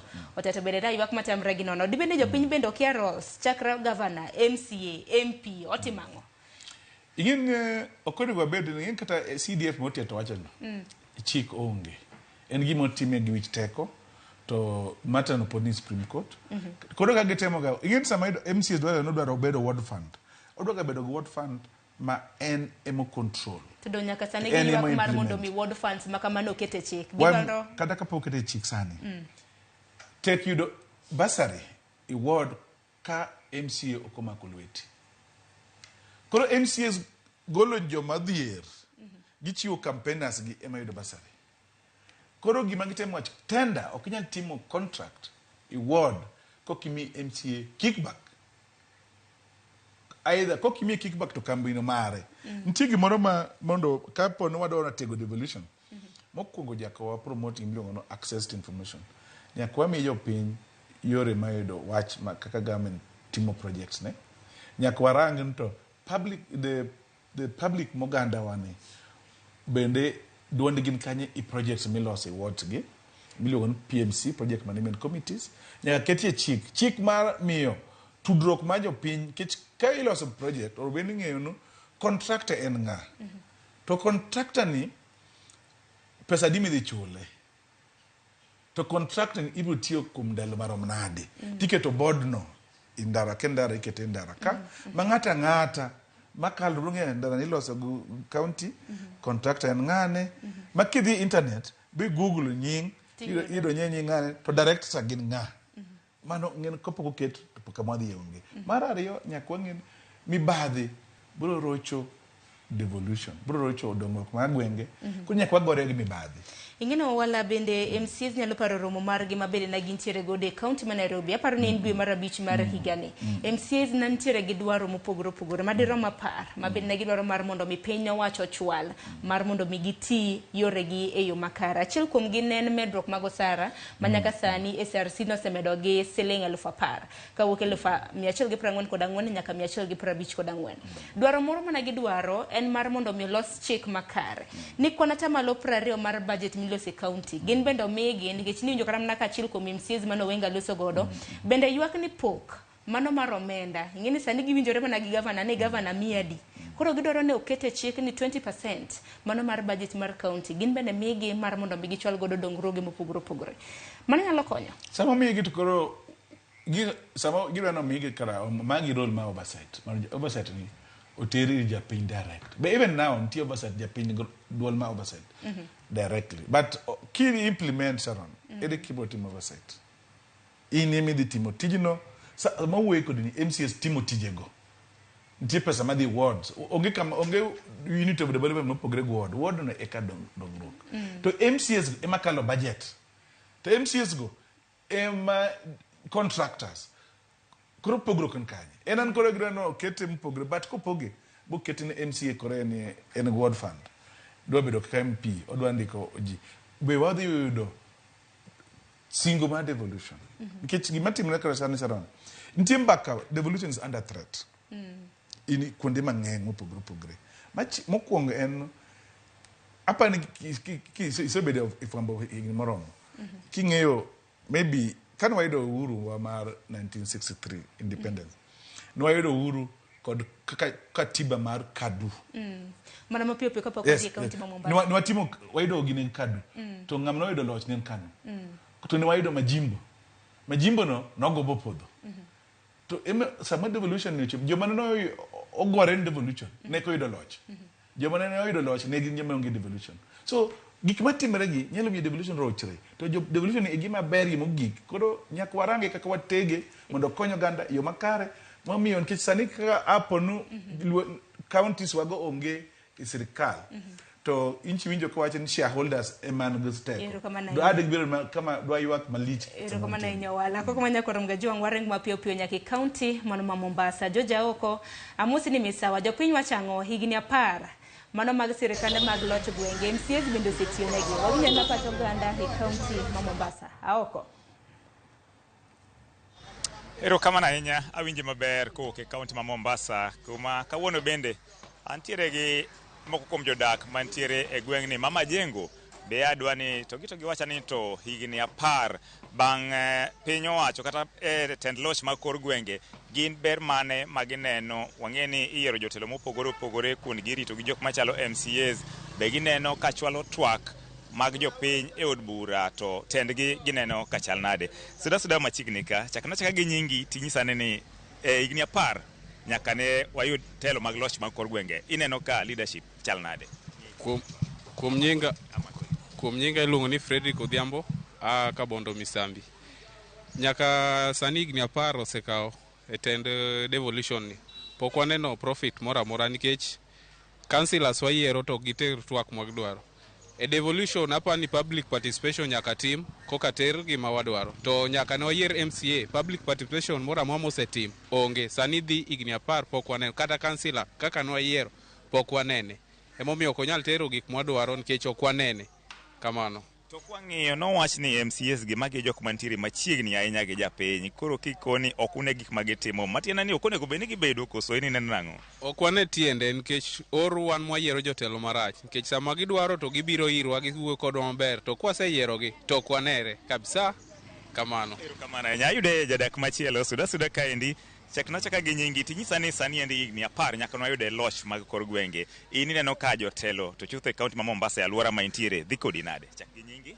Aluongo ni Crispin Otieno Odhiambo awuok Siaya County gimang'iyo ka aneno ka development mar gini ma county ma Mombasa nitie piny ahinya kaluwore gi issues ma concern jok manoyiergo nikech gik manoyier nigi ok giti maber kata ka ging'iyo promises man gimiyo ji ok ne ka dhi mbele nikech gimoko bedo stagnated gin gitiyo ni iyegi lakini gik madok korka jopiny ok ging'e maber.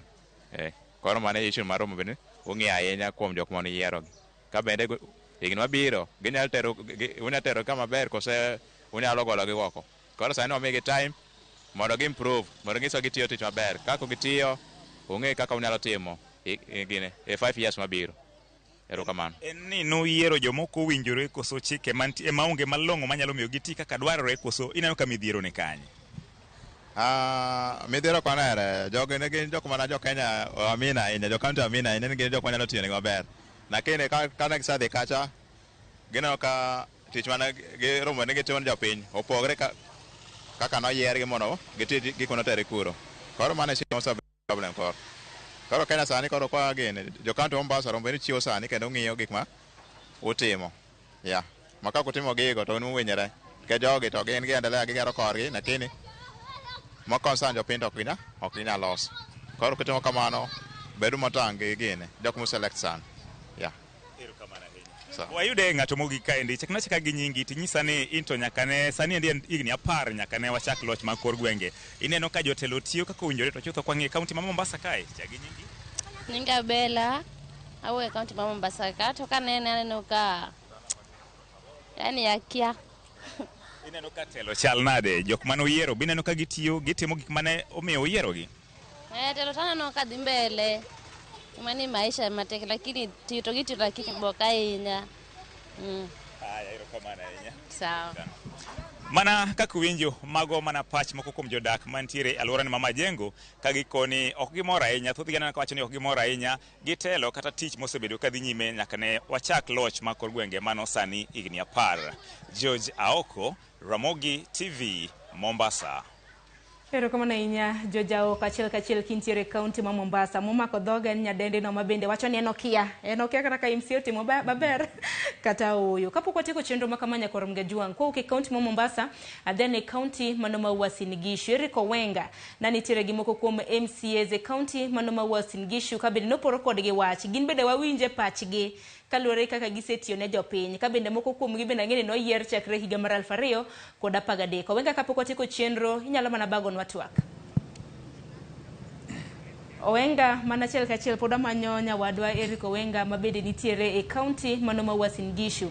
Ka bende parne nyakwarom gajuang romo mago mag governors dhi nyime. Romo mabende nochako chien tarik 15 obiro bedo korumo chien tarik 19. Owenga kene gisani nyalo winja, kapo nono ni nyalo winja inyalo mana kawo twak gi kanya. Ng'eni nitiere moko kuom MCAs mabende isebedo godo kanyo minyalo poro godo wach. Awinji maler ahinya Sharon, pod mana kaka wacho wanie lap ma Eldoret Sports Club mano e kachung'uro ma Keses e kaunti ma Uasin Gishu, kuma kawuono en odiochieng' mar 2 mar chenro mar sidho ayanga telo mar loch gwenge madhi nyime e thurka. Inyalo paro ni ma en nyasi mitimo mar 8 tok telo mar loch gwenge koro kawo thuolo ma higni 10 kochakre higa mar 2013.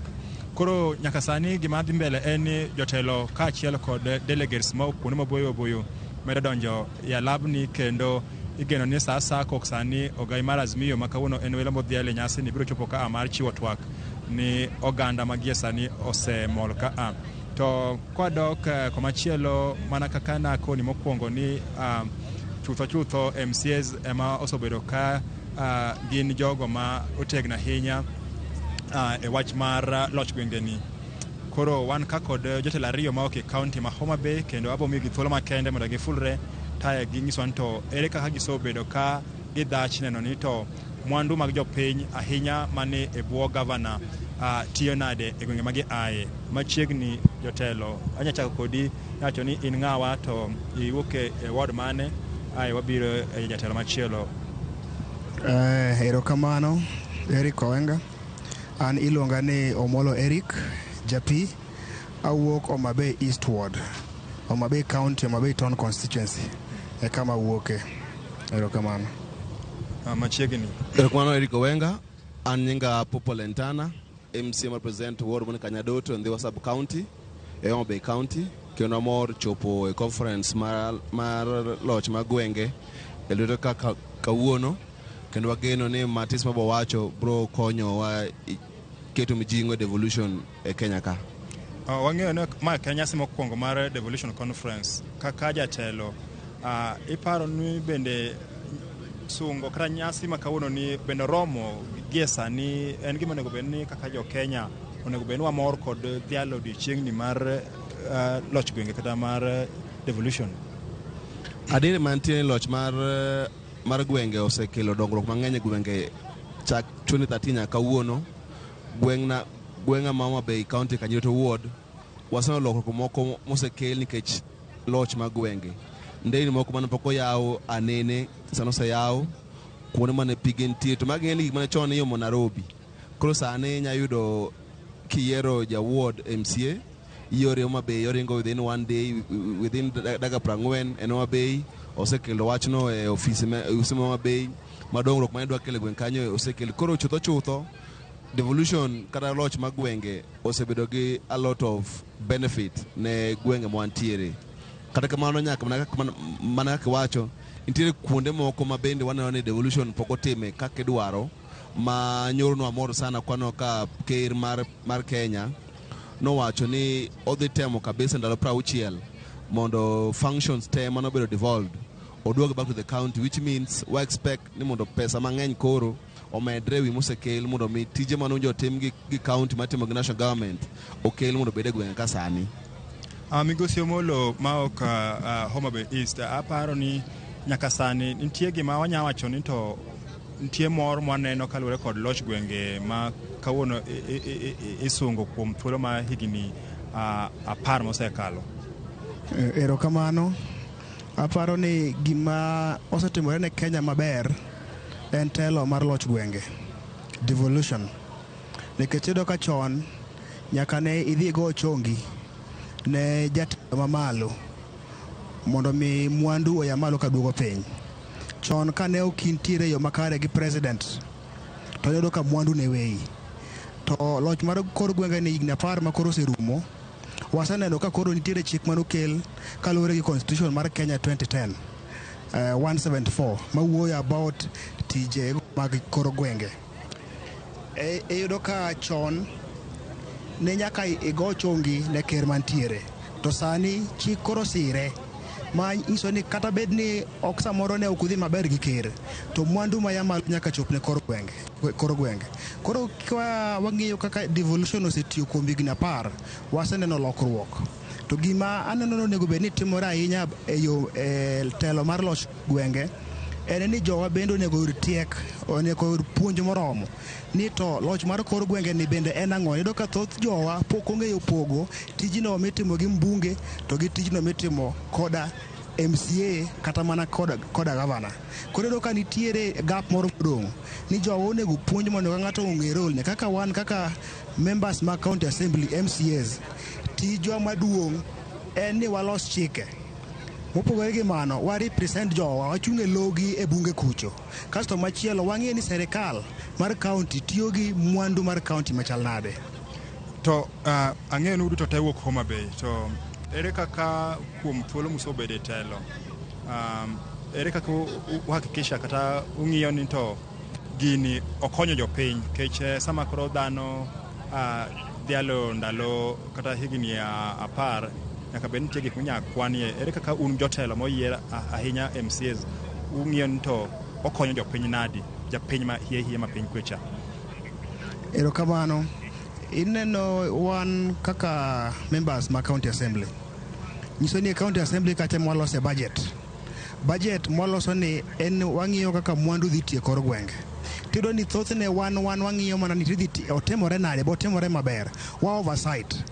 Onge pesa moket ne MCA kata moket ne telo mar ward ni in ma idhi chungo idhi timo go dongruok. Onge gimoro ni ward development fund. Nyiso ni dongruok moro amora mwatime wardwa nyaka wadhi wawuo koda governor mondo pesa mar dongruok cha moketo mar county bende ward cha obed godo. Koro yudo to ang'enu te wuok Homa Bay, ere ka oversight ne utime maybe ng'iyo maru sana kod executive chalo nang'o, to ere ka mae nya samoro temo kaka nya inform kaka utimo oversight yo moro amora? Ok en ng'iyo asach en wach ni entiyo kanyakla because wate waserve Homa Bay County wate. Koro en ni ka pesa obiro from national government waloso budget gi pesa no te to wache ma recurrent ma development. Koro kuma ma development koro mokete mondo jo tim ndara tich kaka representative wa make sure ndara no ngowa otim kendo time gi standards makare. Homa Bay County Act ma development wacho ni waloso gimoni project management committee matimo gi jogweng. Jogweng watiyo kaka wangwa given the first phase of oversight ma project motim kanyo e kubiro kum MC ko ticho kaka MCAs and give the voice ma the assembly ma make sure ni ka no wach no tim dara kit kalama sa uchiel o make sure no tim kaka wach no. Basically at oversight level apani as assembly Homa Bay wasetemo tijuano e yo makare ma o make sure ni pesa mano bedo budget last year gigo mano tim wach ni the team te at least osetim gi kendo wa goyo kwano kubene governor wa osebedo gi a proper work relationship kendo understand the role mar assembly unjo tema ngowa a management mar county government to tijino watime with a lot of energy, a lot of integrity. More kapar ka in the last 1 year so watini tigi mo motikele county assembly amene county development mose kwal mo senat waling kata mpo kwal sanie 100% of mono unjo team at least nyaka financial year mose kadho 2023 ose timgi kendo moko bedo mbele kendo pesa gite the chul and they'll be finished on time. Kaka jotelo moyier bende nitie obadho mokale seche ma utemo kolo ng'iyo nto ere kaka omenda moncho owach ni onego bed ni gero kar thieth makama kata apaya makama nitie obadho mokale ma samo nyamono utiyo tiju maber kaka jotelo ma jopiny omi thuolo matimo kamano. Chutho assembly tiyo gi committees to committees are not well funded from the national government. And what I'm saying from Homa Bay County, the governor watching you to maber the assembly. But what if you're the governor in the future? Okay, to maber assembly because I think more assembly, ma assembly is taken amzema. Wako giving autonomy, which means Pesamar County government executive, the executive direct from Nairobi. Pesamar County Assembly, be the assembly direct from Nairobi, so that when your budget go, more make sure any oversight on your temo without any hindrance. Mawachoni ongesa mawachoni ya wangi kore ngekaka sani unyiro wadwa ngi gik mane wachoni watemo kaka wachoni wadwa ngi ndara kaka committee ma assembly so fonza mandaro diongi mar pio diongi mar hospital diongi to so nyano nka underfunded ma unyadhi mana kuma dia chiel to water are 40 watts a county mama kanya nje kwacho ni kaka Homa Bay utie maber ge governor abro dugo kuomi migosi omolo wasanjo ka mokalo kanyo MCS temo dhiro mondo omed gi omenda samoro kapo omenda ni bro med lakini ka kigo kwano MCS tema Homa Bay kata ma pacho kate kuom ranyisi pesa gi kine ka samoro nya mayo thuolo weche mag dongruok ma onego bed ni japiny moyiero oyudo nyacho ngawach mar medu osara muso bedo ka udhiro ka MCS moyiero ya erokamano iyudo ni pesa mar dongruok kwang'iyo maduong' to madhi kor gwenge to pod tin ok oromo nyiso ni pesa ni ya malo mabire kor gwenge moromo yudo ka nitie gik mang'eny monego bed ni watimo kaka ward kaka county to pesa ma ya malo tin kasto kiduoge yudo recurrent mago pesa michulo jogo matiyo iyudo ni ncha MCS te odhi Nairobi mondo migi wachgi mar osara olosi iyudo ni MCA pesa moyudo ka nyalo wacho ka en siling 86,000 mano basic salary to kimedo ga allowance to biro 144 pesa ni imiyo mortgage gi kalon iyudo ka ei mortgage ing'adi 39,000 tiya ing'adi 59,000 mar mortgage iyudo ni samoro salary mar MCA kaka an aparo dwe mar achiel na ya gi zero makata siling dwe mar ariyo ayudo ka ya ga 12,000 kende dwe mokalo ayaga 12,000 nikech ing'ade te koro sani mabende nitiere tax midhi timni chiegni MCA ya maonge gimoro to ng'e ni japiny to samoro kano yieri to oweyo ni pesa nitiere ma intiere godo to gima duong' moloyo en ni noyiere mondo wabed jotelo mar kor gwenge mondo mi wakel dongruok makonyo ji te challenge miyudo kwa bedo go ka jogo ma honorable members en ni expectation mar jopiny e gima imi acho ni gero fuku mare iyudo komi priority ma jo wigi wil ni dongruok makonyo ji te emonego bed ni wamiyo kipaumbele mondo bi ji te oyud konyruok Koro an kapacha naneno ni jo onego mi tiegruok mopoto kendo motegno mondo mi wang'e ni gimomiyo wadhi kacha kaka jotelo margi en ni dongruok wanyalo konyogi kawuono gi kiny watimo. To dongruok samoro yudo ni nyalo mana wuoyo gi donors moko mondo kel, iwuoyo gi executive mondo kel, kata inyalo influence kendo kowuok malo e national government. Aneno kacho kanyo ni un kaka MCAs utiyo maber gi governor. Samoro tiyo maber ni gi governor nyiso nang'o kech gima ng'eyo ni onego bed ni ka tiju un utiyo tiju independently ma kapo ni gimodhi marach executive ka to unya bedo gi thuolo mar siemo. Tiyo maber ni sama unya mono yudo thuolo mar timo kaka dwarore ahinya e weche mag oversighting. Erkwan Eric, tiyo maber okochuno ni ok otimo oversight. Tiyo maber wacho ni governor consult. Koro wa agree on development things what timo before otimgi. Wa agree iluongo ni outside the media. Mok ni ketelela. Then ako the implementation unwanka onge ng'ama kadho ne wadgi. To gimo wacho mondo assemblies of independence ngisanie, for example governor Wanga nyalo wacho ni ooro pesa mar assembly on time. To in the past kata Machakos County nyalo mane Machakos governor Alfred Mutua yuara county assembly no dego gi salary mar jo MCAs dweche aboro ka ooro pesa mar assembly. To mana modo ni governor Wanga sani ber. To what if governor biro next nyabiro governor marach? Modo ni assembly obed gi autonomy mondo bed able to do the budget very well without interference or support from the executive. Then secondly, watch ma Jacomo wacho kuom salaries make MCAs.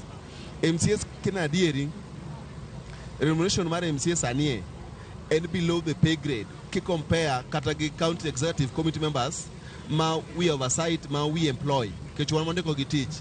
So you find ngamondeko teach chamo pesa almost 3 times more than pesa mari kata job group mares as 3 times more than 3 grades more than a job group. Kore momi roneno kaka MCAs Kenya mzima ni mondo the government, the SRC or look into the remuneration package momi members of county assembly mondo meet their requirement magitimo mar oversight counties. Okinya oversight ngato makidhire onyalo odono mi full mamtoka odono ngeni lunch while e oversight to in mane mi tich odono oversight ngama at least kidhire to ijalo ng'iewo lunch equal machal kode. Ko mane gima waneno kaka MCAs Kenya mzima mondo wa improve for the next generations of MCAs. Ibeni kero MCA first and teach mom appreciate. Secondly teach kiti mar oversight inya time mok hindrance okni yonge pesa fuel kitanga MCAs top MCAs mobiro kai moko ngara pesa fuel mari mo gari mondo bikai na uto matatu in MCAs ani kedo matatu ibino kai tangi moma is making sense onge at all. So MCAs do want remunerated according to the job grade mar joma gi oversight kaka CCs gi chief officers. Koro itama wacho ni samoro dipeno osara ma wacho ni imiu matin ni kod koso that kiti ma oso bedo kudhiro mondo bedo kod ma konyo tiyo tijo mapiny kaka achiel kuom dhiro mamono utimo oversight maber kech ong'e ni sama ni manyo kom to ni ng'eyo gima kaka kanyo chal. Yes. Nang'yo koro kisoyudo kom to itemo lokri mondo koro omiyi mang'eny mondo koro ka itim tiji mani dwaro mani ng'e ka chal mokwongo. Mheshimiwa Omolo. Ineno thothne kwadhi kacha to wadhi gi paro mar dongruok. To sama wadhi gi paro mar dongruok ne wa expect ni jowa bende oket focus gi dongruok. Tiro ni wan MCA kosedhi kacha expectation mar jopiny samoro mondo mi gony gi bedo malo moingo gima noteri ni tim. Koro do ni 1144 cha mose ng'ad nyaka loan midonge samoro 10,000 kara nono ema bende MCA ne makaliel moro nitiere kor gweng' en emidhire arambe moro nitiere kor gweng' en kaka wang' ni e arambe moka e dwe mar 8 ni e dwe mar 9 dwe mar 8 ni kende an kaka MCA ne an gi invitation cards 51 ma nyithindo madhi university to kaka dikony idhi manona ni timri nade oye mana kanyo watieko kodi inyacha ngono kapok watieko aparo ni mondo mi devolution ti jopiny need to be informed about roles make MCA role make MP mar governor mar senator mondo mi kila ng'ato ong'e ng'ama onyo penjo what gi what otherwise matimo moko watimo out of our own pocket for the love of jopiny, ikonyo ng'ato the school, ikonyo ng'ato timo the hospital, ikonyo ng'ato solve problems ne. Koro wan obo kaka MCS obo bedo mstari mbele mar make sure ni igni apar gi celebrate devolution to igni biro go make sure ni work for now and for the future. Erokamano. Erokamano nyakwa Ramogi, mago ne gin ariyo kuom MCAs ma oke county ma Homa Bay mane watwa kodo lap ma Eldoret Sports Club ka odiochieng' mar ariyo ma odhi nyime kod celebrate kata sidha yanga chenro kata nyasi mar devolution madhi nyime e pacho ka koke county ma Uasin Gishu achiel kachiel nyaka Nairobi. An Eric Owenga. Ainya Eric Owenga kuom bagoti wake county mano ma Uasin Gishu. Eric Owenga na loso gi Popo Lentana ma en MCA ma Kanyadoto kanyakla kod Eric Omolo ma en MCA ma Homa Bay East. Student reka gi Chris Owala. Chris Owala nikech kinde oserengo, sa oserengo. Wachni mogik. Wachni mogik en awinjo MCS go. An gima da penjo gin. Nino jo piny nyalo lalango ka county assembly obedo dissolve onge in the framework man devolution. Gima gitemo wacho go ngiso tijgi gionge value maginyalo kelo devolution. And ka tieko to awacho no tie gi kariyo ma enemies of devolution. Achiel en corruption, mibadhi. Ariyo en lack of effective public participation. Number 3 en MCS. MCS gi is the problem. Ma koponwa inyalo deal go. Ma paro moving forward. Aberie kakoro wabedo kod gi one on one. Kech gik magitemo wacho go. Ntie kuonde mang'eyo magiso kose kada Kanyadoto kanyo. Climate change problem ntie Homa Bay. Mogilose. Kagilose okaginyal lose kech kata projects mang'eny most tall iward gi to gin contractors o joma timo tije go gin jogi koro girocho ngima ma dhano girocho devolution to devolution e gima berie mogik history ma Kenya. Erokamano ahinya. Kinde machielo biro bedo gi MCAs ma kamage studio ka Chris Owala. Erokamano ahinya kuom biro e twak okinyi ma kawuono. Nyakoro mga jwang' mono waloso bende gi Chris Owala ma bende en director mano mar Community Initiative Action Group Kenya. Nwaporo kode wach in bende waguni erokamano ahinya kuom yudo thuolo mar twak kodwa ema ni sa oseng'ado wa dakika na boro tok sa bich gi kanye makelo wa giko mar chenro mar mbaka oromo. Elo jowete wa bende nochako chenro makamasa pagari mar okinyi. Cleophas Luoch gi Joyce Duor Orito Romasani. Nyinga Sharon Ngao warad kendo odiochieng' makinyi sa en chakre sa pagari mar okinyi nyaka sa bich mar onyango. Ikni mabor.